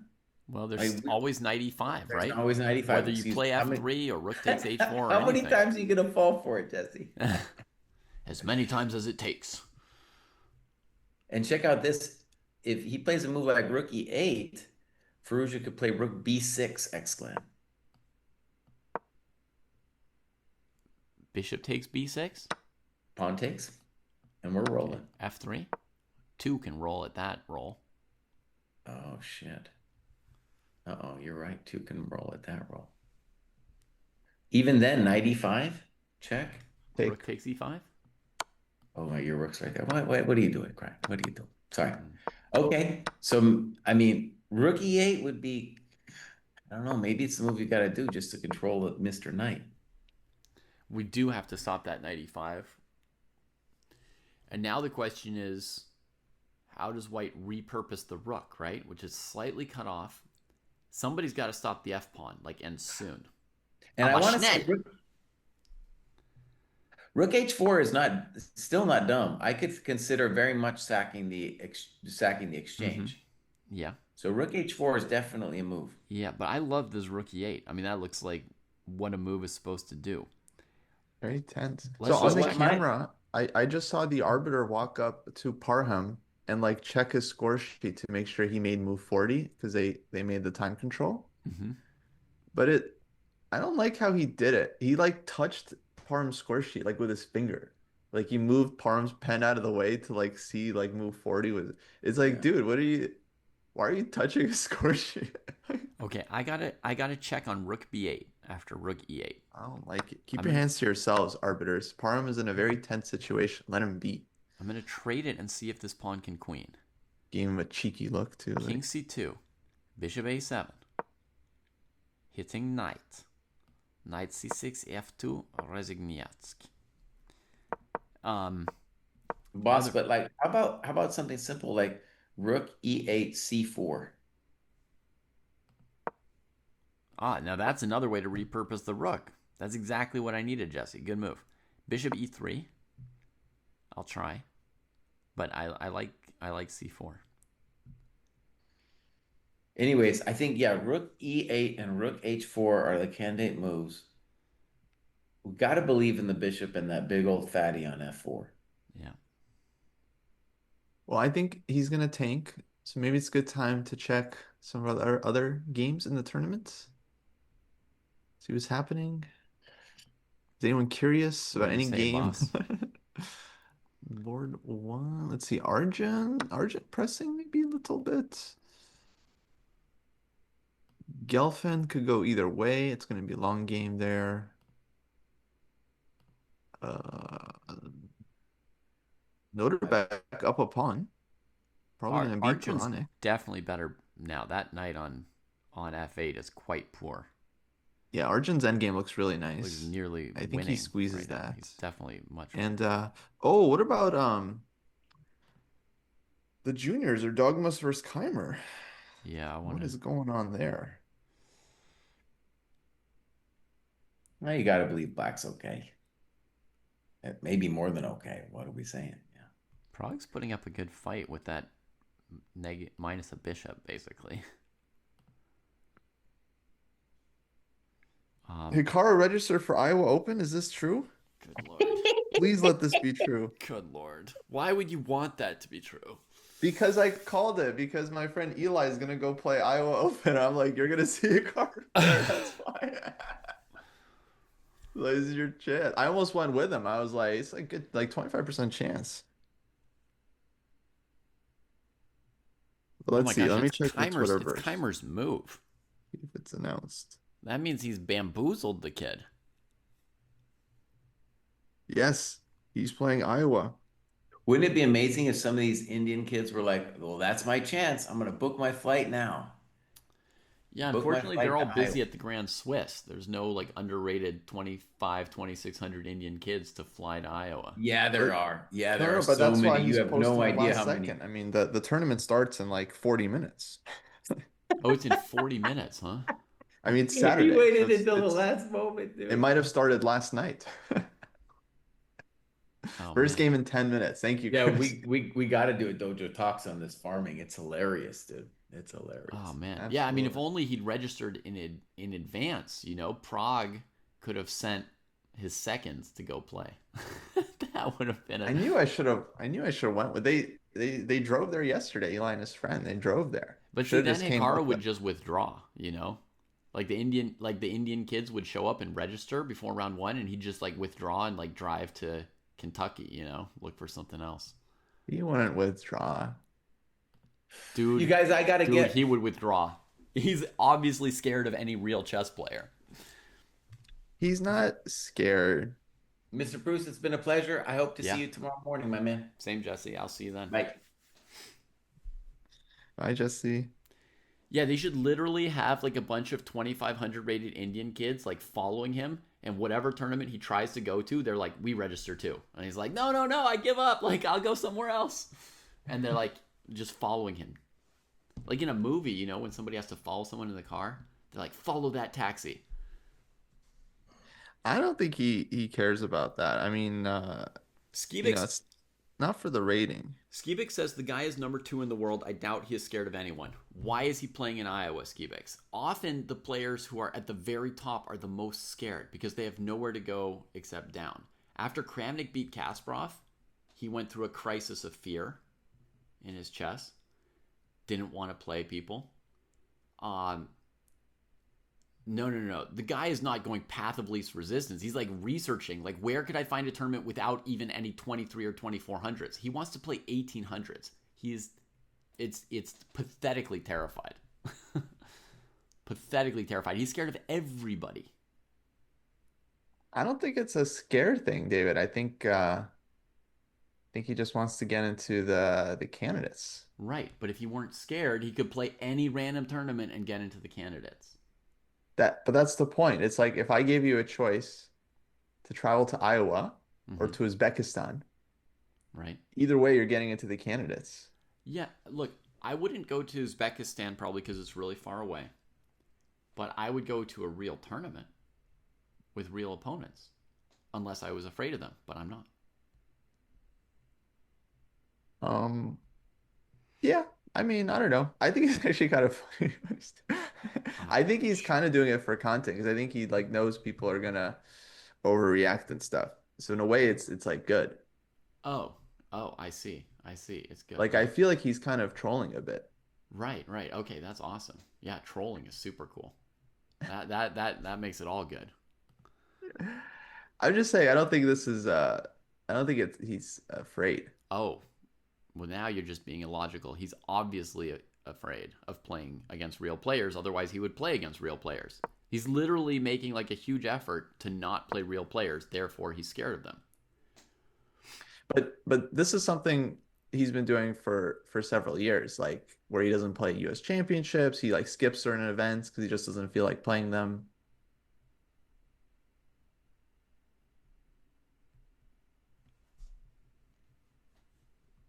I Yeah, mean, I don't know if it's a fear thing. he Maybe has not played. laziness. He has not played a tournament of this Iowa caliber in years. So it's not something he's been doing for years.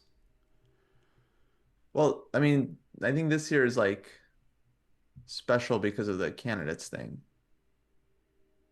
I mean, he's tried to get to the candidates before. No.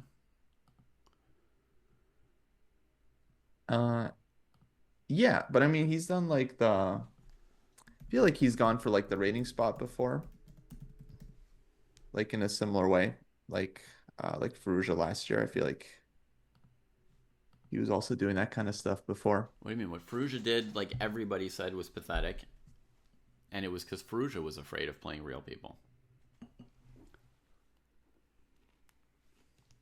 Mm. Well, I would say maybe he's afraid of not qualifying, but I don't think he's actually afraid of anyone really. If you're I not feel like he's afraid not of even them, afraid then you of could play them. He's Magnus at this clearly point. afraid of them. It just doesn't make any sense.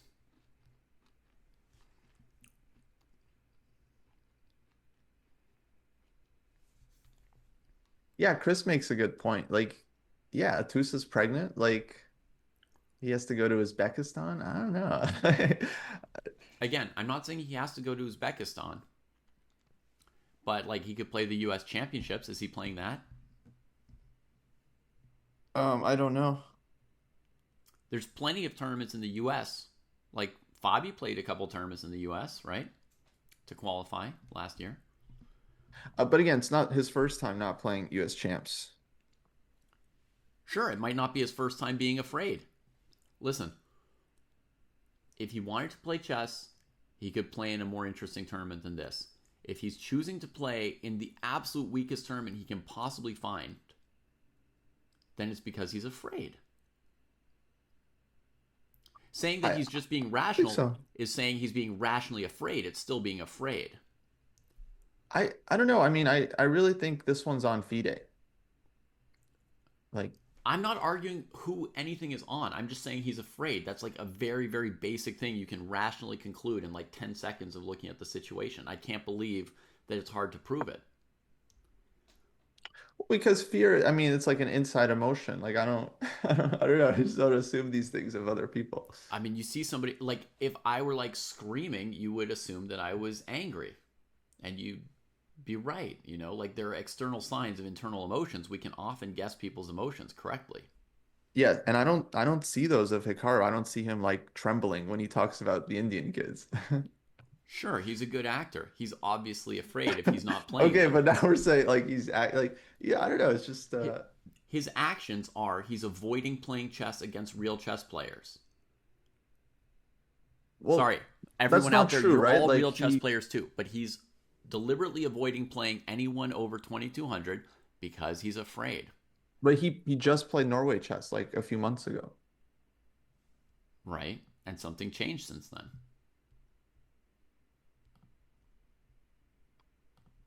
I think he's just trying to get into candidates, and like the way he can do it is just by playing a couple Mickey Mouse tournaments. I agree. He's just trying to get into the candidates tournament while being afraid. I totally agree with you. The motivation is to get into the candidates. And he is afraid of losing his spot in the candidates. It's very important for him to get into the candidates. He's trying to maximize his chances, which anyone who says it's rational, sure, it's rational in that sense.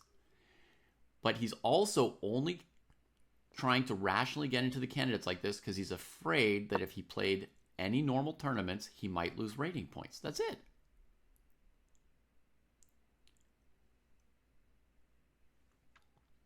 I think we just have a different definition of what playing, afraid means. If Magnus started playing like the Bergen Open, then I would think that Magnus probably just wanted to hang out with Norwegian chess players in Bergen. So I would not say the same thing, Skivix. That's a good point. Because Magnus would probably then not take the rating spot, right? He doesn't want to play in the World Championship match. So he would just be playing a weekend tournament with some Norwegians in Bergen. Or the BUD class championships. What are the chances that someone could catch Hikaru regardless of what events Hikaru plays in? They're probably somewhat low, maybe like 25, 30%.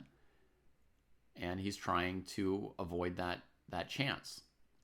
I'm sure he thinks he's got a fair chance of qualifying by playing in fair tournaments, but he'd rather have like 100% chance like this. But, he's fearing that chance that he wouldn't. It's really basic. I think I misunderstood what you were saying. I think you're saying, well, I would agree with you that he doesn't want to lose rating. Right. I don't think anyone wants to lose rating. I'm also afraid of. He's afraid of losing rating. He knows it's like a reasonable possibility. Yeah. But I mean, I feel like people keep arguing about the rating thing, but I feel like it's kind of beside the point. Like he's not doing it because he's getting 0.8 for every 1800 that he beats. I think that's completely immaterial. Okay.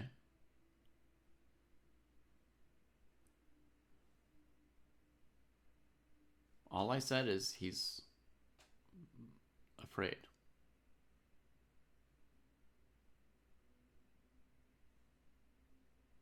Well, no, you were saying he's like specifically afraid of like Indian kids and all this Well, I mean, he'd be afraid. I mean, Jesse was the one who had the idea of sending Indian kids, right? But yeah, I feel like what afraid we of, landed any on good is player. that he generally doesn't like to lose rating, as like all chess players generally don't like to do. Right, most chess players don't like to lose rating. Like you're saying it like it's like he's doing something wrong. Oh, I also think he's doing something wrong, but that's a totally separate question. But what does that have to do with him not wanting to lose rating? Those are separate questions, I think. Whether it's wrong or whether he's afraid. Well, it really sounded like you were judging him for being like cowardly. No, most chess players are also somewhat cowardly. I don't know if I was judging him about it. I was just answering like a question about, is he afraid that somebody Okay, else? let me ask said, chat. yes. How did you guys perceive David's rant there about Hikaru? Was he judging Hikaru or It's not a rant, it's just an opinion. Well, I think not only that, it's not just opinion. I think it's basically provable.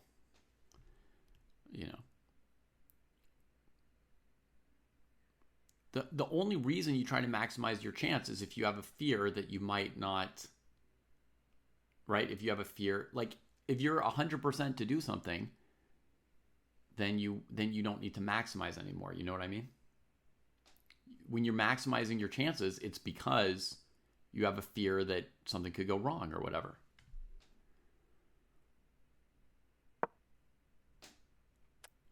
Yeah. I don't know. I think in this sense, like you could argue everyone has fear when they do anything. So Clutch is saying it sounds like David was saying Hikaru was scared of playing underrated Indian kids. Everybody is, right? Jesse's afraid of it. Almost not everybody, but most people are afraid of Yeah. playing underrated Not just Indian kids. Indian kids, non-Indian kids, underrated players who aren't kids, right? It's fairly normal. I don't know why it was so controversial. Well, no, you were saying it's like disgraceful, like all this stuff. You were very strong at the top of this. I mean, on the fear thing, I'm just being factual-ish. On whether or not it's the right thing to do, that would be more of a judgment, right? Yeah. And there, I also would have a judgment that's going to displease you, perhaps, but I also think it's wrong. Well, I feel like it's already come out. It's already been clear. Looking left and right before crossing the street doesn't mean I'm afraid. Yes, it does. That's exactly my point. You're looking left and right because you're afraid that a car will drive over you, which is a very rational fear. I guess me and maybe others, I think we see fear as more of like an active emotion and not like a passive uh you know um instinct.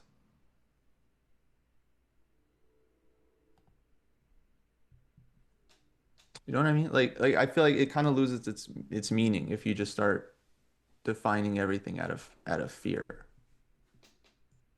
Like like I eat my breakfast quickly because I worry the eggs are gonna get cold, but I'm not like afraid they're gonna get cold. It's Well, like there's my different degrees preference. of fear. In a But sense, you to me, could say that's I'm like worried or zero. I'm afraid, but you're not particularly afraid. Like, you're not deathly afraid. It's not super important. I would say there's zero fear, Zero like fear. real legitimate, like Okay. compared to how, people used to have to like hunt for food and you have to like watch out for predators. Like in the grand scheme of things, very little fear that my eggs are gonna get cold. Mm-hmm. But I still prefer to eat them quickly. Okay. Fine. But I don't know, the more interesting thing is like whether Hikaru, I think, is actually doing something, what do we want to call it, wrong or unsportsmanly. I mean, I'm definitely like not a fan, like in the sense, uh, I don't like the situation, but I definitely just put more blame on FIDE because they had like first they had Ding, then they had Farouk, like they had like 2 straight years of Sure. this kind of thing happening that I no one agree. liked. No one liked it in Ding's case, no one liked it in Farouk's case, I agree. no And one really likes it and in by the Hikaru's. way, I don't know how I was this wrong, but a few months ago I remember thinking like it can't really be gamed. Like, I was thinking there's like no tournament like weak enough that you could just avoid playing like real games, but there are. I didn't think it could be gamed, and it could again. And you're right. Like, every system they make, someone tries to game it, and then they still make a system that can be gamed, and so a lot of the fault is with them. Nevertheless, you know, I think that Ding essentially cheated to become world champion. I think that the same can be said for Hikaru now and Fallujah 2 years ago, right? Like, to me, it's essentially cheating. I know it's the rules, folks. I know, but Ding, I would agree with you, it's but really, it's like, it's so not sporting, so sketchy. Um, yeah, I think it's wrong. but wait, why would Fallujah have done anything wrong? He deliberately set up a rated match against like a 60-year-old retired player. Oh. Oh, yes, yes, yes. Okay, okay. I thought because he ended up getting the rating in just like a normal open event. Right, but first Yes, he he played one attempted to cheat. match, it didn't work out. Then he played another match, it didn't work out. I would say it's like clear to what extent it was cheating in the sense that the person that like this guy was completely crushing him and then offered him a draw so as to Yeah, leave him a chance to go play another event when the guy should have just beaten him, right? yeah, And that's then true. finally he went to a real tournament, which if he'd done that to begin with would not have been cheating. He could go to a normal tournament, right? But hand picking the opponent you're going to play to gain rating points. I mean, like, what if I went? I could probably go to a bunch of retirement homes and find some like FMs, IMs, and GMs who are, 85 years old, Alzheimer's, whatever, heart problems, and play a bunch of rated matches against them. There's probably rating points to be found in the world. I could go do that all year and I could qualify for the FIDE World Championships. And it wouldn't be breaking their rules. Yeah. So okay, But I come agree on, with it you would be on like horrible. Ding and Fallujah. But now the way you've described those two, which I agree with, by the way, because Yeah. Ding also, I mean, basically they set up the games for him. Feels like they instructed players not to beat him. No Yeah. one beat him when he ended up qualifying. Um, so to me, what Hikaru is doing is way, he hasn't done any manipulation yet. Cheshire Rat, my point in that was not that I would go do it. It was literally that I would not go do it. I'm trying to say just because you can do something doesn't mean you should. Just because it's possible or technically legal does not always mean that it's okay. And I was giving an example of something that wouldn't be okay. So to then say, well, then go do it, I think you're missing my point. You're trying to say, well, then do it, David, like you think I can't do it. I could. Anyone could do that. You could go beat. There are enough people who are rated and no longer have control of their faculties that you could go around and collect points. And it would be wrong. It would be wrong. It also wouldn't work. Like eventually, like when people have tried this kind of thing, like there was that guy in like the US prison who got like Yeah. 2,700 USCF. Like Yeah. people have done the thing and then the rules get changed when someone pulls something like that. So USCF eventually just realistic. sort of executively changed his rating, right? But at some point, he was like the highest rated player in the US, Claude Bloodgood. Claude Bloodgood, the first US world champion. Yeah. Um, so okay, to play devil's advocate, Yeah. to myself, if Hikaru entered a tournament where everyone was like under 1,000, like Yeah. literally playing against like kids and beginners, Sure. I feel like everyone would be like, okay, what the hell is that? Like even his biggest fans would be like, come on, bro. So there is some, I feel like it's still within reason because he's playing actual open events and he's giving like actual tournament players a chance, whatever. He did play, I don't know, FIDE Master, National Master in his last events, not the absolute weakest players. I think Eli actually could get a draw. I think he might underestimate Eli. I'm pulling for him. Um, but yeah, I would say it's like not the, yeah, absolute worst events he could have joined. Mm-hmm. It's almost the worst. I agree with you that there's a question of where to draw the line, right? Like, what if he went to St. Louis and said, I'm available for this like closed IM norm tournament you're playing, right? And he played a bunch of like 22, 2300 norm hopefuls instead of playing 2700s. Would that cross the line, right? Then we could say he goes to a tournament where there's some like 2000 to 2200 experts. Does that cross the line, right? Then he plays under 2000. Does that cross the line? Kostya says under 1,000 would cross the line. So I think we can all agree that somewhere there would be a line, right? And I we would can hope so. say where the line is differently according to our opinion, and it's not an exact science to draw that line, right? Like for any of us, you could come up with a scenario that would be near our line and would seem like a gray scenario for us, right? For you or for me, you could propose a tournament where we would say, oh, that's kind of gray, right? I personally think that games that are more than 800 points apart by rating should just not be rated and not count for anyone, period, for anything. Not just for the candidates kind of thing, right? But literally shouldn't count as rated in tournaments. People should still be able to play each other. You just say it's undefined and it's not rated. Um, and so that's where I kind of draw my line. And Hikaru is playing people more than 800 points below him in these tournaments, many of them. At the last tournament, right, I think he played like 3 players who were like 17, 18, 1900, something like that. Mhm. So to me, it's just like it's well past my line. Like 800 is a very generous line. I would say somewhere around like 400 to 600. Honestly, you could maybe cut it off. That would be a gray area to me. Would be someone just would be games where the opponent is 400 points lower rated. It makes sense. Rach Angel says Andy Woodward says hi. What's up, Andy? He is our dojo prodigy. He's our boy. Anyone doesn't know Andy Woodward, he played the Granky Open earlier this year. And being from the US, he didn't have a chess club to put down on the forum. So he just wrote Chess Dojo. All right, a dojoer. Um, Do you so want I to would like to continue hear, Dojo talks, or do you want to work on this end game, or what are you up for? I think it's a good warm up. I would like to hear from the Hikaru defenders whether they would be okay with him playing against literal beginners. Mm-hmm. Because Like for if me, there even exists a line for them. yeah, because I am curious because there are a lot of people that are like rules are rules. It's legal. What he did was illegal. Yeah. But I just want to know like if there as long as it's legal, is anyone would anyone, think something of it?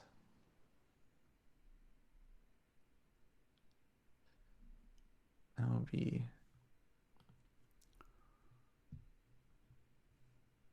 beginner says, of course it is legal. Who cares? Yeah. We care. We care.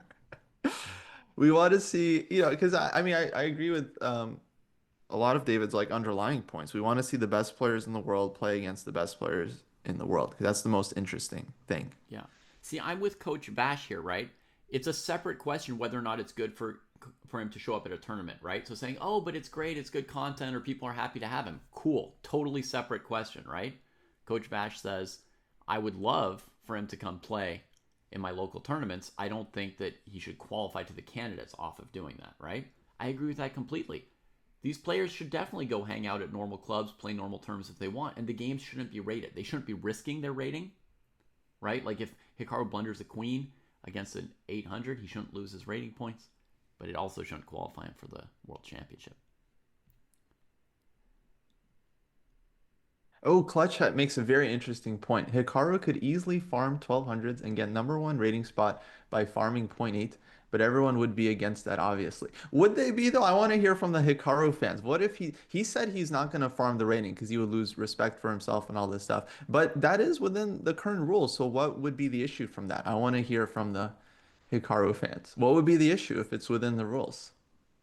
Yeah, I mean, somebody brought up like Hitler and the Nazis, and we've got some like rules people here who are like, well, if the rules say you have to put Jews in the oven, put Jews in the oven, like you're just following rules. We've got a couple people like that here. It's just there's more to life than rules. Yeah, I mean Hitler aside, I don't think Hitler should be in the candidates either way. But Agreed. Agreed. no, Chris Wainscott. I mean, you're I think a very reasonable person. I think I'm more talking to like the anonymous accounts that sometimes defend Hikaru no matter what, and others. Hans has these defenders. Magnet, everyone has their anonymous fans. Yeah. And that's fair, beginner 2002. I appreciate that you just have your opinion regardless of whether you're a fan of Hikaru or not, right? So you're not a fan of Hikaru, you just think rules are rules. But I think the rules are rules idea, which, you're welcome to have it, but I think it's wrong. If you push it to extremes, you'll see that it's very wrong, I think. But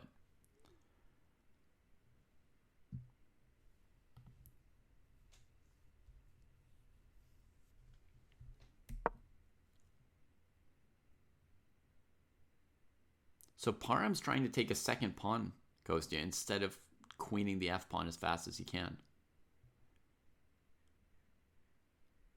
Oh, he made a move. Yeah. Well, there's been 2 moves. Oh, okay, beautiful. Okay. King f6. There's some burden on FIDE to get the rules right, and I didn't disagree. But I think responsibilities are shared all around in general on all kinds of things, you know? And so one of the reasons that FIDE has a hard time coming up with rules that work is that all these other people are out there trying to cheat, basically. Like, they have no morals, so it puts a lot of burden on FIDE to come up with some kind of rule. Whatever rule they do, Okay. someone's going to try to cheat. It's really tough. Here we go. Wait, here we go. Yeah. Wait, do you think Hikaru is cheating? Yes. Morally cheating, yeah. How is he cheating? Because he's playing events that are not right. I know it's in the rules, right? I understand that, but it's wrong. But I see that's the distinction we have to make, right? There's cheating and then there's being unsportsmanlike, and I don't think it's the same thing. To me, it's still the same thing, basically. Or I mean, it's still within the category. It's also cheating. But bad sportsmanship is not cheating. It's just bad sportsmanship. There's different degrees of bad sportsmanship again, right? Yeah. And again, But that's there's why like you lines can't to just draw, right? Like if can't I'm a just poor say loser it's all after the cheating. game, that's bad sportsmanship. But if during the game I start coughing to break your concentration when you're in a winning position but low on time, right? Now it's worse. But that's what I'm saying. That's all gradual. So it's not just all cheating, right? Like there's different degrees of cheating. But then that Yeah, means cheating loses its meaning a bit. sure. I mean, like many things, it can be a more complicated term, I guess. Like, because like coughing to distract your opponent, that is against the rules. Like that's very clear. Okay. But but again, how many coughs are you allowed? How clear is it in the rules? Well, it's not easy to enforce, but like if you intentionally cough to distract your opponent, like, and you admitted that, then that would be cheating. Mm-hmm. But maybe you just had to cough once. Maybe you had a choice. You could get up and walk away from the board for a moment to cough, or you could just sit there and you just make the choice that's a little bit more convenient for you. There's, Well, I think everyone's coughed at the board. right. Um,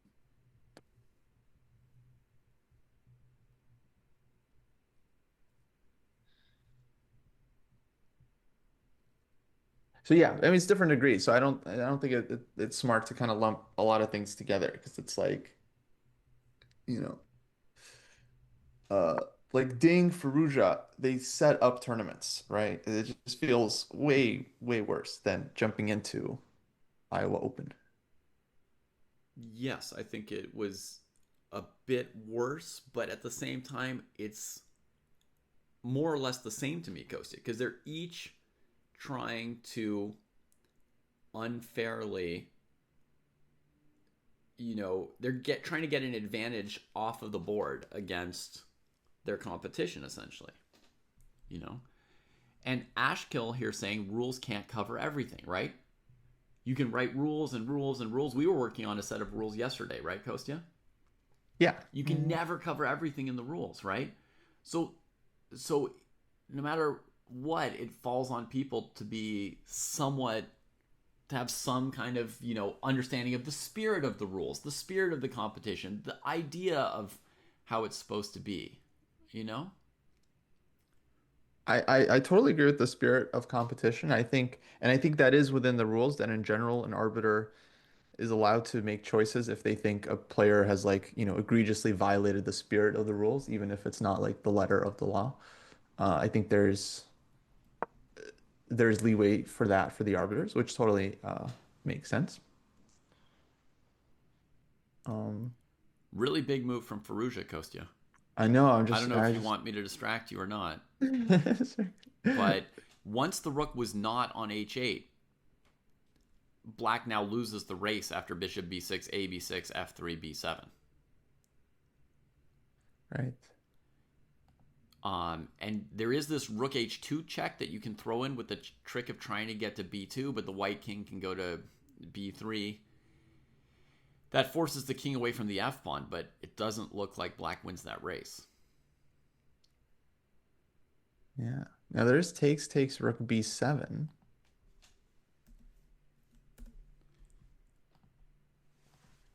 Then maybe white just goes c4. Okay, so you're thinking takes over here, takes, and then here to stop that pawn. So now the pawn can't directly queen, right?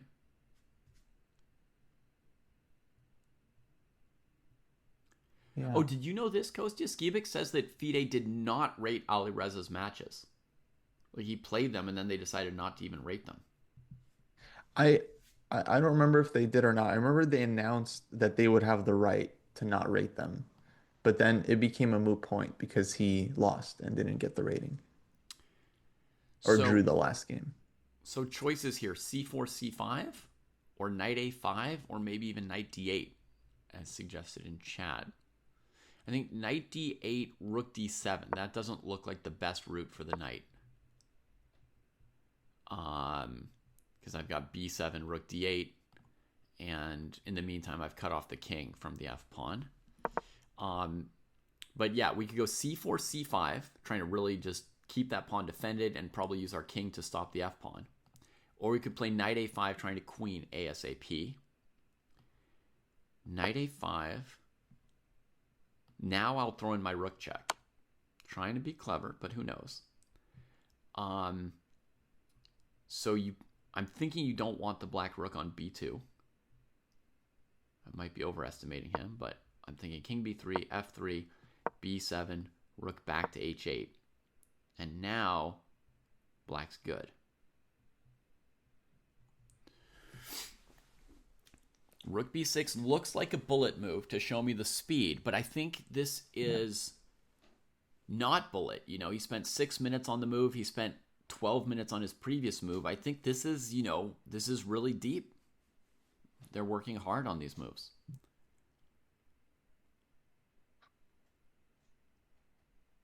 Maybe I shouldn't Okay, now assume Ali king Babso b3.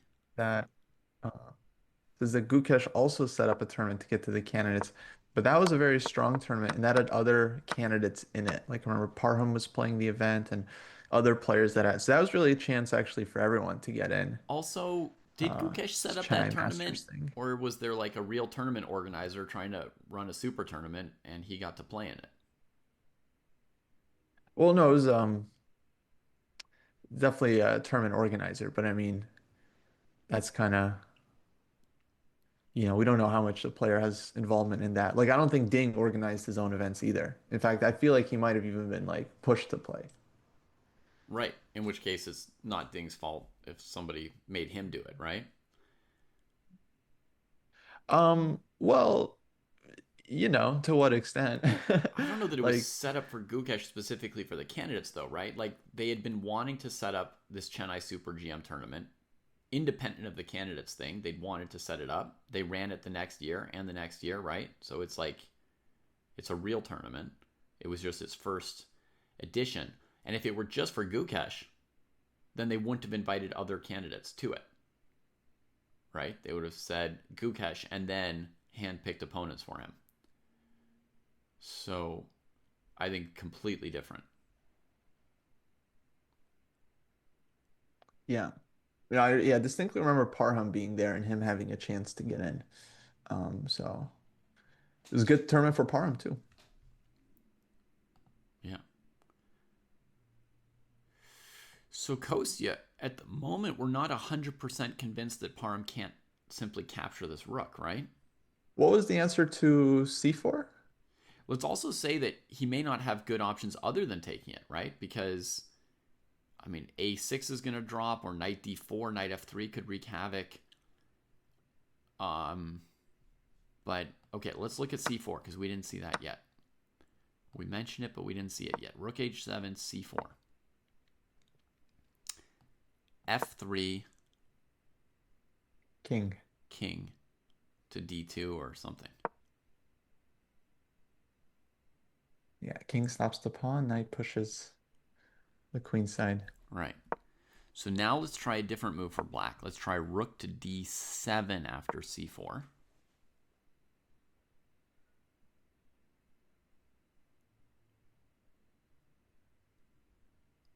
with the idea of c5, f3. Rook d7. Can I go? Oh, shoot. Okay.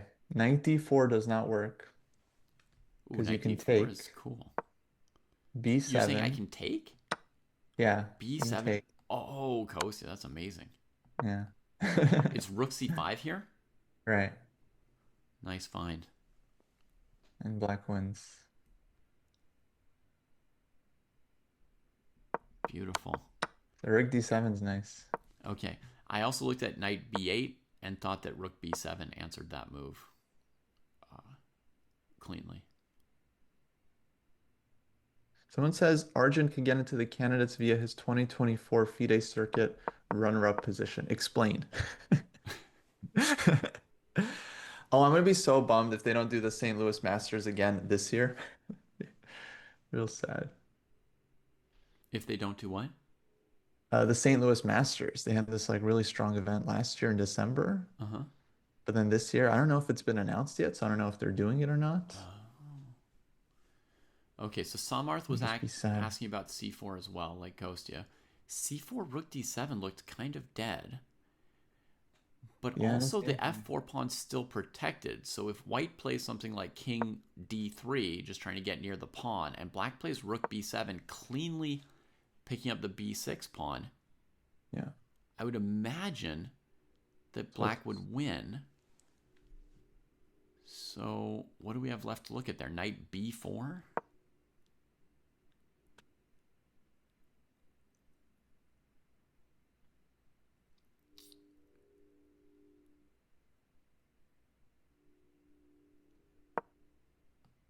take, rook h7.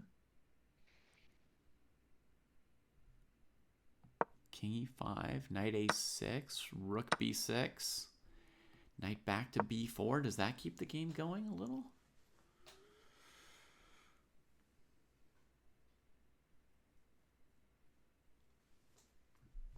Maybe rook f6 there at the end.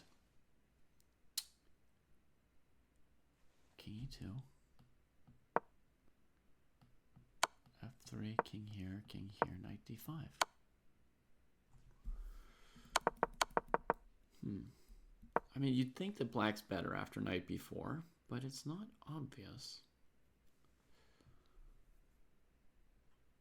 Oh, rook takes b4, says Icy and Take, yeah. Chris. Should Yeah, be enough. that probably does it. Actually, is it? I want to see now. King d5, let's say b3. Or king c3. Like, I don't. I'll try b3. Looks like a draw. Looks like a draw. And yeah, the scenario I'm imagining is white's going to put the king on c4 and play b5, b4. And when the black king's on b6, we'll move our second pawn to b4, let's say, or to b3 or whatever.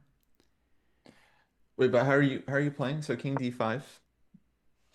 I'd play like maybe king c3, But then king e4. king e4.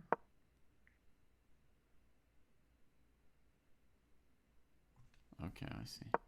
So I already need to spend my b3 tempo. I think it's a draw. b3, king c6, king c4, king b6.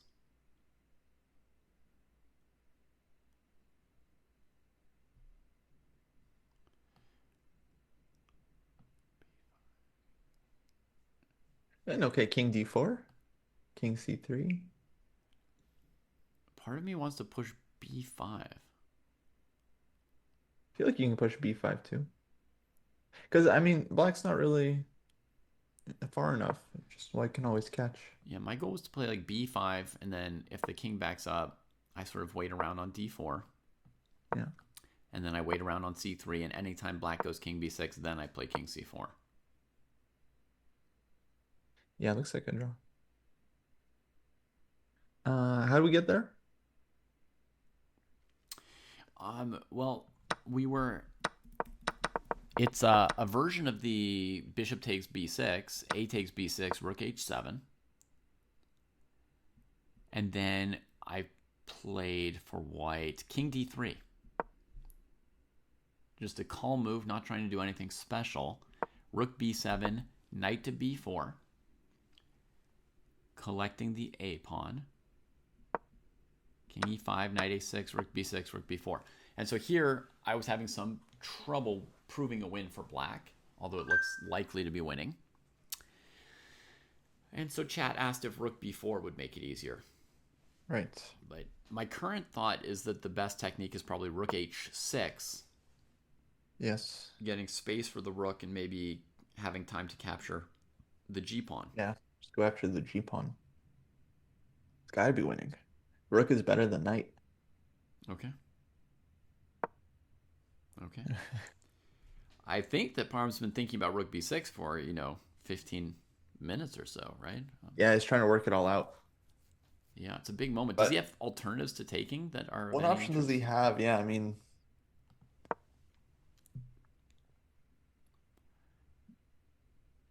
So, f3, there's knight d4, knight f3. Yeah. Rook g4. Take on g4. Rook a6. Mm-hmm. Rook to g2, maybe?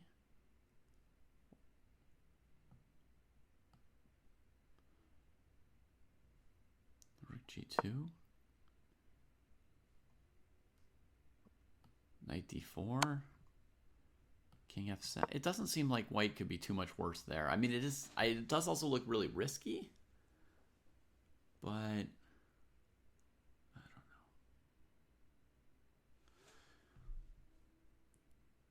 don't know. Yeah, that one looks messy, but I don't know. I think I would take the exchange, but he's approaching 20 minutes.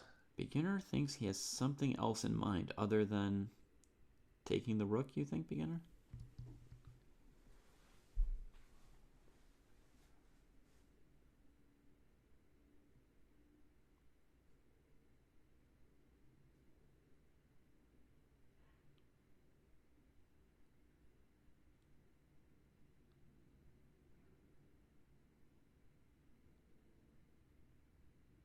A lot of draws again. Levon won his first game. Mm-hmm. Oh, Andy Woodward beat Ronak Sadwani. Wow. Dang, Andy's having a great event. Incredible. Let me try and scan here a little bit. Most of the top boards are still going, but we did have a draw for Giri against Svane, Saleh against Nepo, Mendonca against Maxime. Mishra has queen against rook and bishop. Yep, so not easy, but looks possible. Nihal looks winning in his game. I don't know if you saw this one, but against Kuzubov, he's got a very nice looking rook ending. Rooks behind passed pawns, two of them. There's definitely some counterplay to calculate. A cool game. He's got only 7 minutes. Yikes. Then we've got the other Noterbeck against the other Abi Manu. Oh no, this is the one I was at before. That's the same one I had before. Suddenly I thought that was going to be Yakubayev against Mishra. It'd be amazing if they played in the same round. Neiman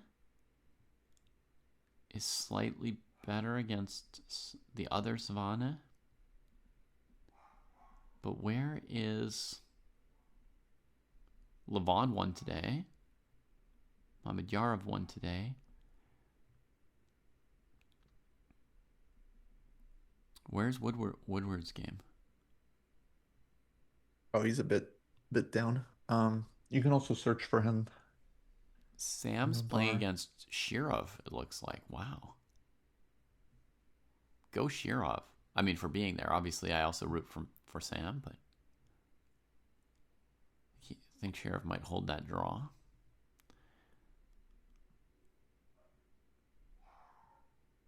Oh, Vaishali is lone leader on 3-0 in Jeez, the buddy. women. So Vaishali taking the women's event by storm.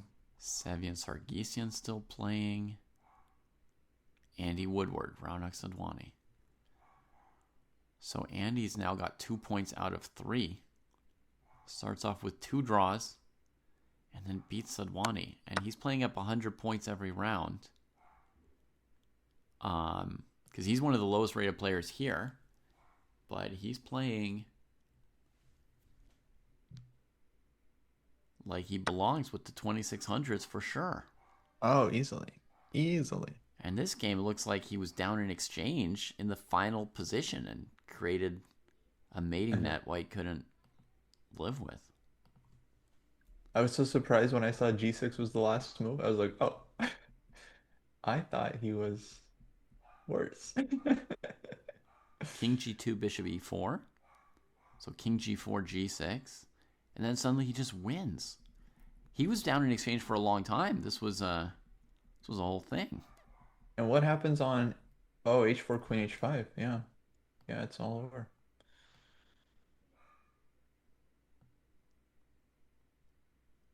H4, GF, right? Queen H5. Queen H5. Oh, to take the rook. Okay, that makes sense too. Right, GF5, King H3. It's a good position, but it keeps going. Okay, I see. Queen H5, take a rook. Dang. This looks like it was probably a very powerful game, Kostya. I mean, in general, to win a game at this tournament, any game against anyone in this tournament, you have to play a powerful game, but it looks like he played down in exchange for like 20 moves. I mean, pretty impressive. By the way, Erdogmas, I think, has really good winning chances. Does he now? Wow, I thought that Kamer my had gotten out of it. Humble, fishy, washed, international master eyes, I would say he's an exchange up. Humble, washed, and fishy. Jeez. Maybe a stronger player could tell me that it's just winning. Harsh. What's the current position? Oh, queen's off the board. That looks very good for White to the eyes of another. All those negative things you said about yourself.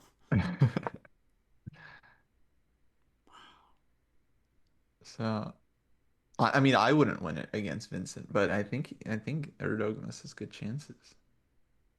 Yeah, very good chances. Good work, Teddy. Good work.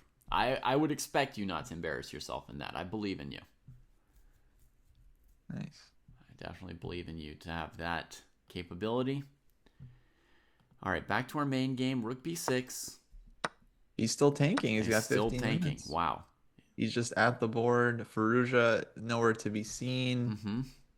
I've been seeing this kid Danishvar checking out this game like every 5 minutes. So That makes sense. he's clearly in some end game. He's more into it than Firouzja is right now.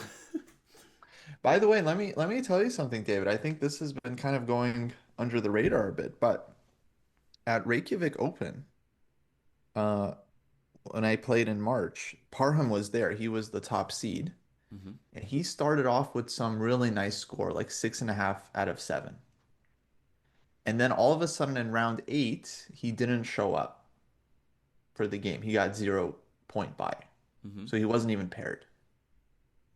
And then he played round 9. Mm-hmm. And presumably it was because that in round 8, he was scheduled to be paired with an Israeli player, some grandmaster. No. Right? But what the organizers did was they just likely talked to Parham. He said, don't pair me. And they left him off the pairings. Mm-hmm. This happened again in my recent event in my Open. Puya Idani was also leading with like 7 out of 8 and then doesn't play the last round, gets 0 points because he was going to play against Postny, who's also Israeli and was there. Right. And then Postny ended up winning his last game and overtaking Puya Mm-hmm. because Puya got 0 points for his last game, and then Postny got a full point because he won. Yeah, that strategy is working really great for the Iranian Chess Federation. And yeah, it's just very sad because in the past, like, they would at least, okay, not at least, but like the players would go and forfeit the game, and then people would see it and be like, "Oh shoot!" Like they would see the forfeit result. People pay attention. Something's happening. Now it's just like the organizers like, we're just not even going to make the pairing. Talk to the player. The player loses a full point in a critical round, and then no one notices. No one notices. Just Brutal. you know So that's why you say now it's under the radar. exactly, exactly. That's bizarre. And does anyone know like what should be done about this situation? Like, should we all just play chess, or should we all worry about politics, or is it case by case? What's going on? Yeah, it's a real bummer. Uh huh. So Uh, everybody knows it's a bummer. That is established. Uh, I would hope so. Maybe people think it's a bummer for different reasons or whatever, but no, it's a real bummer. I mean, it's like players can't play chess, for dumb reasons. But I mean, we've seen Farouja's solution to it, Yeah, right? He moved, yeah. I mean, that was like he got seemed out. really central to why he moved when he did. Oh, absolutely. It was right after some tournament where some other Iranian player had been punished, right? Well, there was another player, I think, maybe Dorsa's brother, Mm-hmm. who basically like refused the order to forfeit, and then that tournament, just never went home after that. Mm-hmm. Like basically defected. Yeah.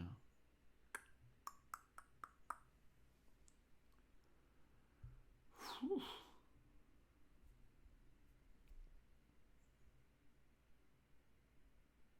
Now people are asking about like Russia versus Israel. I really hate this argument. Rook d7 comes very quickly here, Kostya.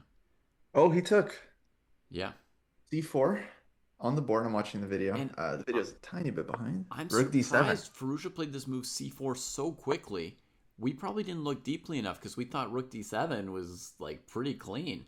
And Parham doesn't hesitate, right? After c4 gets played, he just blitzes rook d7.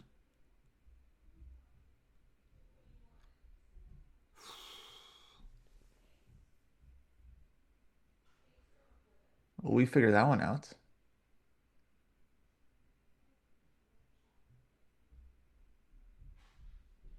By the way, this knight d4 thing that I mentioned doesn't work for the most basic reason as well, in that black could just take and then bring the rook back, and I think the king gets in time too. So against b7, instead of rook c4, you could go rook d8. Yeah, And they need the c pawn to do anything, but your king is there. yeah. And the rook wouldn't be stopping the pawns, but yeah, the king is just in time. So he plays rook d7 instantly. I don't see a move for Firouzja. Yeah, I mean, we ended the line. This is where we'd stopped before. We're like, well, that knight's not moving anymore, right? We kind of stopped, yeah, Knight's because not moving. The pawn's not moving. F3. I mean, can I try something? Would you Knight mind b4. updating my sensei eval for me? Wait, let me try something before you do it. But knight b4, Mm-hmm. Yeah. f3, right? And now I could play knight d5 or knight d3. What do you want me to try? True, true. They each look playable. Okay, knight d5, king e5. Then it would be, the idea would be king d3, right? Bringing the white king across. And keeping the b6 pawn alive with the knight. True, true. And then knight d3 also, like how is black making progress? White's going to put the pawn on c5. They're stopping f2. Wait, can we look at that? Well, let's look at one. Yeah, Yeah, I think knight d3 is even better. yeah. Knight d5. So knight d3. So we were giving up too early, right? This knight b4 is like really complicated. Yeah, knight b4. I don't know Vismanovin personally. I've heard the name. I've seen some of his games when I was a kid, but I don't know him personally. Same.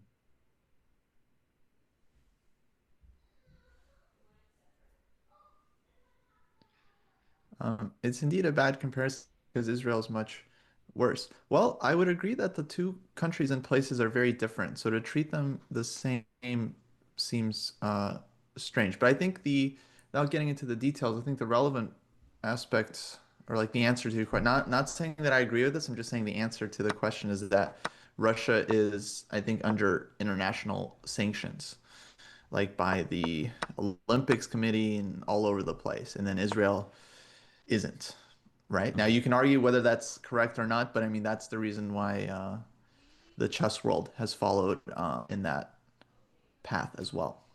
Interesting. I think they're just following the IOC The recommendations. IOC. So not something from like the UN or anybody like that. The IOC, a sporting body.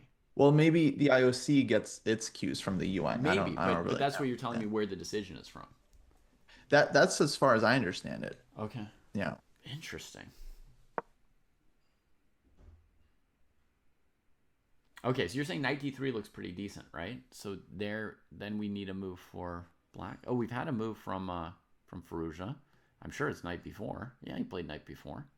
Yeah, night before. Oh, and Parham looks ready. Like he Maybe he had brings the something. king instead of the f pawn. No, f3 played already. F3. I Wow. was just thinking maybe, Kostya, maybe there would be some logic to king e5 trying to get through first, but knight d3, king e4, knight c5 is not looking hot. Yeah. Okay, so he just goes for f3. And yeah, Here's Fallujah quite has to confident. show us knight d5 or knight d3 because they both look plausible. But you have any suggestions for black after knight d3? 93. I don't know what he's gonna do. Maybe king e6 and walk the king over to white's queenside pawns? Ah, King E6. Yeah, C5, King D5.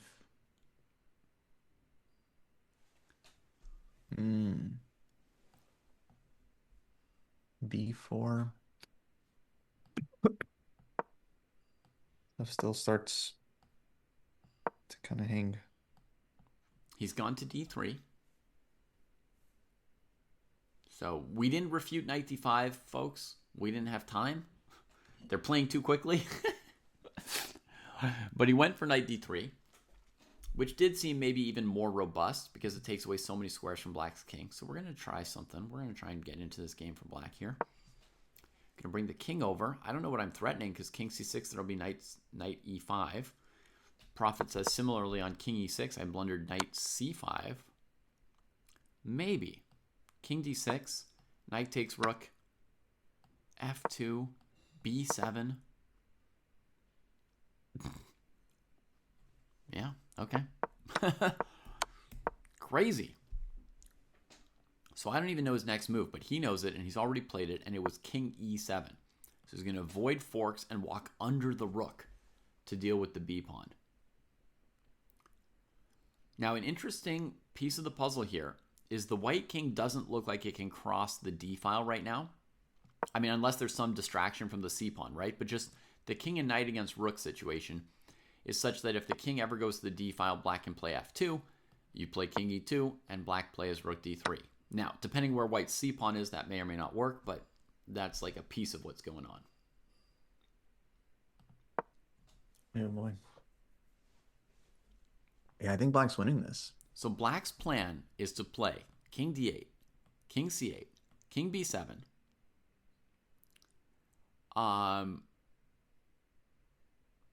And then I guess white plays c5 to defend the b pawn. And once that happens, maybe black tries to go to switch to like rook f7, knight f2, king c6. Push the knight back away from the forks and then attack those queenside pawns with the king. And maybe black can break them up. It's not completely guaranteed, but I understand your instinct black might be winning. Do you want me to put an evaluation? Yeah, I think it's minus uh minus big. Let's say minus 2, 2.5. Okay. So Kostya and I are semi-guessing that black's winning.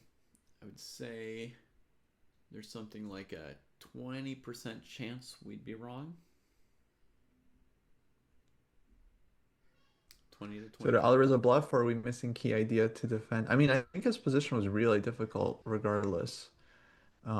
Like as we entered the time control, like move 40, we were all watching and it was very clear that Parham was like super close to winning. Mm-hmm.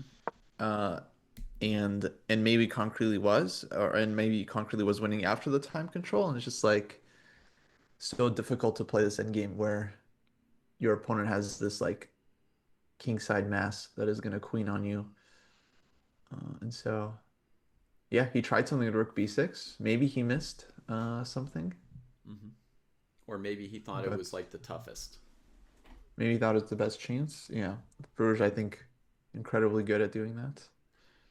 So he's played Uh, c5, and Maksutlu is thinking a bit before playing king d8. Presumably, there's not a lot of good moves his position can play other than king d8 here. yeah, And I guess he's probably just checking c6. White's not committed to c6. They can still just kind of hold here if they want. But he's going to want to double check c6. And I imagine rook d8 would be the move. And now b7, king c7 looks okay. Checking for a fork. Oh, there's also rook takes c6 check, right? So I mainly thought c7, king c8. And what I thought was here that the b pawn would drop. right. So I actually thought that c6, rook d6 would just precipitate white's defeat, but I imagine he's double checking something like that. Yeah. Well, he's got 11 minutes, so if he's right about king d8, then it's basically over. Oh, and the sharks are circling. We got Sargsyan watching, Arjun, Dreyev has just walked over. Everyone, all the sharks want to see Firouzja lose. We're all like, what's going on? One thing I've noticed a lot of players do is when they look at a board Mm-hmm. in person, they tend to then look at the players. Like they look at the players' eyes a lot of the time. And I think they're trying to like read the emotions of the players. Like, Mm-hmm. oh, does this guy think he's winning or does he think he's in trouble? Like they're trying to glean what they can from the players' faces as much as they look at the board, I feel. Mm-hmm. Murphy asks if there are any players or federations that refuse to play against Russians. The Ukrainians refused to play against them at first, right? There was a time, yeah, but now I think I don't know if there was anyone else who refused to play against Russian players. FIDE kind of took away their flags, but let them keep playing without their flags, right? yeah, yeah, I mean it seems actually a bit of a cop out, like because the Russians still get to play. Not that they should or shouldn't, but they still get to play. And then if they do well, they're still called Russians in all the chess media and stuff. So it's really just like a symbolic gesture, I think, Hmm. from FIDE. Um, like for instance, there's plenty of like Peter Heine put out a tweet how I think round one it was like Volokitin against Nepo. Volokitin is a Ukrainian player, Nepo is a Russian player. Mm-hmm. And Nepo, I think, is against the war, but he personally is like used for Russian propaganda, and so Mm-hmm. it is a little murky for Volokitin. Like it's hard to not think about that kind of stuff during the But game. he did play, right? He did play, Well, yeah, he yeah. did play, yeah. And I mean, I don't see what he gains by not playing, you know? Taking away the flags is also, I mean, it might just be symbolic. I'm just thinking out loud here, but it might also be a little bit of sort of saying like trying to divorce the chess from the flags and the politics, right? Like a way of saying like I'm not playing against a Russian player, I'm playing against Jan Nepomniachtchi or something, you know? Yeah. Could be something in that direction. Yeah, I truly don't know about this because I think the Russian chess players should have a chance to play chess. I don't think they've done anything wrong at all. So Yeah. it's it's very tough situation. Hmm. Yeah.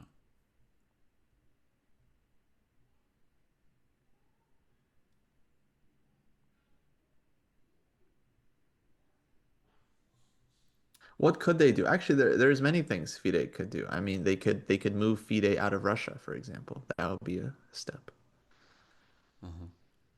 But Rainbow Teddy asks like a pretty interesting question or point here. Ideology tests seems tough, right? Because we all feel much more comfortable playing a Russian player who signed a letter against the war, right? Than Hmm. playing like Sergei Karyakin, or maybe even somebody who's been silent on the matter, Hmm. right?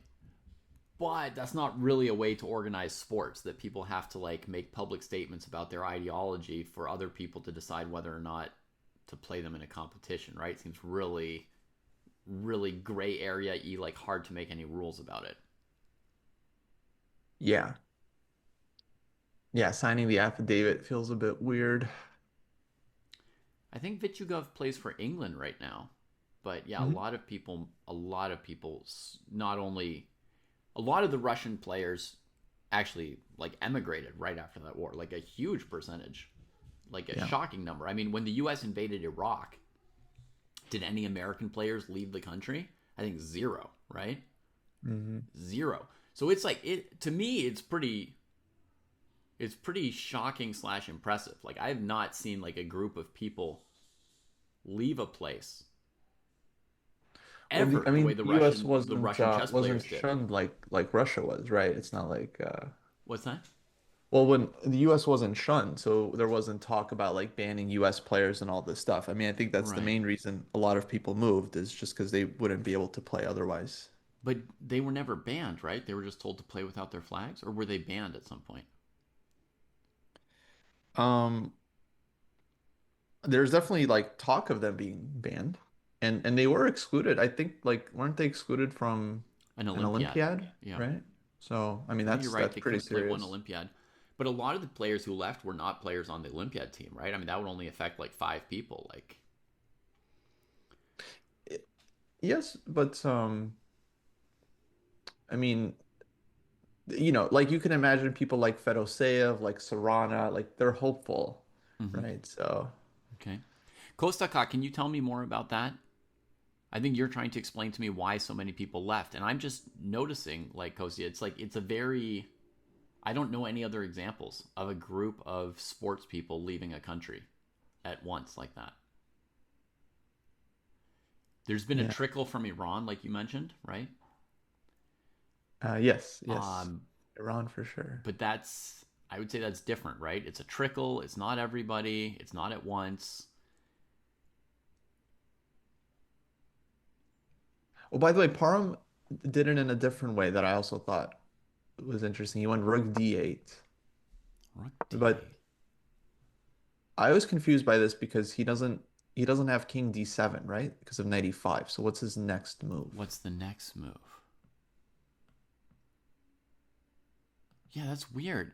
He thought a while about this one, by the way, more than half the time he had, folks. I mean, he put into this Rook D8 instead of the expected King D8. Was there? We didn't see anything wrong with King D8 either. No, I did not. Hey, Sanyal. Hope you're doing well.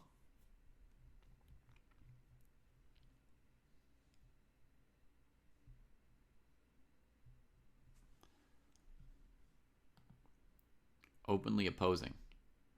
Yes, I think that uh, a Russian player has to be braver to say bad things about Putin or the war in Ukraine than an American player would have had to be to say bad things about Bush and the invasion of Iraq. Yeah. I I've mean, no comparison there. almost my entire life I've felt safe, personally, like physically safe, to call out American war crimes while living in America. Right now I'm like teetering on the border of is that changing? But I will say like almost my entire life I felt like I could say anything I wanted about American foreign policy and no one was going to show up to hurt me. They're bad things and accurate things, no, Kostaka? But again, like I'm not supposed to be able to judge for sure if what I'm saying is accurate or not, right? Like when I say something, I think what I'm saying is accurate, but That's because we never know when we're wrong, right? So, um, the point is, I never was worried about saying anything. So I think for the Russian players, I imagine they don't feel as safe as I have. Of course. Rook d8. Mm. But should we try and figure out this finesse? Now, as I'm saying, Cartier, it's starting to teeter on that border where I am actually worried for the first time, because Trump now has sort of like a almost like a private army, or it's not private, but he's got like a publicly funded army that's like basically it's a domestic army, sort of like 100% loyal to him, no oversight, no rules. So I would say ICE. I'd say there's definitely a danger in the U.S. that it's a thing of the past, what I've experienced for the first 40 some years of my life. But Did anyone draft Parham to their team? No, he was too old. But I'm very excited for our junior draft next month, yeah, year 3. yeah.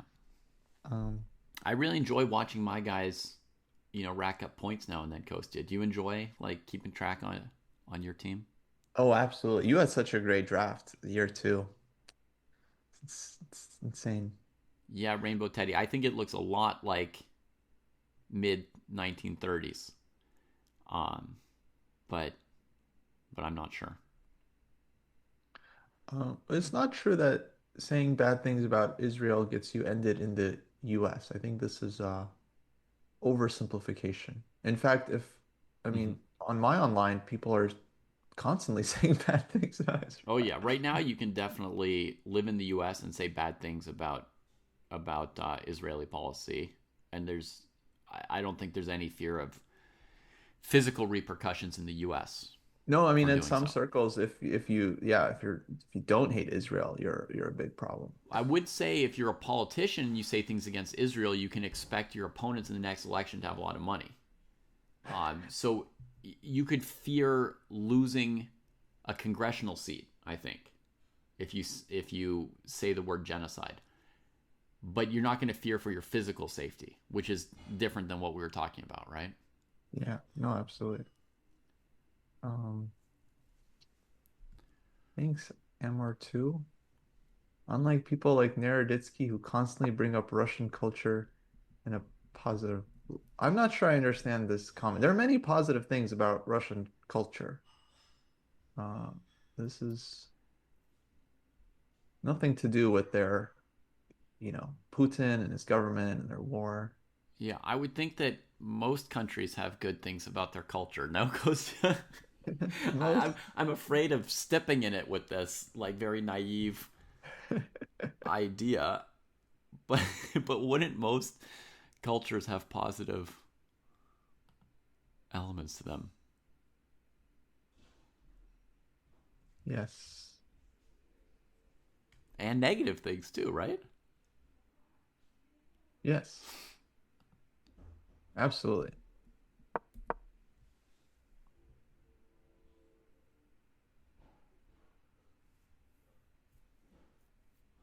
Hmm.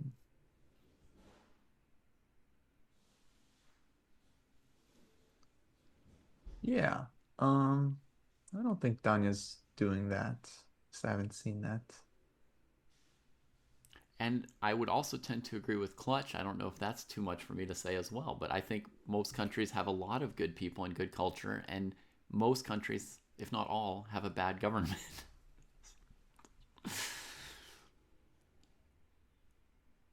Yeah. Yeah, Emmer Fu. Yeah, I don't I feel like your perception does not match reality. The Prague game remains very interesting, and Gelfon's ahead on time, so he's keeping up. The older player at least is not unable to keep up with the speed of calculation and play. Prague's bishop on e8, I mean, is still half a piece at most, right? So, I don't know. Yeah, it still looks pleasant for white, but Prague has been defending like a lion Yeah. and could win. Yeah.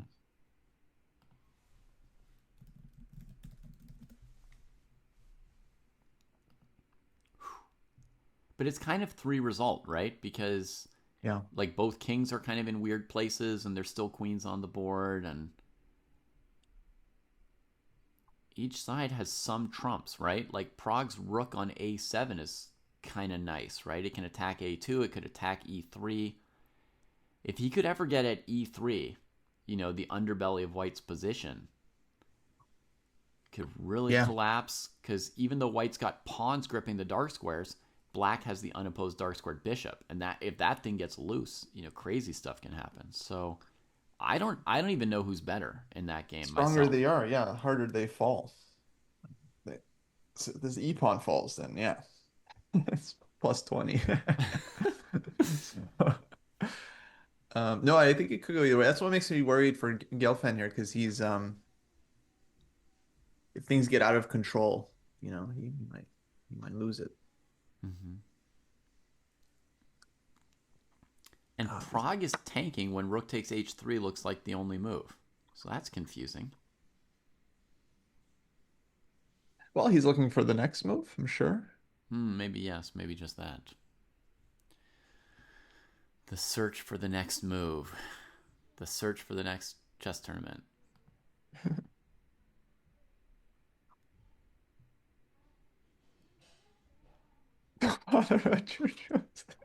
It's true. It's true, Kostya. It's just a funny, like, But it's a someone nice just way to like answer a quote, right? Don't bother about. Don't bother about. And look how complicated the position is. I think the rook on a7 looks like pretty nice, and Pear thinks it looks useless, right? So, I mean, this is a hard position to understand. Very hard.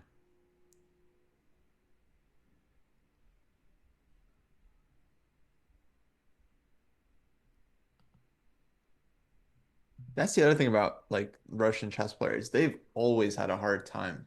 Like in the past when they're part of the Soviet Union and they travel to these tournaments in like Sweden or Iceland and they have to play against players, and if they don't perform well, they get punished, and then they're thinking like maybe this is the tournament where I should finally defect. Maybe this is where I can like they're Mm-hmm. traveling with a KGB agent. It's just like Right, but which people following me will catch me the moment it looks like I might be thinking about trying to defect? yeah, imagine, and then you're still like just dominating chess while all that is going on. Well, that's what's going on in your head, really. Yeah, I mean, yeah, and then you got to go play like, Frederick Olofsson. It's like he's the least of your concerns. I guess rook takes h3 was a big deal because Gelfand thought a while about the recapture. Unexpected move. I'm gonna start saying like, don't bother about Philidor. He was a psychopath. He was a psychopath. That's what you're going to say at the next. Pawns are the soul of chess. Philidor. Kostya's response. Don't bother about Philidor. He was a psychopath. but the pawns are still the soul of... Shut up, David.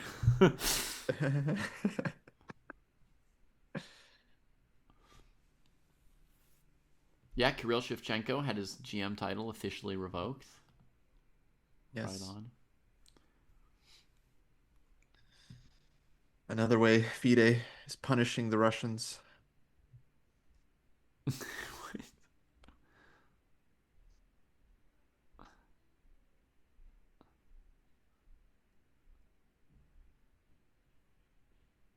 Oh, I'm glad to know that your friend knows, Teddy. That's great. Finally, some chess culture spreading. All right, so knight on h3 is attacked. It could spring to life on g5, or white could try rook g7 check followed by bishop f1, or immediately bishop f1, giving black the option of bishop f6, depending on how happy the rook would really be on g7, right? Do you really want to go? Yes, Queen H4. No, wait, video? Confusing. Yes. You're a normie, Teddy. That's fine. That's reasonable. Gary on number one is like a very solid thing to say. Nobody's going to call you a fool for saying it, right? Like you might be slightly wrong for, but nobody's going to say it. Rook G7, Bishop A6 they're calling for. Hello. Let's have a look at that, Kostya. Yeah. Let's have a look at that from Pair. Holy moly, that's a move. Now, Pair, let's calculation check you. Pawn takes A6. You've got no checks, so I think you're going to be reduced to doing something lame like capturing a rook. Now, I, on the other hand, get to say check. Queen G3 check. King F1. Queen H3 check. King E2. Queen G2. Woo! Black's alive. Black is alive. Yeah, no, definitely. More than alive. I don't know if I could ever win this endgame with the light squared bishop, but I can force a queen trade, and I definitely can't lose. Yeah. So, there's that.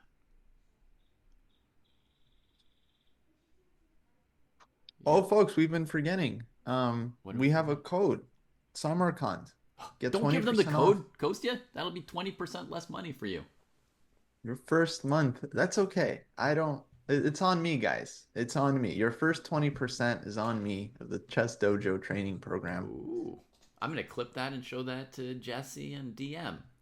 The 20% is coming out of Kostya's cut, boys, not ours.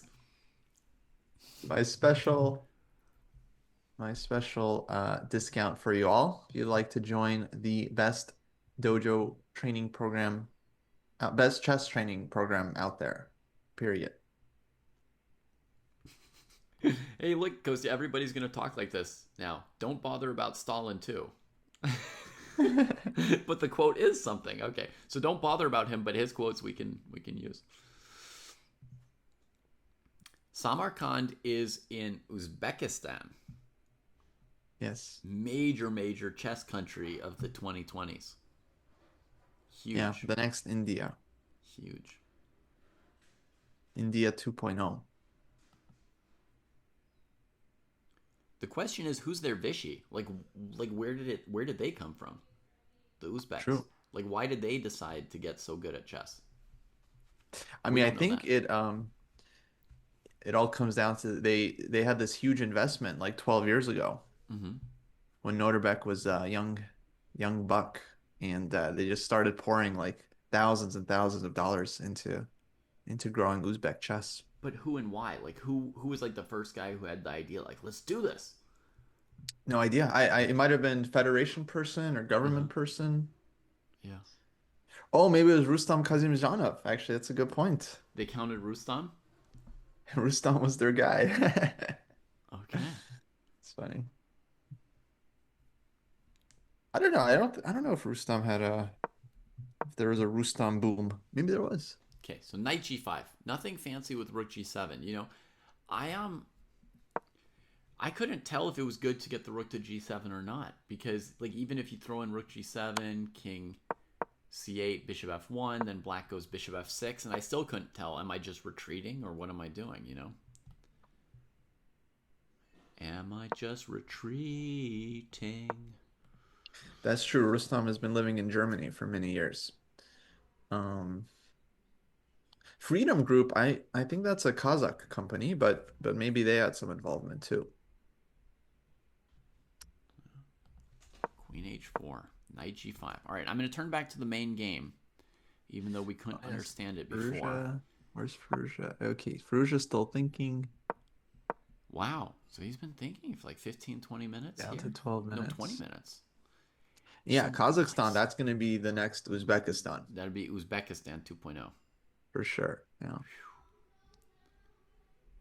I was Oh, looking at Fruzia Kazakhstan. not looking happy. I was looking at Kazakhstan on a map, Kostya, and thinking that's a lot of land. I would love to walk all that land and see what it looks like.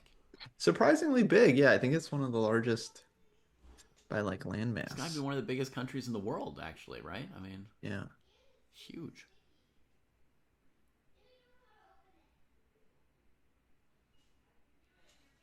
Cartier wants to know how our Dogmas has done in this endgame with Kamer. Down to one pawn. I think he might I have to guess we settle for a thought. draw in the end. That doesn't look Oh, he's only one winnable. pawn up. Now, yeah, now it looks drawish. Now it looks very drawish. We don't know, but let's put it this way: he took the fight to a top 10 player today, so good Oh on yeah. him. I don't know why he didn't manage to win it, but if we want to look on the positives, he brought the fight. I mean, his save yesterday against Gukesh was incredible. He really defended extremely well.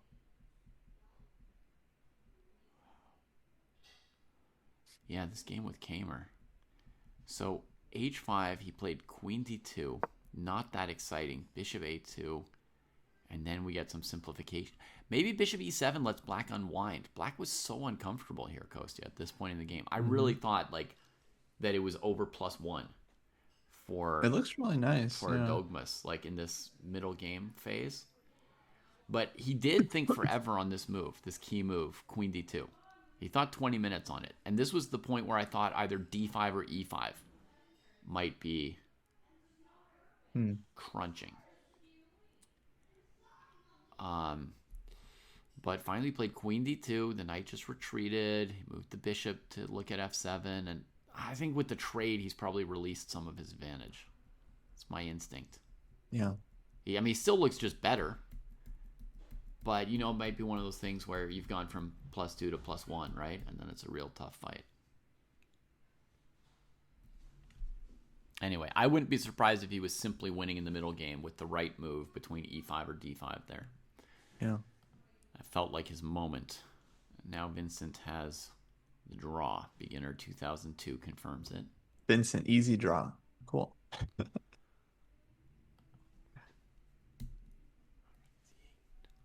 Man, Firouzja decides to play blitz with Parham for a second time today.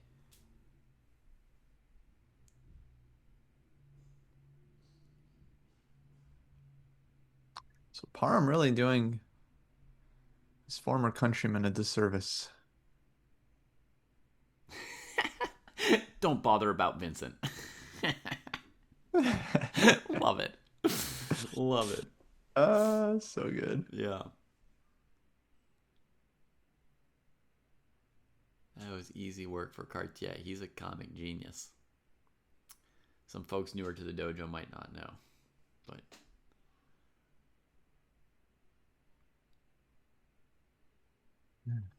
What else? you see, I changed the title of our show for today, Kostya, because yesterday a bunch of people were like, well, by the way, so-and-so missed the key move, or now he's winning, now he's drawing. So I think it wasn't clear enough, so I added no engine to the title of our show. Oh yeah, that looks good. And then Yeah, today, people just want to help. I know, but I think they just didn't know, actually. I thought it was kind of clear enough the way we presented, but today I added this to the title. 0 incidents. Not a single person has said, oops, didn't find it. Right.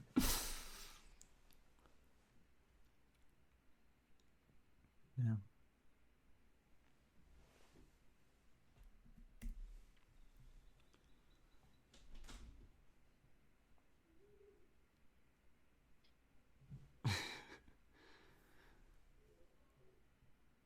Where is the Baus?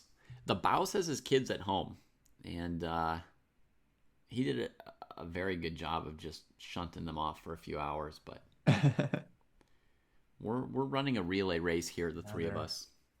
They're up. Yeah, need tending. We got to see Little Boss on stream, as somebody called the kiddo. Little Boss is pretty cute. In one scene, he stole Jesse's hat and put it on, and Jesse was having none of that. Stole it back, and then next time the kid came in, he had his own hat that matched Jesse's hat. Oh. I don't know what we would say in English. He was débrouillé himself. He did a good job. All right, c6. Wow, the pawns come. Holy C6. moly. Yeah.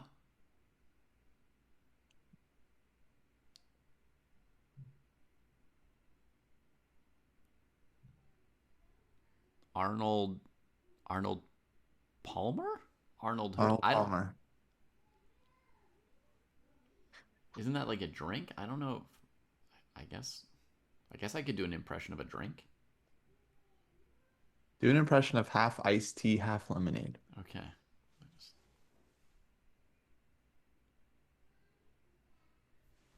All right.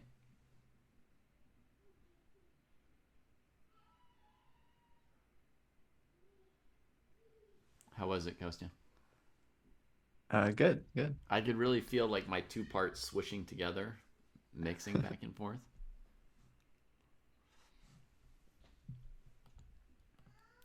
Two pawns on the 6th rank are worth a rook. That's a famous chess saying.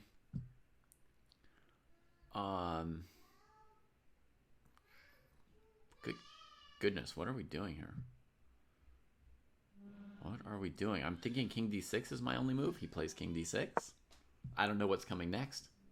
Yeah, what else? Baron could feel that it was mixing. Right on. I nailed it. What's up, Baron? Yeah. You know, I have very, very bad visual, as it's been discussed, right? Like, but everybody has like good stuff and bad stuff, right? So my sense of visual stuff is very bad, right? It's called like hypophantasia, I guess. But what I have that's strong is proprioception. People probably don't yet know that about me. I have very good proprioception. So I can really like feel the inside very clearly. And so I had everything just mixing. Oh, really? Yeah. So can you like feel your heartbeat without putting your hand on your chest? Oh, yeah. Whoa. Yeah, I can feel it right now. What else can you feel? I can feel when a bleed starts in one of my joints. And I can feel the rate at which it's bleeding.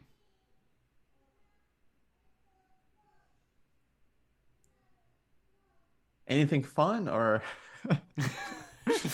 Anything fun? I mean, there'd have to be something good going on in your body for it to be fun. Sure, yeah. But you know, I can feel myself digesting and other things like that. You know. Yeah, that one I can feel too. Yeah. You know when they tell you like as a kid that there's what 5 senses or something, but really there's like 20 or whatever. You know. That's one of them. Proprioception is one of those other senses. Yeah. Mm-hmm. It's like what allows you to do something like closing your eyes and putting your hands together, right? So you see like my fingers came pretty close to perfectly overlapping when I put my hands together. So depending on how like perfectly you can do that with your eyes closed, that's like a sense of your proprioception, right? You could like Wait, let me see, because I feel like I never noticed my proprioception, but I feel like I could do this hand thing. Yeah. Okay, my eyes are closed. Yeah. Yeah. Quite good. It's pretty Quite good. good. Yeah. And some people, you know, and you can also do it with just like a finger, and that's going to be more challenging than your whole hand, right? Because then if you miss by a little bit, you'll kind of like really feel that.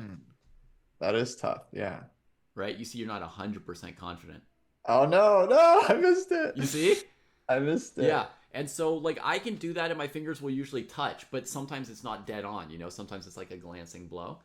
And other people will, like totally, you know, like... So, anyway, it's all degrees of different things. And yeah. C7, rook e8 on the board. Rook e8. Wow. Cutting him off from a new angle. Looking to maybe play king c6 without allowing knight e5. There would still be knight e5. Huh. Is he going to go king d7, king c8? This is going to be like the slowest king walk in history, Kostya. This is like a shuffle. Yeah. Or his next move might be to like throw in rook e2 check even and then walk the king over. Yeah, I missed a little bit coming this way. One finger's a little bit too high. Interesting. So it's harder this way, Ron just says, than this way.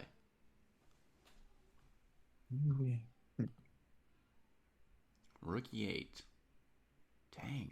What does he even want to do next? Or is there weird suit song? Let's say king d2 might be a normal move, or king d1, just getting a little closer to the scary pawn. Right, so this is another thing of proprioception, right? It's much easier to stand on one leg with your eyes open than with your eyes closed.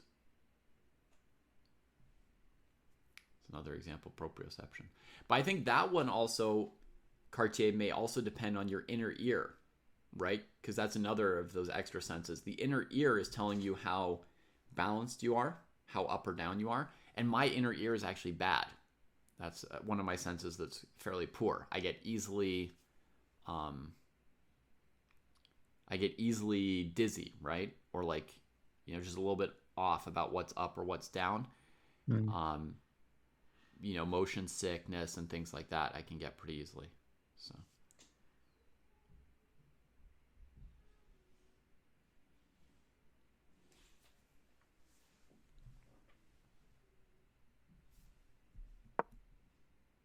King C3.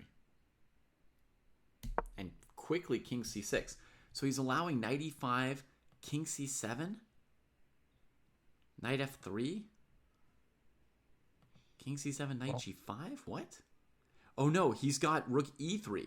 So it'd be knight E5. He'll play King B7, Kostya. Oh. Not King B6. Knight E5, King B7. See that, Zyar? That's crazy, right? Not take on B6. It's dark.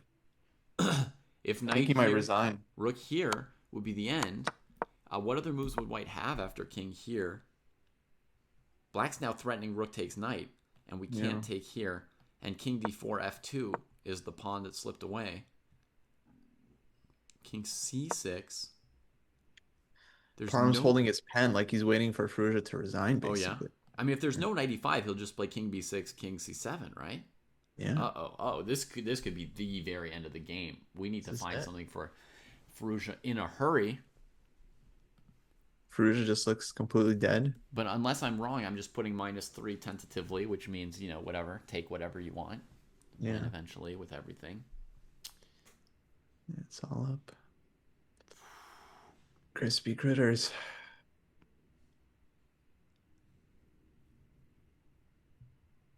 Maybe c8. Good question, pair. All right. I like it. c8. Rook takes c8. Knight e5. And now king d5 check. Whew.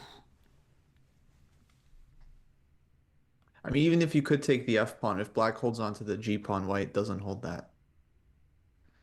Yeah, although then we'd still be working, I guess, for a bit. Yeah, but that I think would be winning. Yeah, I think you're right. Hi, Elise. Welcome to what's probably close to the end of round 3 here, the Grand Swiss. In Samarkand, if Parham wins this game, he'll go to 3-0, and he'll be the only person on 3-0, unless Demchenko's had a miracle here against Aragaisi, where he's been worse. Well, he's still in the game, I guess. The miracle's not out of the question, but the knight on f8, which I maligned before, has done little to prove me wrong. At this point, that knight is looking grim. It's basically That's it. It's over. Yeah. He resigned. He resigned. Cold. King c6. Unfortunately, we didn't quite get all the intricacies of why he played rook d8 instead of king d8. Man, imagine he had multiple ways there, but yeah, Parham. So he's going to be clear leader for 3 rounds. Yeah. Wow. Bravo to him. I'm going to update my standings. I've got standings now. Oh, how prescient. I put him at the top of the list before the round. Ooh, we should go to Prague's game because that one feels like okay. It's gonna heat up. It's heated up. Okay, Skibix. Last I looked, Yagiza's game looked like it would be a draw.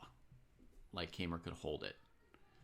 So let's check out Gelfon's game. Yaga's did drop because I'm pretty sure I saw them on the feed. So their game is over. Oh man, Prague got rid of that light squared bishop, Kostya, like 1 move after we were on this game last. Bishop h5. There's no rook h2 because of queen g3. And then, the base of the pawn chain. Interesting. So Gelfand avoided repetition here just 2 moves ago. So he clearly believes in his position. Oh yeah, he did.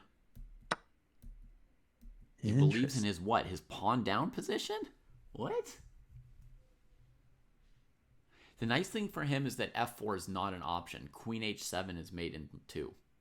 It's just that simple. That's very important. Yeah. I Very think on important. Queen G5, I mean, he So black can't seize the got initiative. Rook H7 and He could take a pawn. E5 from Prague. Holy moly. What? Prague's like, this is my chance. This is my chance. That gives the king an important hiding square to avoid, let's say, perpetuals, right? Yeah. Like if queen g5, I mean, I don't know who's trying to avoid a draw or who's trying to give a draw, right? But in theory, being down a pawn is no danger for white here because they give the perpetual check. But with e5 played, he could play d e5, queen g5, rook h7, check, king e6, and say that's a good spot for his king. And then even after rook b7, if he were a total psycho, he could play, don't bother about this psycho, but he could play something like rook a3 or rook a4 or something. To me, it looks super double-edged and like white could easily plunder this. Yeah, maybe rook a5 to go for the c pawn. I don't know what's going to happen, as Mecky Pfeiffer said. Yes, E5 is if I saw E5 on the board, I'd be like, why didn't I make the draw? Okay. So your instincts are a little bit of worry for white here. Because it's just like the psychology of the situation, because he was in control, he's repeating, he avoids repetition, Right. he gets hit with E5. No one could have anticipated this, and now he has like 4 minutes to figure out a very sharp, heavy Yeah. piece endgame. It's a So kind of surprising move, but black suddenly shatters the dark squares, and we've just got heavy piece endings are just madness, right? It's just you're just a race to mate. Can he go rook h7 anyway? Like taking on e5 seems like a wasted move, right? I maybe don't know Rook why I would do that H7 first. and Rook takes B7. Yeah, that seems like that's more like a real move, right? But then Rook h7. after Rook takes B7, white doesn't have like a next check. I also don't Black have to take goes, on b7. I don't know where you go with the king, but I could yeah. play rook h6 check and bring my rook to f6 potentially. Okay, he goes Rook G2. Ooh, I don't think that's it, boss. That allows Queen H4. Exactly, there's a check, so you're not even gaining tempo. I think what And he wants to do is just kind of put his rook behind the G pawn so that black has to stay on it yeah, and but kind of this is this is hold the about balance. mate, right? It's not about queening that pawn. That pawn's going to be too slow. Black's going to have time to play, ED4, rook A3 kind of moves and get at his Exactly. king. That's what's scary here. This feels terrifying. Maybe he goes to G1 versus Mhm. wandering through the center here. Rook G1, King G1, right? That's King not so G1. obvious for black what to do there. Right, F5 is hanging. King G1, F5's hanging. And if you push E4, then white's going G6. You're If you running out of push time. E4, then maybe the G pawn does do something, right? And then white's better. Huh. I made fun of that pawn, and now white's winning. What? I don't know what's happening. So I mean, he did write the book Decision Making in Heavy Piece Endgames. in heavy piece endgames. There's a yeah, that was book 4, like Heavy Piece Oh Endgame my decision god. making. Okay, So well then we gotta say he's like somehow crushing Prague here. the book that came out after technical decision making in chess. So he already had a book to talk about technical positions. It Right. wasn't enough. He needed a whole book Not enough. to fill with his knowledge of heavy piece endgames. So yeah, and he just stood up like he's what made the time control? They're about to make 58. the Blue second time 58 control. for us. King Blue G1. 50. We got that one right at least. Yeah. And yeah, the queen covers the first rank for a while. The pawn wants to go. I predict Queen H3 next. That's my Mhm. next prediction. Queen Seems H3. Seems more Yes. dynamic than e4, and this seems like a very fast position. Like the tempi are gonna count. Oh yeah. No, I think you gotta go queen h3. Need a threat. Then if you take on e3, I think you're always safe there as black. No chance you don't have perpetual. I love this comment too. I'm very uncomfortable when my opponent has a queen. I like that. I can feel that now that I've become more of an old player, Kostya. I'm like trading into a lot of end games. Like basically, you start the game, I'm uncomfortable. You know, they've got a queen on the board. It's just too scary. Absolutely. Oh God, what color would I choose if I were playing this game? I don't even know. I don't know anything. I guess I would pick white. I've put the evaluation at +1. I've repurposed Farouja's evaluation bar. Ooh, I would say it's equal, All right. but I would Over here. probably take black. I don't know. Queen Yeah. h3? It's hard to imagine any of these positions would be anywhere between +0.5 and +1.5 because basically it's like winning or drawing. It's hard to have like a small advantage in a position like this. The Turkish kid drew the German veteran. Nice. Queen h3. The youth is just getting youthier and youthier, right? I mean, it's just like crazy.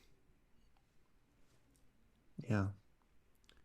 Because like yesterday I think some members of my family watched our stream, and they were like, "You're talking about the kid," and I thought, I thought you called Gukesh the kid, but Gukesh was playing somebody younger than him, so the kid was their Dogmas, Yeah. and Kamer's getting the same effect today.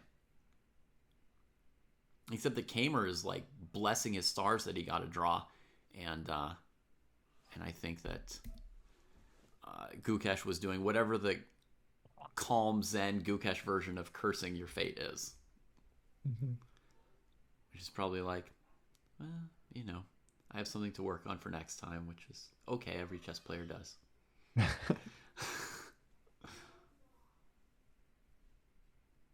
That's like Gukesh in a rage, by the way, folks. That's my Gukesh in a rage. Okay, 2 minutes for Boris. He's got to make two moves. Yeah, they've got another time control at move 60. I think it's a pretty mild infusion of time. They get another 15 minutes. Right. And this position, obviously, 15 minutes won't be quite as much as they like, but still a delight to see some real 7+ hour chess games. Yeah.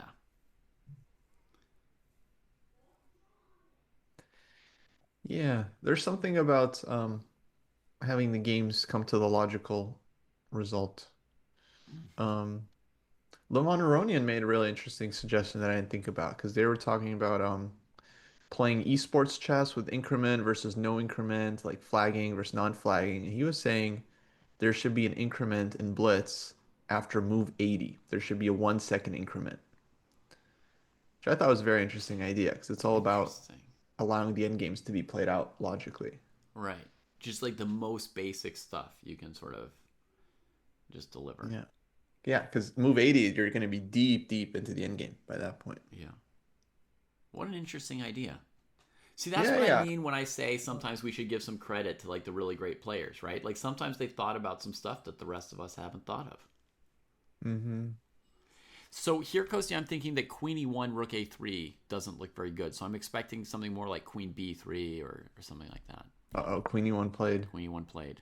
Okay, so That's here some I think Rook A3 looked pretty strong. Okay, 3. Just strong. Because we're releasing that rook, right? So finally there's no Queen B7. Prague's final Maybe he piece. wants Queen G3?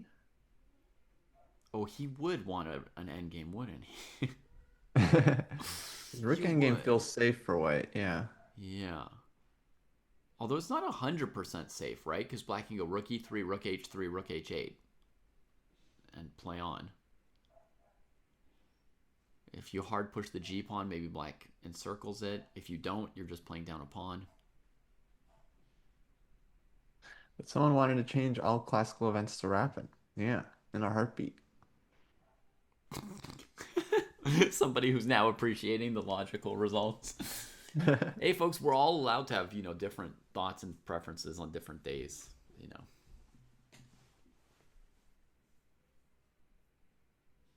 That worked, by the way. When I suggested that, everyone immediately started defending classical chess, and now look at where we are. We're back. Okay. So you were like messing with your kids, like reverse psychologying them into something or other. Truly, I just want a 960, but it didn't work out. Rook a3. All right. I'm switching my evaluation from +1 to -1, Kostya. I'm allowed to do it. What does black want on rook G3? I have no idea. Why did you ask me? Queen H5, I guess. H5. And then G6, I'll play rook A2. But on queen H5, I can go queen B4. Yeah, you're right. I'm going to go queen H4 instead of H5. I'd already Queen changed my H4. mind. How did Yeah. Magnus do in his last classical tournament? It was so long ago. It's hard to remember. Cartier. No, he won his tournament. The last won. classical tournament he played. And while having like one of the most off-form, meltdown, terrible weeks of his life. Like Yeah. mid-tournament, he decided he didn't want to be there, and he still won the tournament. Which I would tell you, most people are not playing their best if they don't want to be at the tournament. Like, there's not so much you can do when you don't feel like being there and you don't feel like playing. And Magnus's version of there's not much he can do is like he's the best player in the world still. It's bizarre. But I generally don't feel like Norway chess counts as a classical tournament because they have this like Armageddon system and then they have this like 3-point scoring system. To me, it's just it's not a classical event. The older chess gentleman, by the way, Kostya, just managed a move with 1 second left. I saw that. Not with a mouse, but when you see 31, folks, he got 30 seconds added to his clock after he moved. So Wild. yeah, Norway chess Cartier. So I I like think your queen H4. against queen H4, I think the idea is maybe queen F2. Mm-hmm. Right? And then I don't know if I play rook A2 anyway, or if I play king E6, trying to Or hold things at F4? bay, but then the G-pawn's queening on me. Or F4. There's F4 too. Oh, Kostya finds a cruncher. Sorry, we gotta go queen H4, queen F2, and then Kostya's move. Oh, God, I feel ill. Yeah, I think Prague's taking it. Rook G2. Queen H4 found. Rook G2. Queen's hanging. We really want to keep queens on the board, but it's not so easy. Mr. Bambies. Maybe we have to trade the queen there. And then Oh, then against rook F2, play Fe.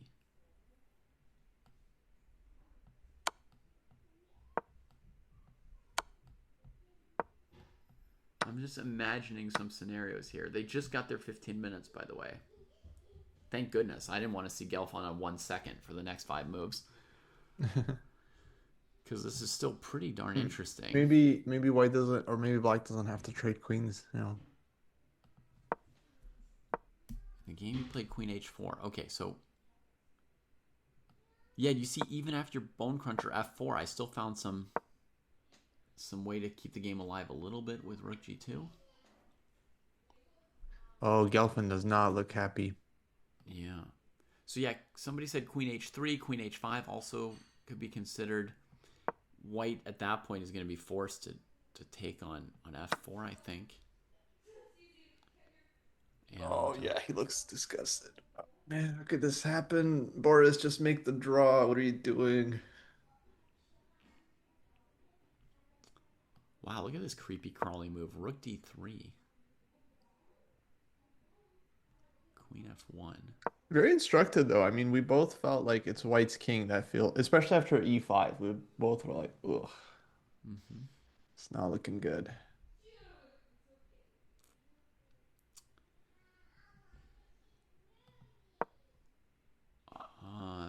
Blowhot says there's a blunder from Demchenko. I felt like Demchenko was losing with or without a blunder last time I saw the game. Let's have a look here for a second. Somehow the knight got off of F8. White's threatening knight D6. So the rook pushes the king away. The problem is, even with the king far away, I don't know if that's the right square, but if the knight moves away in general,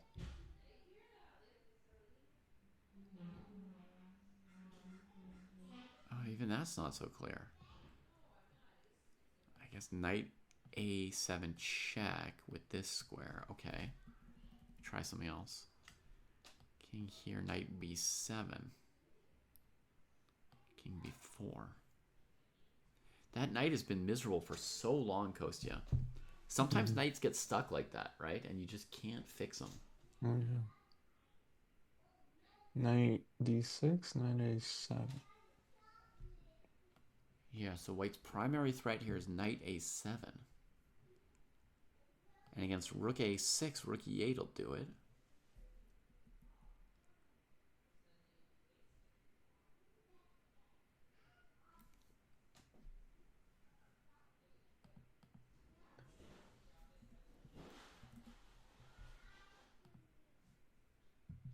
DH Germany, thanks for subscribing. Showering us with those sweet, sweet Bezos bucks. We get about 200 a month for these streams from Twitch. I don't know if we earn anything from YouTube, but on Twitch we get about $200 a month for doing our. Yeah, I think we get like stream. 200-300 on YouTube a month. But is that from our streams or just from the recorded videos? Oh, that's from ads, yeah, from the videos. Yeah, ads on recorded videos. I don't No, put from ads on my streams, videos. we don't get folks. anything on YouTube. I keep my videos unadded, unmonetized as they call it. But you can always support this mediocre free content via our Patreon. Yes, folks, there's many ways to support Patreon. There's following, there's sharing the content. Actually, honestly, the best way you guys can support is to just take a piece of content that you like from us and put it on Reddit. On Reddit, is that the key? That's the key. Rook c6, king a5 played by Arjun, so the king didn't want to go to a7 and get in the way of the knight. Right? It's important your pieces have to not get in each other's way.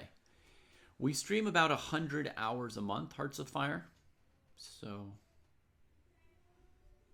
something in that range.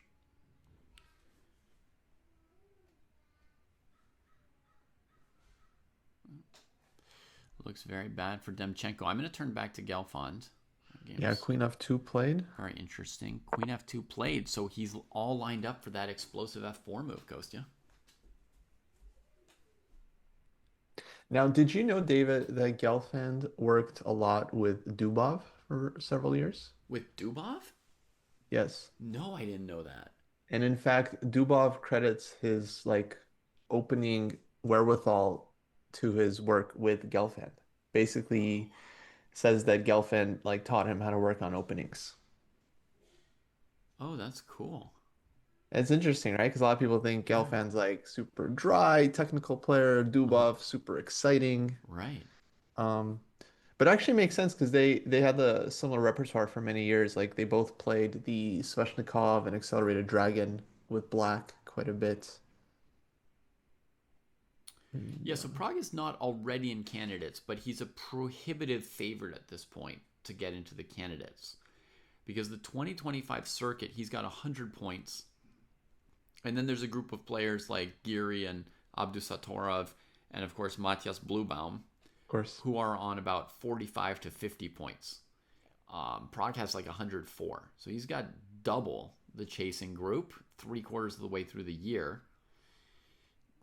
Now it works off of your best results, so it's possible for someone to catch up or gain ground more quickly at the end. Like if you just have a great result that replaces a previous result, somebody else finishes second, but they already had seconds that they can't replace, that they don't improve. You could gain ground, but his number is pretty high.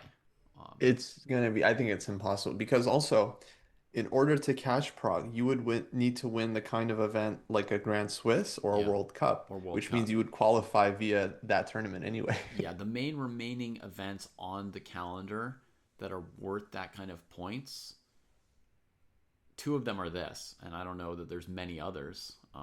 So I don't know about the Grand Chess Tour final, if that could give someone a massive number of points. It's only 4 players. I don't know the format, but it's a high average rating. Right. But who's in the final there? It's like, Fabi who's qualified. I think it's Yeah. MVL, Wesley So. I don't Yeah. think they're super They're close. not close in the circuit, yeah. And Aronian maybe is the last one. Ronin. Now Levon maybe has a chance because he had a decent year. Yeah. This World Cup's gonna be interesting, man. You got Arjun, you got Hans. You got to do like MVL who might just sneak through. You're thinking of the World Cup, the knockout event, who might win it? Mm-hmm.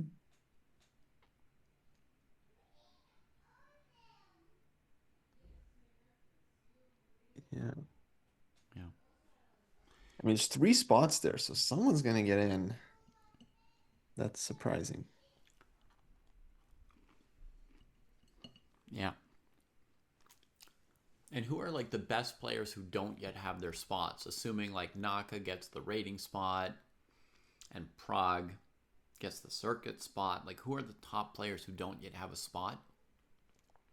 It's Well, there's Arjun, Noterbeck, there's Arjun, Noterbeck, and Firouzja, right? right? 3 players like in the top 10, young, talented, hungry, who you'd expect to really chase it. I mean, Wesley, by rating, is one of the top players who's not in, but he's not playing this tournament, so I don't think he's chasing it too hard.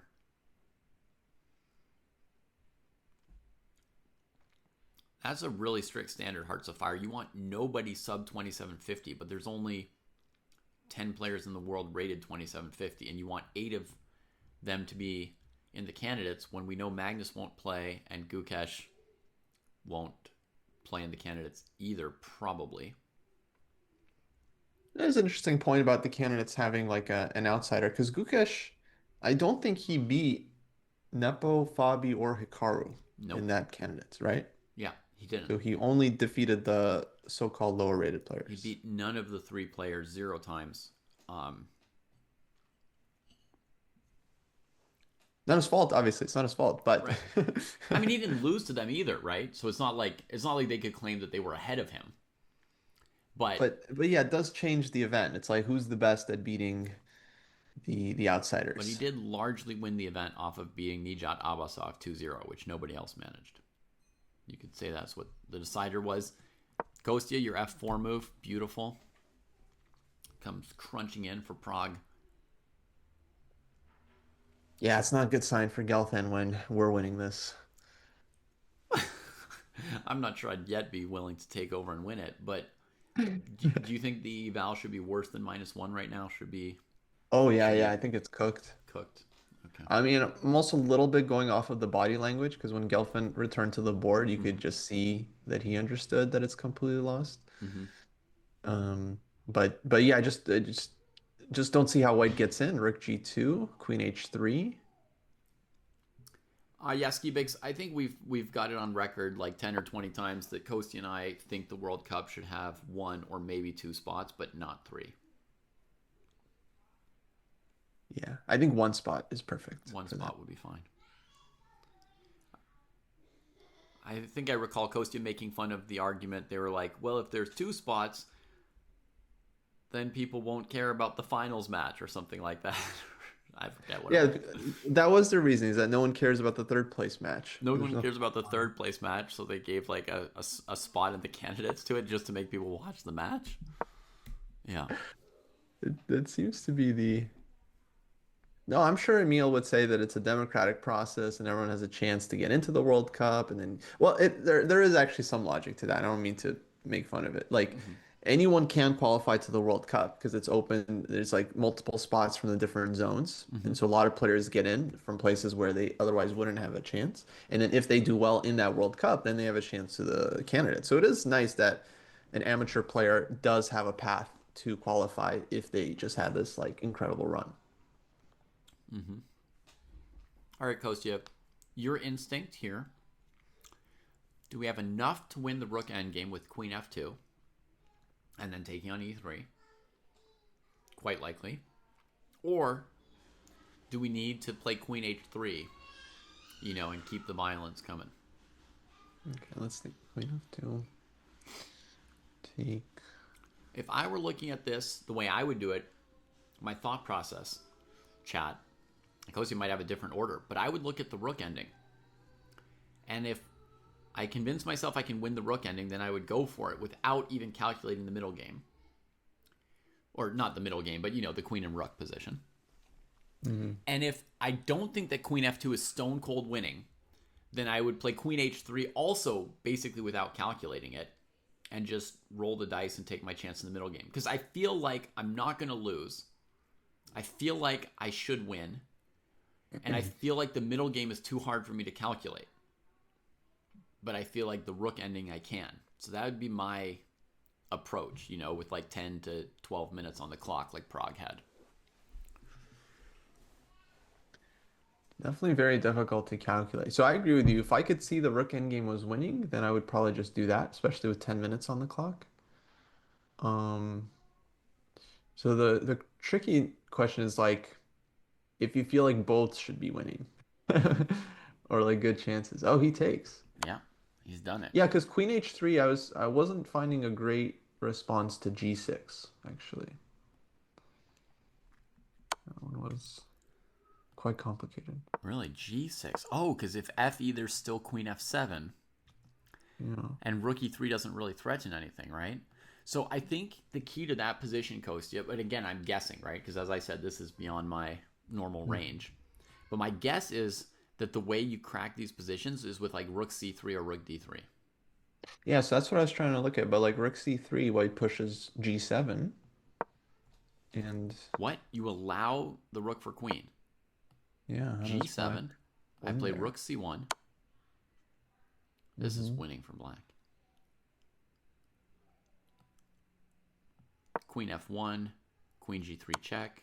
I had queen e3 check, sorry. Oh, you have queen e3. Oh, it's bad. Rook f2.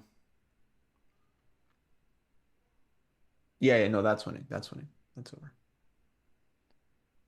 Oh, Hans won. Oh, and look at good this for beautiful Hans. win at the end, Kostya. But look at this. After rook f2, maybe the best move for black, f3. It's nice. It's nice. Taking away rook g2. And, so they have to go ahead and queen. Otherwise, I'm, playing queen g3 or queen g5. And then if they queen, I've got rook f1, king f1, queen c3. Okay, but he goes for the rook ending. Maybe it was winning either. Anyway, but yeah, interesting. Queen f2. He's deciding which way to capture. It's not even clear which way white should recapture best. I'm going to put my evaluation down to minus 1.5, but I haven't fully done the calculation. My general thought is like king f2, maybe I go fe, king e2, ed, g6, rook a8, king d3.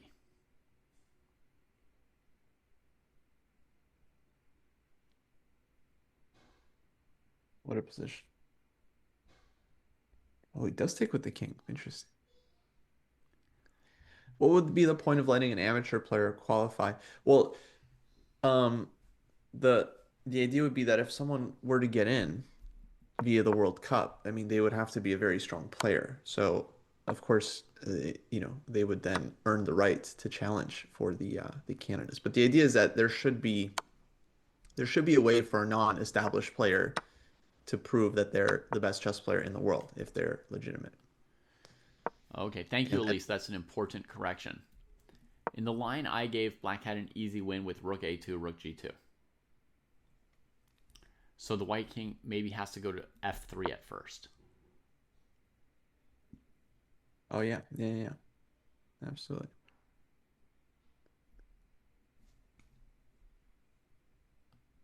Then maybe ed4, g6, rook a8. But now the white king's not getting to our d pawn very easily. That feels comfortably winning. And you still can't even go back king e2 because there's still rook a2. Ooh la la. Has he captured yet? He took with king. Prague's thinking. Yeah. Fe looks major.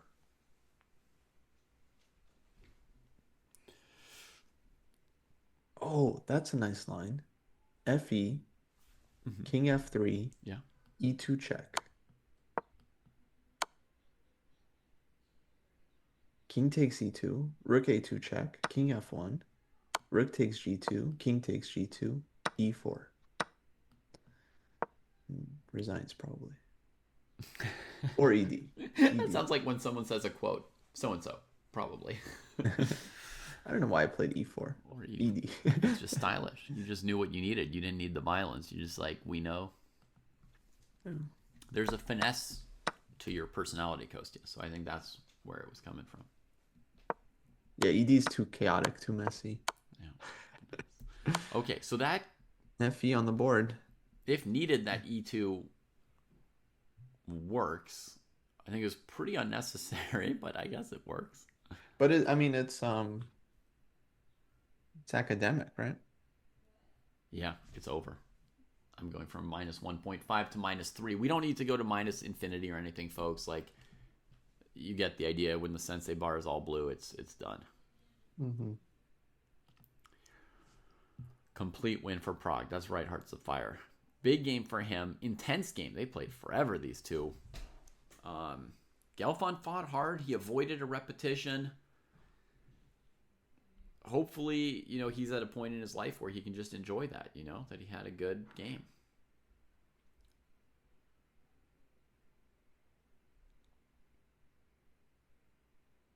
Yeah, king g1, maybe only try, but then e takes d4, g6, rook a8. I mean, it's easy enough. There's just 3 passed pawns for black in the middle here. King's not near there. yeah. King f3 was played, so he could play the e2 move. Mildly fancy. I mean, we didn't go over king f2 in that position.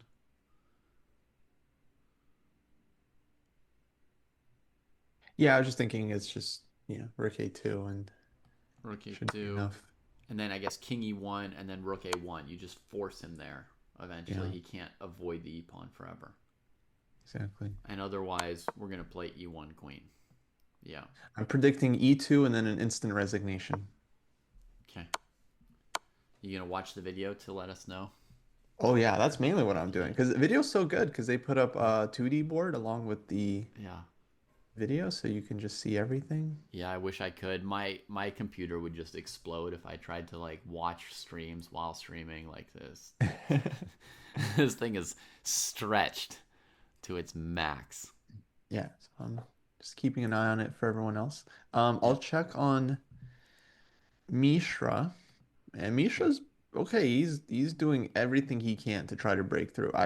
People were asking about the fortress. I've been thinking it's Fortress C. But he's doing literally everything he can to break. So he's working hard. Mm-hmm. Misha's such a fighter. I'm updating Erigaisi's score here. 2.5 out of 3.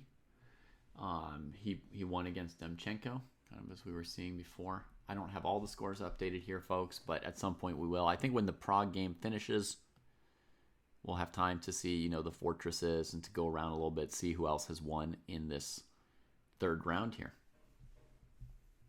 So what this means is that next round, Parham is likely playing Who's high rated? Gukesh or Arjun? Prague is highest rated, Oh, Prague. Yes, but Prague it is does there. depend on colors. Prague is due white, and Parham is due white. So Arjun do black. So So probably Arjun Parham do versus black. Arjun. I think that's why he got the up pairing Mm-hmm. today as well. Right. So Arjun, he's he's taking out a run. He's the designated assassin from below. Yeah, exactly. Um, Prague also, yeah, because Prague played Ivan in round two, who who won his game. Yeah. Okay, we got E2. Okay, let's see. E2 on the board. Gelfin's back. No resignation yet. Okay. What Oh, I he went want King F2. what I want to know is if Gelfand. Oh, King F2, nice. What I want to know is if Gelfand looks satisfied or agonied at the end. To me, he looks like he's letting Prague just finish out this endgame. Mm-hmm. And he doesn't look as disturbed as he was before. Mm-hmm. Good. But I'm oh, there it is. Oh no, he's upset. Prague is taking too long to convert. Like, come on, Prague, did I teach you nothing?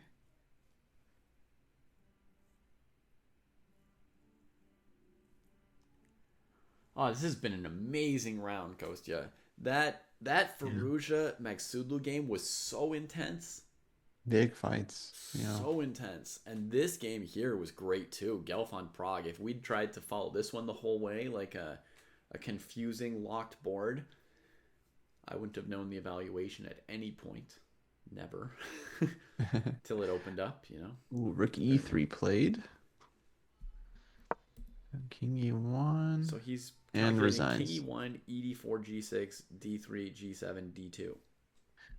That's it. Oh, very respectful resignation from Gelfin. He said nice game and very respectful. That's good. Now they're discussing. I think someone mentioned Gelfin used to train Prague or used to train like the Indian kids, so they probably have a relationship. I think he and Kramnik, would visit India and stuff and train the kids. Nice. I mean, you would say I would say it's like very good that Gelfand is, teaching the kids respect, showing them how to be polite and gracious and all, but Prague's not like the kind of kid who needs that, right? He's also impeccable in his Oh yeah, yeah, in his, absolutely. board manners and All the Indian everything. kids, like I was so impressed with them at Yeah. the Olympiad because they're just constantly getting swarmed and they don't show any annoyance whatsoever. Uh-huh. They're just like happily taking photos and signing everything and like um I mean I watched I think it was like maybe Vidit or Gukesh or someone travel 20 meters in like 25 minutes because he was like taking two steps and then someone would stop him and they would take one step and someone would stop him and they would take another. Oh, It's yeah. just so no, they've been incredibly well taught. Yeah. Yeah, some credit to the parents. So shout out to the parents of Prague and Gukesh and Aragaisi and co. Good parenting, wonderful. Yes. If only I could do as well. Yes, absolutely. And so, some people they like to complain about certain other juniors not getting invites and things like that. But it counts for something how you behave yourself in events and in public. And if you're a good sportsman, you'll get more invites. Mm-hmm.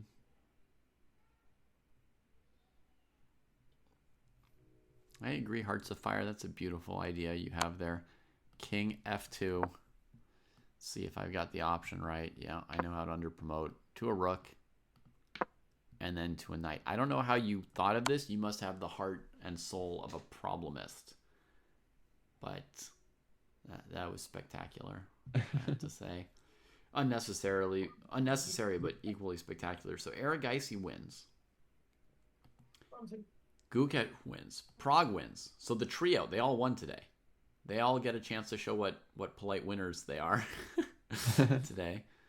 And Um, Vaishali won too, I think. So she's also right, she's 3-0. She gets to show us every day. So let's update Gukesh's score with 2.5 out of 3. Really late on updating his score since he was like the first person to win today. Prague will give him his 2.5. I think Ferrugia will be back. I think he's in good form. He just Maksudlu was ready for it today. Oh, absolutely. Guys, don't bother about Hans. Come on. It's gonna be the new Dojo speak. All right. Andy Woodward's game was scintillating. I mean, that's the thing about this tournament is like every day you're getting between 10 and 30 works of art. I mean, for somebody who sees chess very much as like an artistic thing like me, it's just you're like embarrassed with riches, right? It's so great here. Oh yeah. No, just some fantastic matchups and games. So we've got Mishra still playing against Yu Yang Yi. Man, they said he won his queen. They were like, he's up a queen like 5 hours ago, right? He's up a queen. He must be having a great tournament at beating Yu Yang Yi. Yu Yang Yi, like 4 hours later, still playing down a queen. Right on. So, at the top, we had decisive results on the top 4 boards, Kostya. That was Wow. a fight of a day. Yeah, no, today is a bloody day. And Noterbeck triumphed over Pruess. And I mean, it's just gonna get. I think it's gonna get more tense because as players get tired, I think we're just gonna see more decisive results. Actually, like Yeah. huge games. Well, it will get more tense, but you don't know for sure if it'll always be more decisive results, right? Sometimes the players like run out of energy to convert the winning positions. And like everybody defends like a dog now, you know? I don't know. We'll see. Geary drew today, so I'll put him at 2 out of 3. Oh, interesting. Parham sent an interview. He knew for sure Ali Reza would play Rook B6. Yeah, these guys know each other. That's true. Like it's one thing to read your opponent, it's another thing to read your opponent when you know each other that well. So I'm looking for Vidit's result. Does anybody see Vidit's board here? He played Alexander Predki, now Nice. of Serbia. And that was a draw. So Vidit neither advances his chances nor drops any of them today. 2 out of 3. Perfectly good score and striking distance. Oh, Chucky won today. He beat Lu Shanglei. I got How about 4 that? white wins in a row here. Hovhannisyan beat Fedoseev. That's a tough start for the tournament for Fedoseev. He's lost 2 games already. It doesn't feel like he will be winning the Grand Swiss. Levon won, so he's on 2 out of 3. First win of the tournament for him. Wonder Liang drew. Cheparinov beat Sindarov. For my junior team.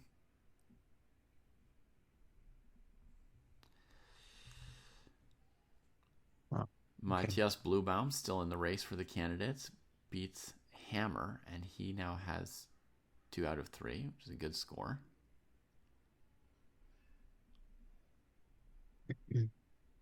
Yeah, Chucky playing well. He won a nice game today. Vichuga I don't want won. him in the candidates. I know I love him. I don't want him in the candidates. I don't. Yeah, I think his time is gone. The next French kid, Marc-Andrea Marizzi. He got his first win today against Him. I want in the candidates. Artemiev. That's one of my guys. That's one of your guys, right? He's got 2 draws against really strong players to start it off. Deach and Tabatabai, both 2,700 a year ago, now in the 2670s, and then he beat Artemiev, who is also a former 2,700. Basically, he's played all super GMs who've just suffered a little rating deflation. I mean, they're not even old or anything. Just yeah. And you know who's on like one of the greatest tears in the world right now, Kostya, is this Indian teenager, but he's 19. So he's covered a Pranav? little bit less. Aditya Mittal. Oh, Aditya Mittal, yes. So he drew Mamedov and Kolars, which is nothing special. You know, they're kind of at a similar level as him. And today he beat Niels. Wow. So, but And you're right. yeah, I don't Pranav know also if you saw him, but somehow I saw his result at the recent Fujairah Masters, the super strong tournaments. Yeah. And in that tournament, he had a 2700 performance without losing a game. Yep. Yeah. He's tearing it up right now. Yeah, another one. Yeah. Levon have any chance at Canada? Yeah, Levon is my dark horse pick. I could see him winning this whole event just because he is capable, and I don't know, he just has this winner's mentality. Like he's not an underdog to anyone. I feel. Wow. So Ivanchuk, should we have a quick look at his game? He beat Liu Shanglei today. He's lost 0 games so far. Yeah, he's doing well.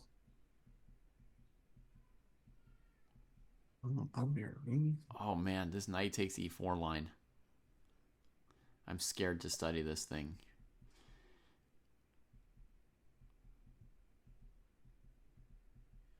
Okay, Ivanchuk gets the pawn back quickly. I don't know what a4 is about because I don't understand this line. Wow, and then they lock it up. That's surprising. I was expecting an open game.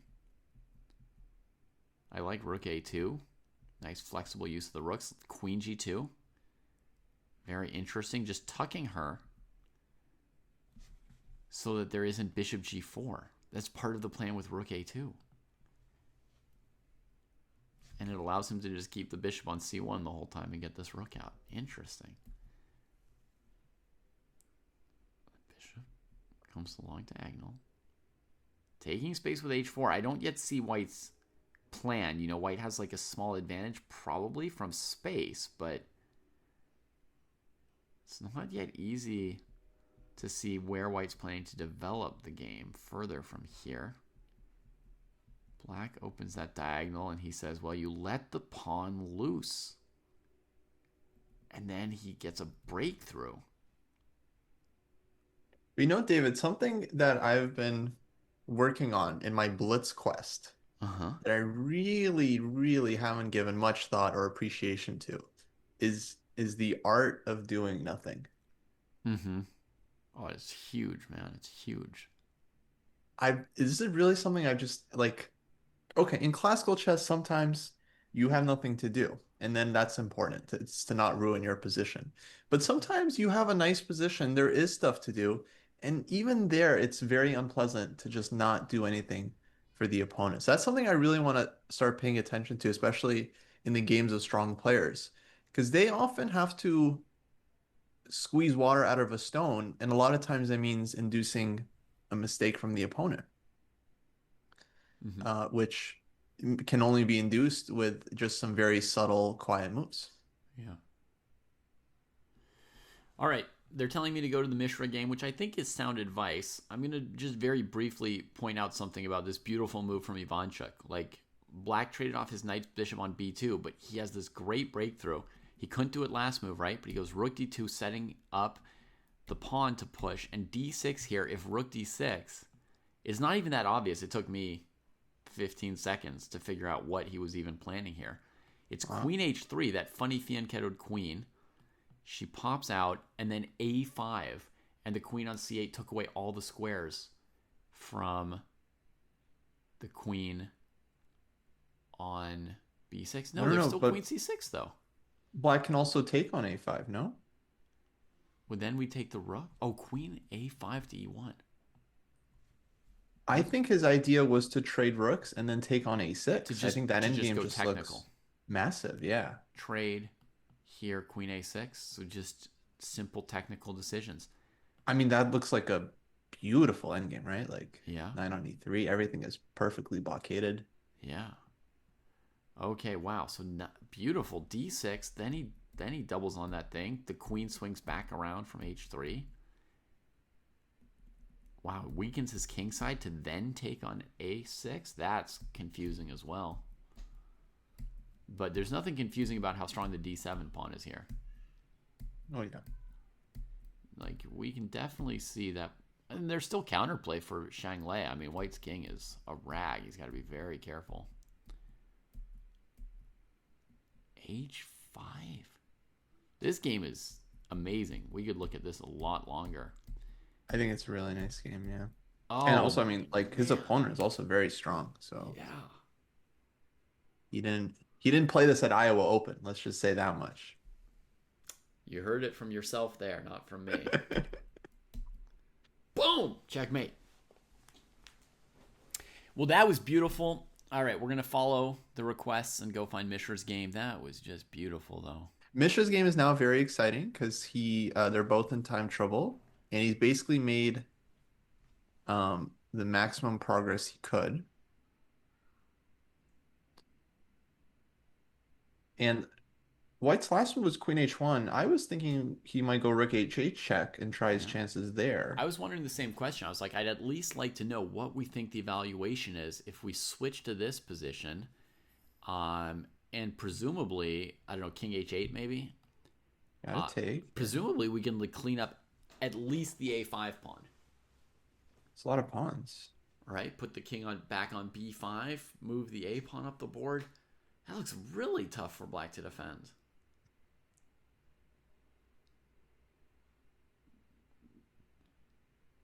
Really tough.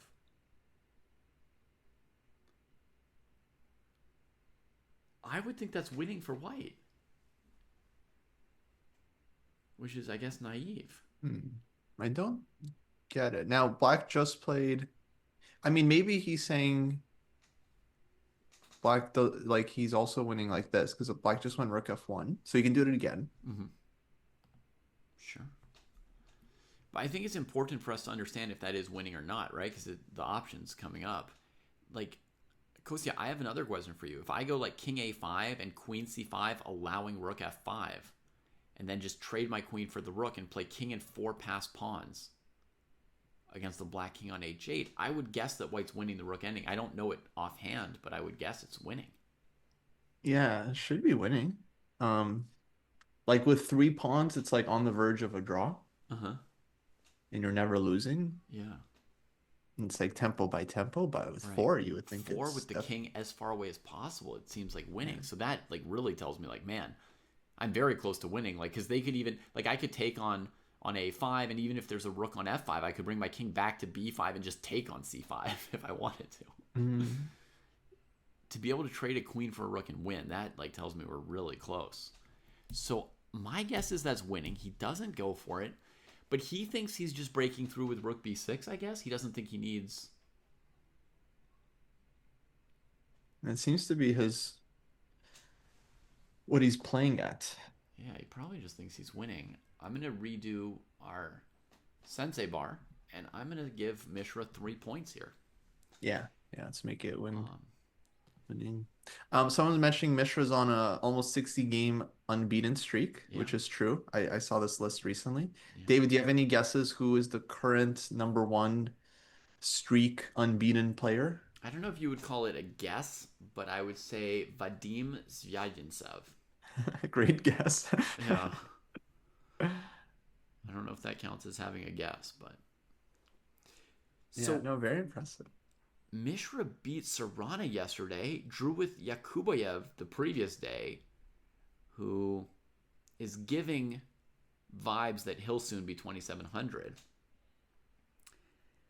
Yeah, it could be breakout event for Mishra. Yeah. Well, I mean, so I'm saying Yakubayev, I think, is giving 2,700 vibes because he just had his breakout event when he won this round robin in Poland 2 weeks ago. Went from 2,660 to 2,680. I think there's a good chance he's going to hit 2,700. And here's Mishra dealing with him and Serrana and Yu Yangyi. Wow. Yeah. Wow. Mishra, very impressive. That's incredible. Black just has to keep attacking white's queen to avoid rook b6, right? I mean, you just have to keep attacking her. Yeah, like rook f4.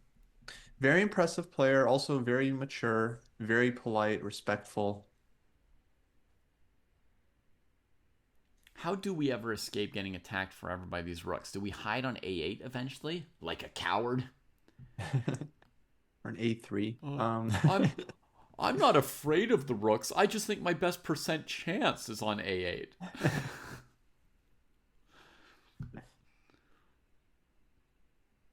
Would Kostya want Mishra in the candidates? Mishra's on Jesse's junior team, right? So I don't know. Kostya might. Would I want mission candidates? No, I think he's not ready yet. Too soon. Too soon. We do want to see him in a super tournament, though. This is good. Yeah. Basically, the people I want in the candidates are the oldest players that still deserve it. Because Plus the youngest will have a who chance. already deserve it. Well, but there's always like one or two young players that you're also like excited to see if they've got it. Yeah. Yet. Yeah. But well, actually, now I don't know. Actually, now I'm kind of torn. The old guys had their chance. They did. They did. How many chances do you need, Levon? Yeah, exactly. You're It's just like, gonna is choke this, again. I would love to see Levon play again, but yeah, I guess if you won, it would be more like an amazing story, but it wouldn't be like we're getting a world championship match. That's the issue. Sure, it would be. Whoever wins the candidates, that's a world championship match. But it would just feel different. I mean, I have a bias for like the young and the old. Like I want to see like the oldest people who could still belong there and the youngest people who belong there. And like the people mid-career, it's like, well, enjoy your career. I mean, who Yeah. really deserves it? I think of the older players you want to see like Fabi, Levon, and Anish maybe. Of the youngest players you want it. And again, for me, like I'm also very biased for whoever I feel like they really want it. Like if they're more into it, then I'm more into seeing them go for it. Yeah, absolutely. So Clutch mentions Wesley and basically he didn't show up to this tournament, so like why should he be in the candidates, right? So I want players like Levon, Anish, Fabi, yes, players who like really want it. You see Fabi going for it last year, and honestly, even though he's qualified for the candidates, every time he plays recently, I feel like he's really going for it. Like he's just trying to get everything out of all his games. Yeah. No, I mean, Fabi, I can't imagine anyone thinking he doesn't deserve or belong. Yeah. So I want them, but then on the other side, I want like Prague, Eric Geisy, Notre Beck, maybe like Faruja could be good too, right? Like I was thinking Vincent. Vincent seems very motivated. yeah. I mean, I guess for me, it's like, you want to see people that, like, yeah, like really like fighting for it. And it's also just cool I mean, the idea is like if someone qualifies in a legitimate way, you feel like they've earned it, and now you want to see what they can do. Even if that's why these questions are always a bit strange, because it's like if Mishra somehow wins this event, then I do want to see him in retrospect, you do, yes. It's like holy moly, let's see what he can do. But it's not like Kostya wants him to accidentally fall into it. Like his opponents repeatedly no-show, and he just gets a bunch of points, and then oops, he gets in, and then was he really ready? Yeah, but to some there's extent, an off chance, he or someone else like gets lucky. Like we could say like Sanko got pretty lucky because he was like he was like a runner-up basically, and he just kind of got in, almost randomly, essentially. Yeah, and that didn't feel like a great candidate. Yes, Skibix, you're right that Fruja did already have a couple chances, and he did sort of ruin that or mar one of the candidates tournaments by playing, a disrespectful bullet binge in the middle of the night and then handing a point to an opponent, messing up the tournament for the other players. And that's a huge knock against him. It's true. But I feel like he's young enough that we can give him a second chance, but that was pretty bad, and I understand that you might just want to see other people after that. Mm-hmm. Yeah, with Fruja, it's very much a case of like, if he wants to be there, then I want it for him. Mm-hmm. I don't understand what Mishra's doing now. It's like we thought he was going to hide his queen on a8, then we thought he was going to hide it on a6. Okay, I see. He can go queen h3 now, tempoing the bishop. Or even something like queen g4, and then you can't play rook f4 anymore because he's got g6 and e6 hanging. Yeah, I think he has a lot of ways. I think he can even play like at this point. I was thinking queen d7 here, followed by queen d5. Mm-hmm. Right, it's like queen d7. So any rook comes to f7, he doesn't even care which. He goes to d5, and now you're kind of tied up. Oh, queen d7 played. Okay, rook 8 f7. Mm-hmm.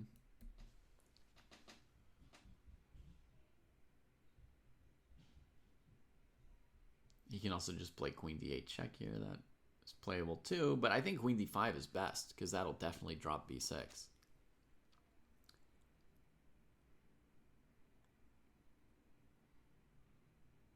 Yeah, and rook f5, queen e4, and yeah.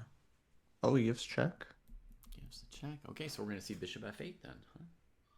Oh, no. In this move order, you can't play bishop f8 because of rook f7, queen e6. Or rook f7, king b6. So here, it's got to be rook f8, and it is. And then what? Queen e4 looks queen fine. e4. Yeah, just not seeing a move for black here.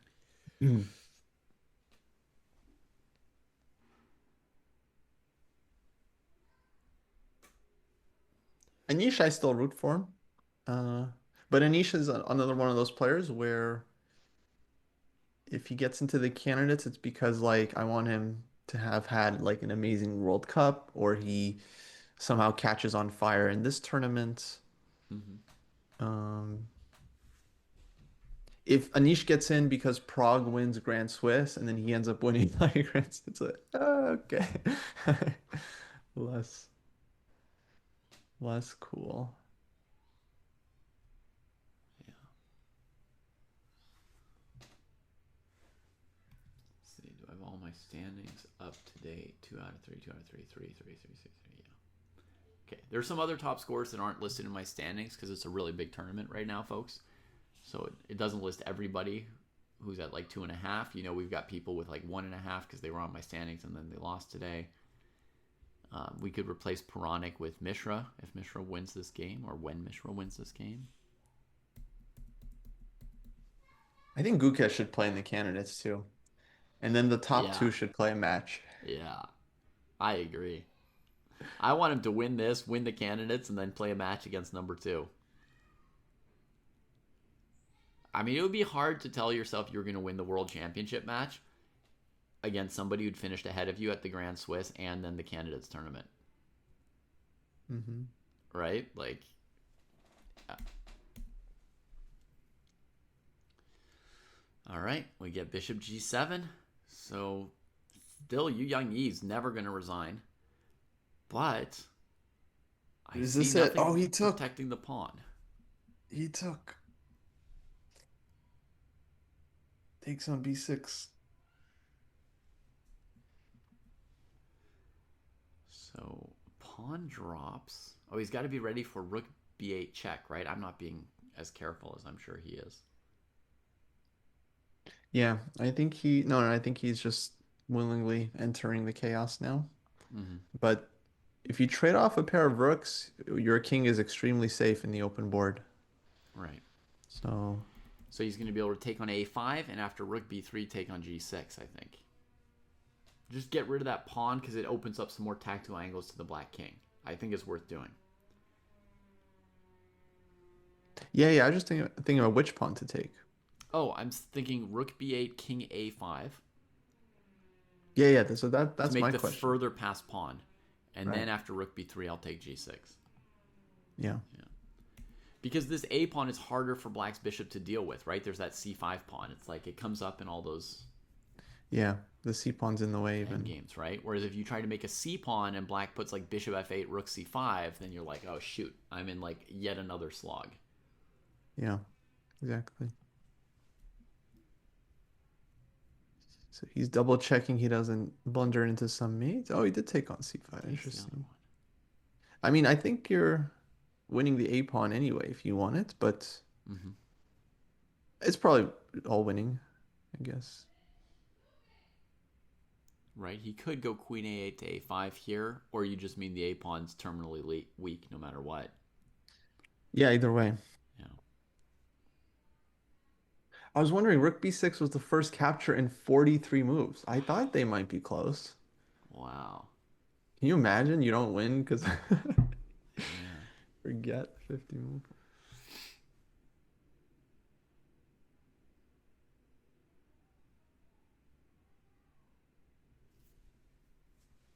King h7. He values that g pawn very highly. Wow. It's practical defense. But if white wants that pawn, white has queen h4.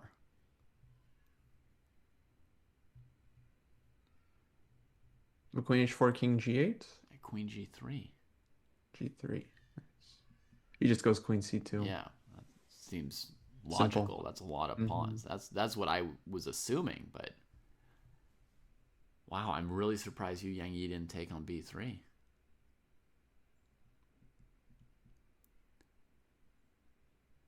Well, I mean, he's probably just losing, right? After Queen takes G6.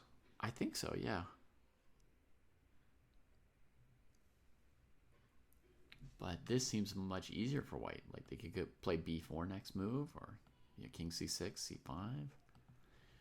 He's just gonna roll with so many pawns. Oh, that's true. Yeah, he was pushing the pawns like A3, A4. So he was very careful about not allowing the 50 moves. Yeah.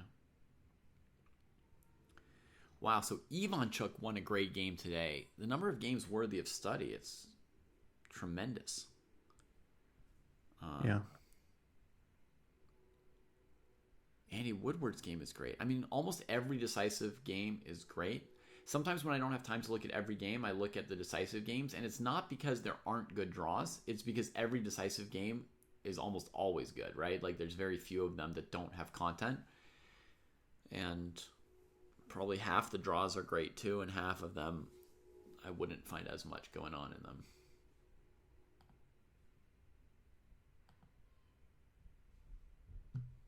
There's a bunch of little kids in this Swiss AEG, even though it's basically a tournament for the top 100 players in the world. An extraordinary number of them are teenagers. By the way, David, we got to take some breaks. I mean, when I stood up just now, I realized I sat down with you guys at 8 a.m. and then didn't move until noon. And you've been sitting for like Well, I've been sitting for 7 hours, boss. I forgot to 7 hours. stretch.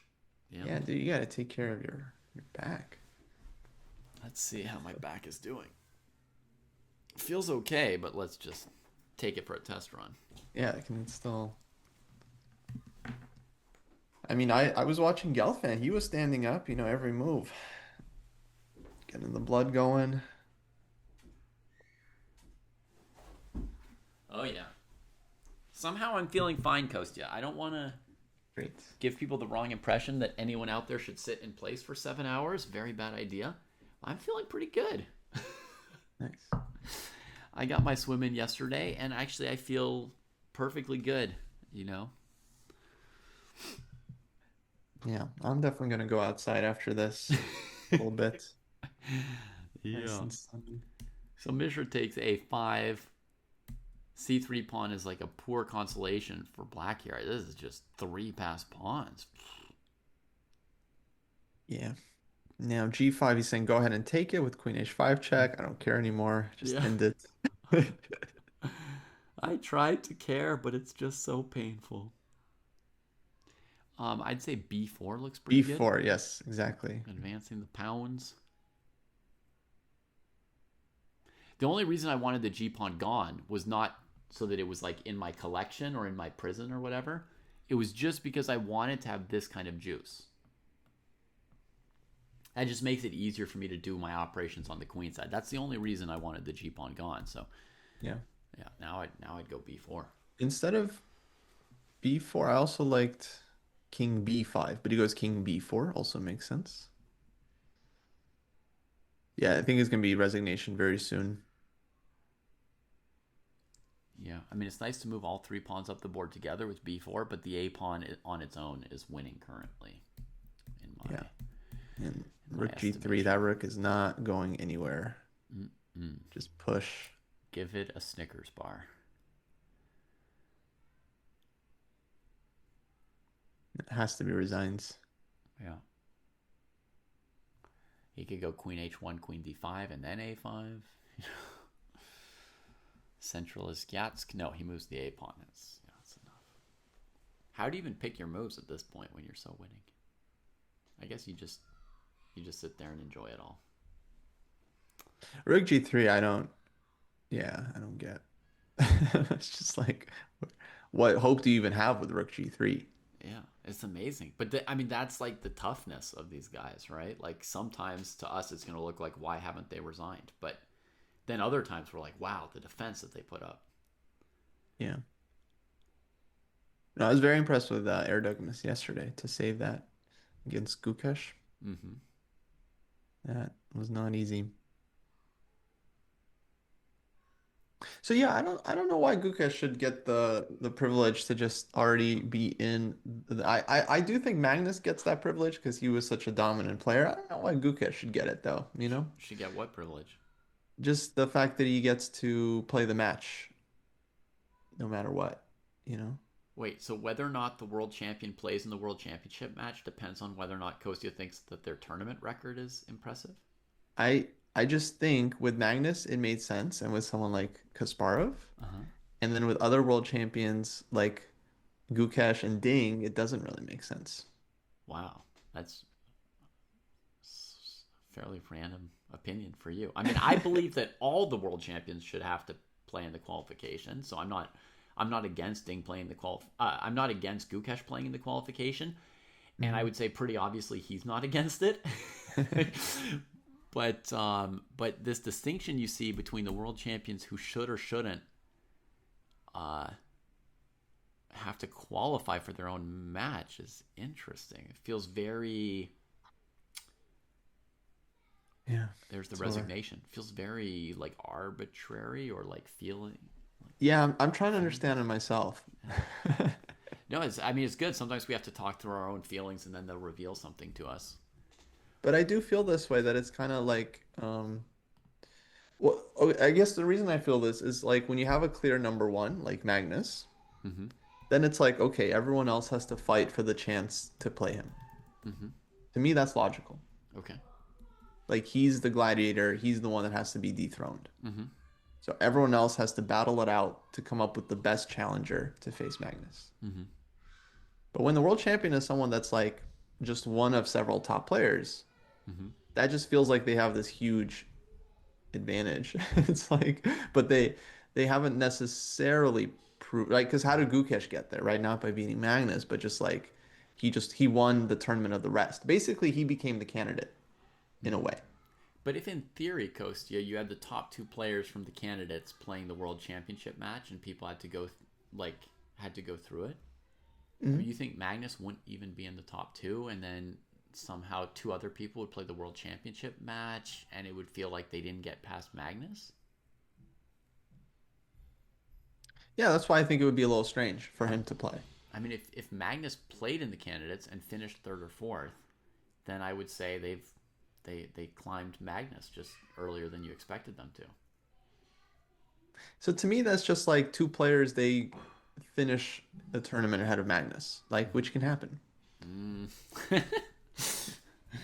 So a lot of it is based on their like career, as you said. Yeah. 'Cause it's like, why does Magnus get this privilege in my mind? Because he's so dominant Mhm. that if he doesn't win one tournament, to me, that doesn't change anything. Yeah, but he'd have to get like third or fourth place. And at what point in his career did he earn the rematch? Like the first time he beat Anand, or the second time, or when he drew his match with Karyakin, or I would say actually it's pretty simple. I would say if you're like the number one player in the world and world champion, you get this privilege. okay. I mean, at least then you've got a rubric.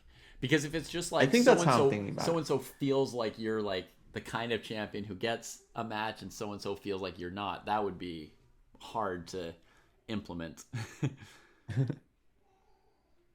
Yeah. Yeah, no, I'm thinking it's more just like if they're also number one or not. Clutch says Gukesh was not deserving, just lucky. He isn't even the best player in his country or of his city, adds Ernst. Jeez. Harsh. So right. Harsh. I mean, definitely not lucky. Let's just throw that out the window. He was totally deserving. Like, Yeah, no, he Magnus was. wasn't there. That's not his fault. And whoever was world champion was going to not have beaten Magnus. Fair enough. They also didn't beat Fischer or Kasparov, right? Or Karpov. But, I mean, he finished ahead of everybody who was around.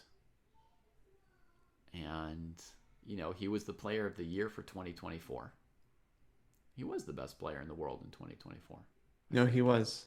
I think he had the best Like year. undoubtedly. And you by could say all that means. this year Prague's had the best year of anyone in the world, and I think that would be true. I mean, I don't want to be wrong about this, but I think that would be true. You could say that about Prague this year. Um, but I think the key question that is like always relevant. It's like, do people want a kind of classic world championship where it's not about who the best player is, it's mhm, just a competition and whoever wins is the world champion? Or do yeah, people want some kind of like actual tradition where the world champion is generally the best player in the world and we come up with a system that as close as we can, we'll nail it.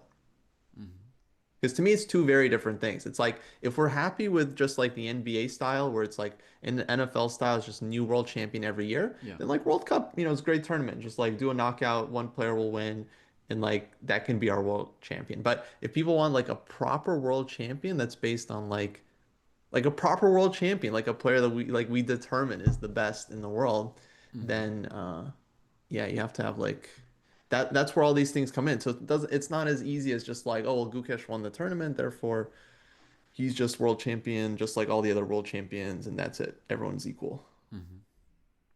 I think partly Gukesh's victory at his age and with how meteoric his rise was from age 16 to 18, I think people just can't process it. And that's why there's this stuff about is he deserving or legitimate or this or that, right? Because look what Matt says on YouTube. He says, if Caruana had happened, right, to qualify from the last candidates and then beat Ding, in, let's say, an exactly equally close match as Gukesh did, nobody would be saying stuff like that about like Fabi didn't deserve it, right? They'd be like, oh, it makes sense. He's been number two for a decade, and Magnus is gone now, and then he takes the throne, which makes sense. And it wasn't easy for him, but he did it, and it makes sense, right? So Gukesh does it, and like all this talk, I think it's because it's just so hard to process Maybe what I Gukesh think did. there is some point to it. Like Fabi was a very clear number two for some time, Mm-hmm. and he drew a world championship match with Magnus. Um, so if Fabi had won, then uh, I mean, in my mind, I would still treat him closer to like Ding than to Kasparov Mm-hmm. because while Magnus is playing, he's not, the dominant number one. Mm-hmm. Do I think Um, Gukesh is the best player in his country? I mean, I would say this year Prague has outperformed him, right? But the last time there was a world championship in 2024, he was the best player. I feel like he proved it that year. And, next year in 2026, we'll see whether he or Prague or somebody else proves to be the best player in the world that year.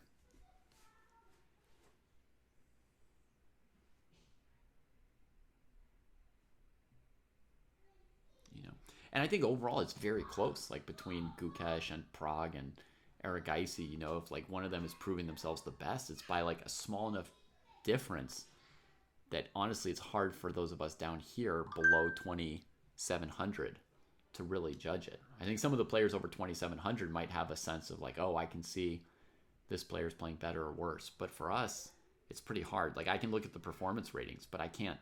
If you gave me 20 Gukesh games and 20 Prague games and 20 Aragaisi games, like I'm not good enough to say, you know, who's better at what phase of the game and stuff. It's just they're just too far above us, right?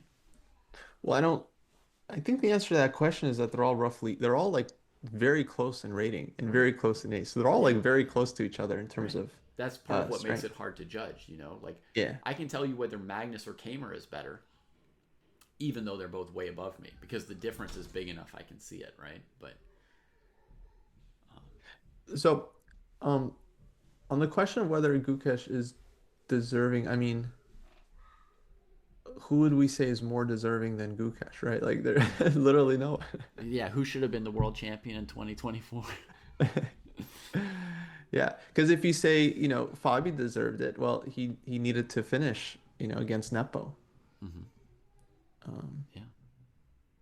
if you say Hikaru deserved it, well, Hikaru didn't win the candidates against Nepo, Fabi, Gukesh, and others. Right. In fact, if Gukesh had been in a must-win situation in the last round of the candidates, he could have potentially beaten Hikaru with black, but Hikaru did not threaten to beat him with white at all in a must-win situation for Hikaru. Yeah. So it's hard to say Hikaru deserves it given that he didn't beat Gukesh in the last game. Yeah. Nor did he beat Ding in a match. Uh, yeah. But it's close, and it's an adjustment for all of us also to adjust to a period of approximate parity from a period of dominance under Magnus, right? We had the Kasparov era, which was dominant, followed by a short period of parity between Anand, Topalov, and Kramnik, in my opinion. Anyone can argue, whatever. That was an adjustment, but it was a pretty short period, and then quickly Carlsen like steps in, resolves it. We're like, ah, yes, we know who the best player is. You know, everything's simple and easy to understand. So we'll have to take a moment to wrap our minds around this next era here with, you know, Well, I Gukesh, think Prague. that's kind of it for me. It's like when there's this kind of parity between the top players, then it feels very unfair for one of them because it's like everyone says it's harder to get to the world championship match than it is to win the match itself, which to me feels wrong. Like that shouldn't be the case. Um, so it's like, yeah, when there's no clear number one, that's when it feels like, okay, well then everyone should compete. Or maybe, you know, Gukesh can be like if they do a final four, the top four players, and maybe he gets a spot in the final four, you know, something like that. I don't know. Um, but yeah, take Abasov and Fruja out of the tournament, then Hikaru would have. Well, but who are we replacing Abasov and Fruja with, right? And taking Abasov out, yes, but he only scored 1-1 against Perugia. That had no bearing on him winning the tournament.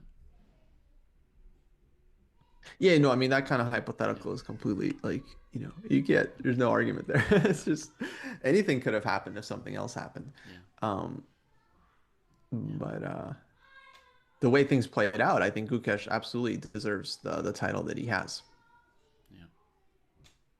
The only question for me, it's like, you know, is he equal? Like this was the controversy with Kasparov recently. It's like Kasparov was saying Gukesh isn't equal to like Carlsen or him or Karpov. And like, I don't know, I think he has a point there. It's like Gukesh isn't the number one player in the world. So It's a different situation. it's not exactly the same, yeah. Doesn't mean he's not the world champion or just undeserving of the title. I think he very much is from the sporting perspective. Yeah. All right, so I have to wrap it up Yeah. and go spend some time with the family. It's the weekend here. So I'll see you guys again tomorrow for round 4. Super tournament so far. I mean, this has been worth getting up for. Oh, it's only gonna get better. We got Parham against Arjun coming up. Yeah. Prague and Gukesh both doing well. Noterbeck doing well. Yeah.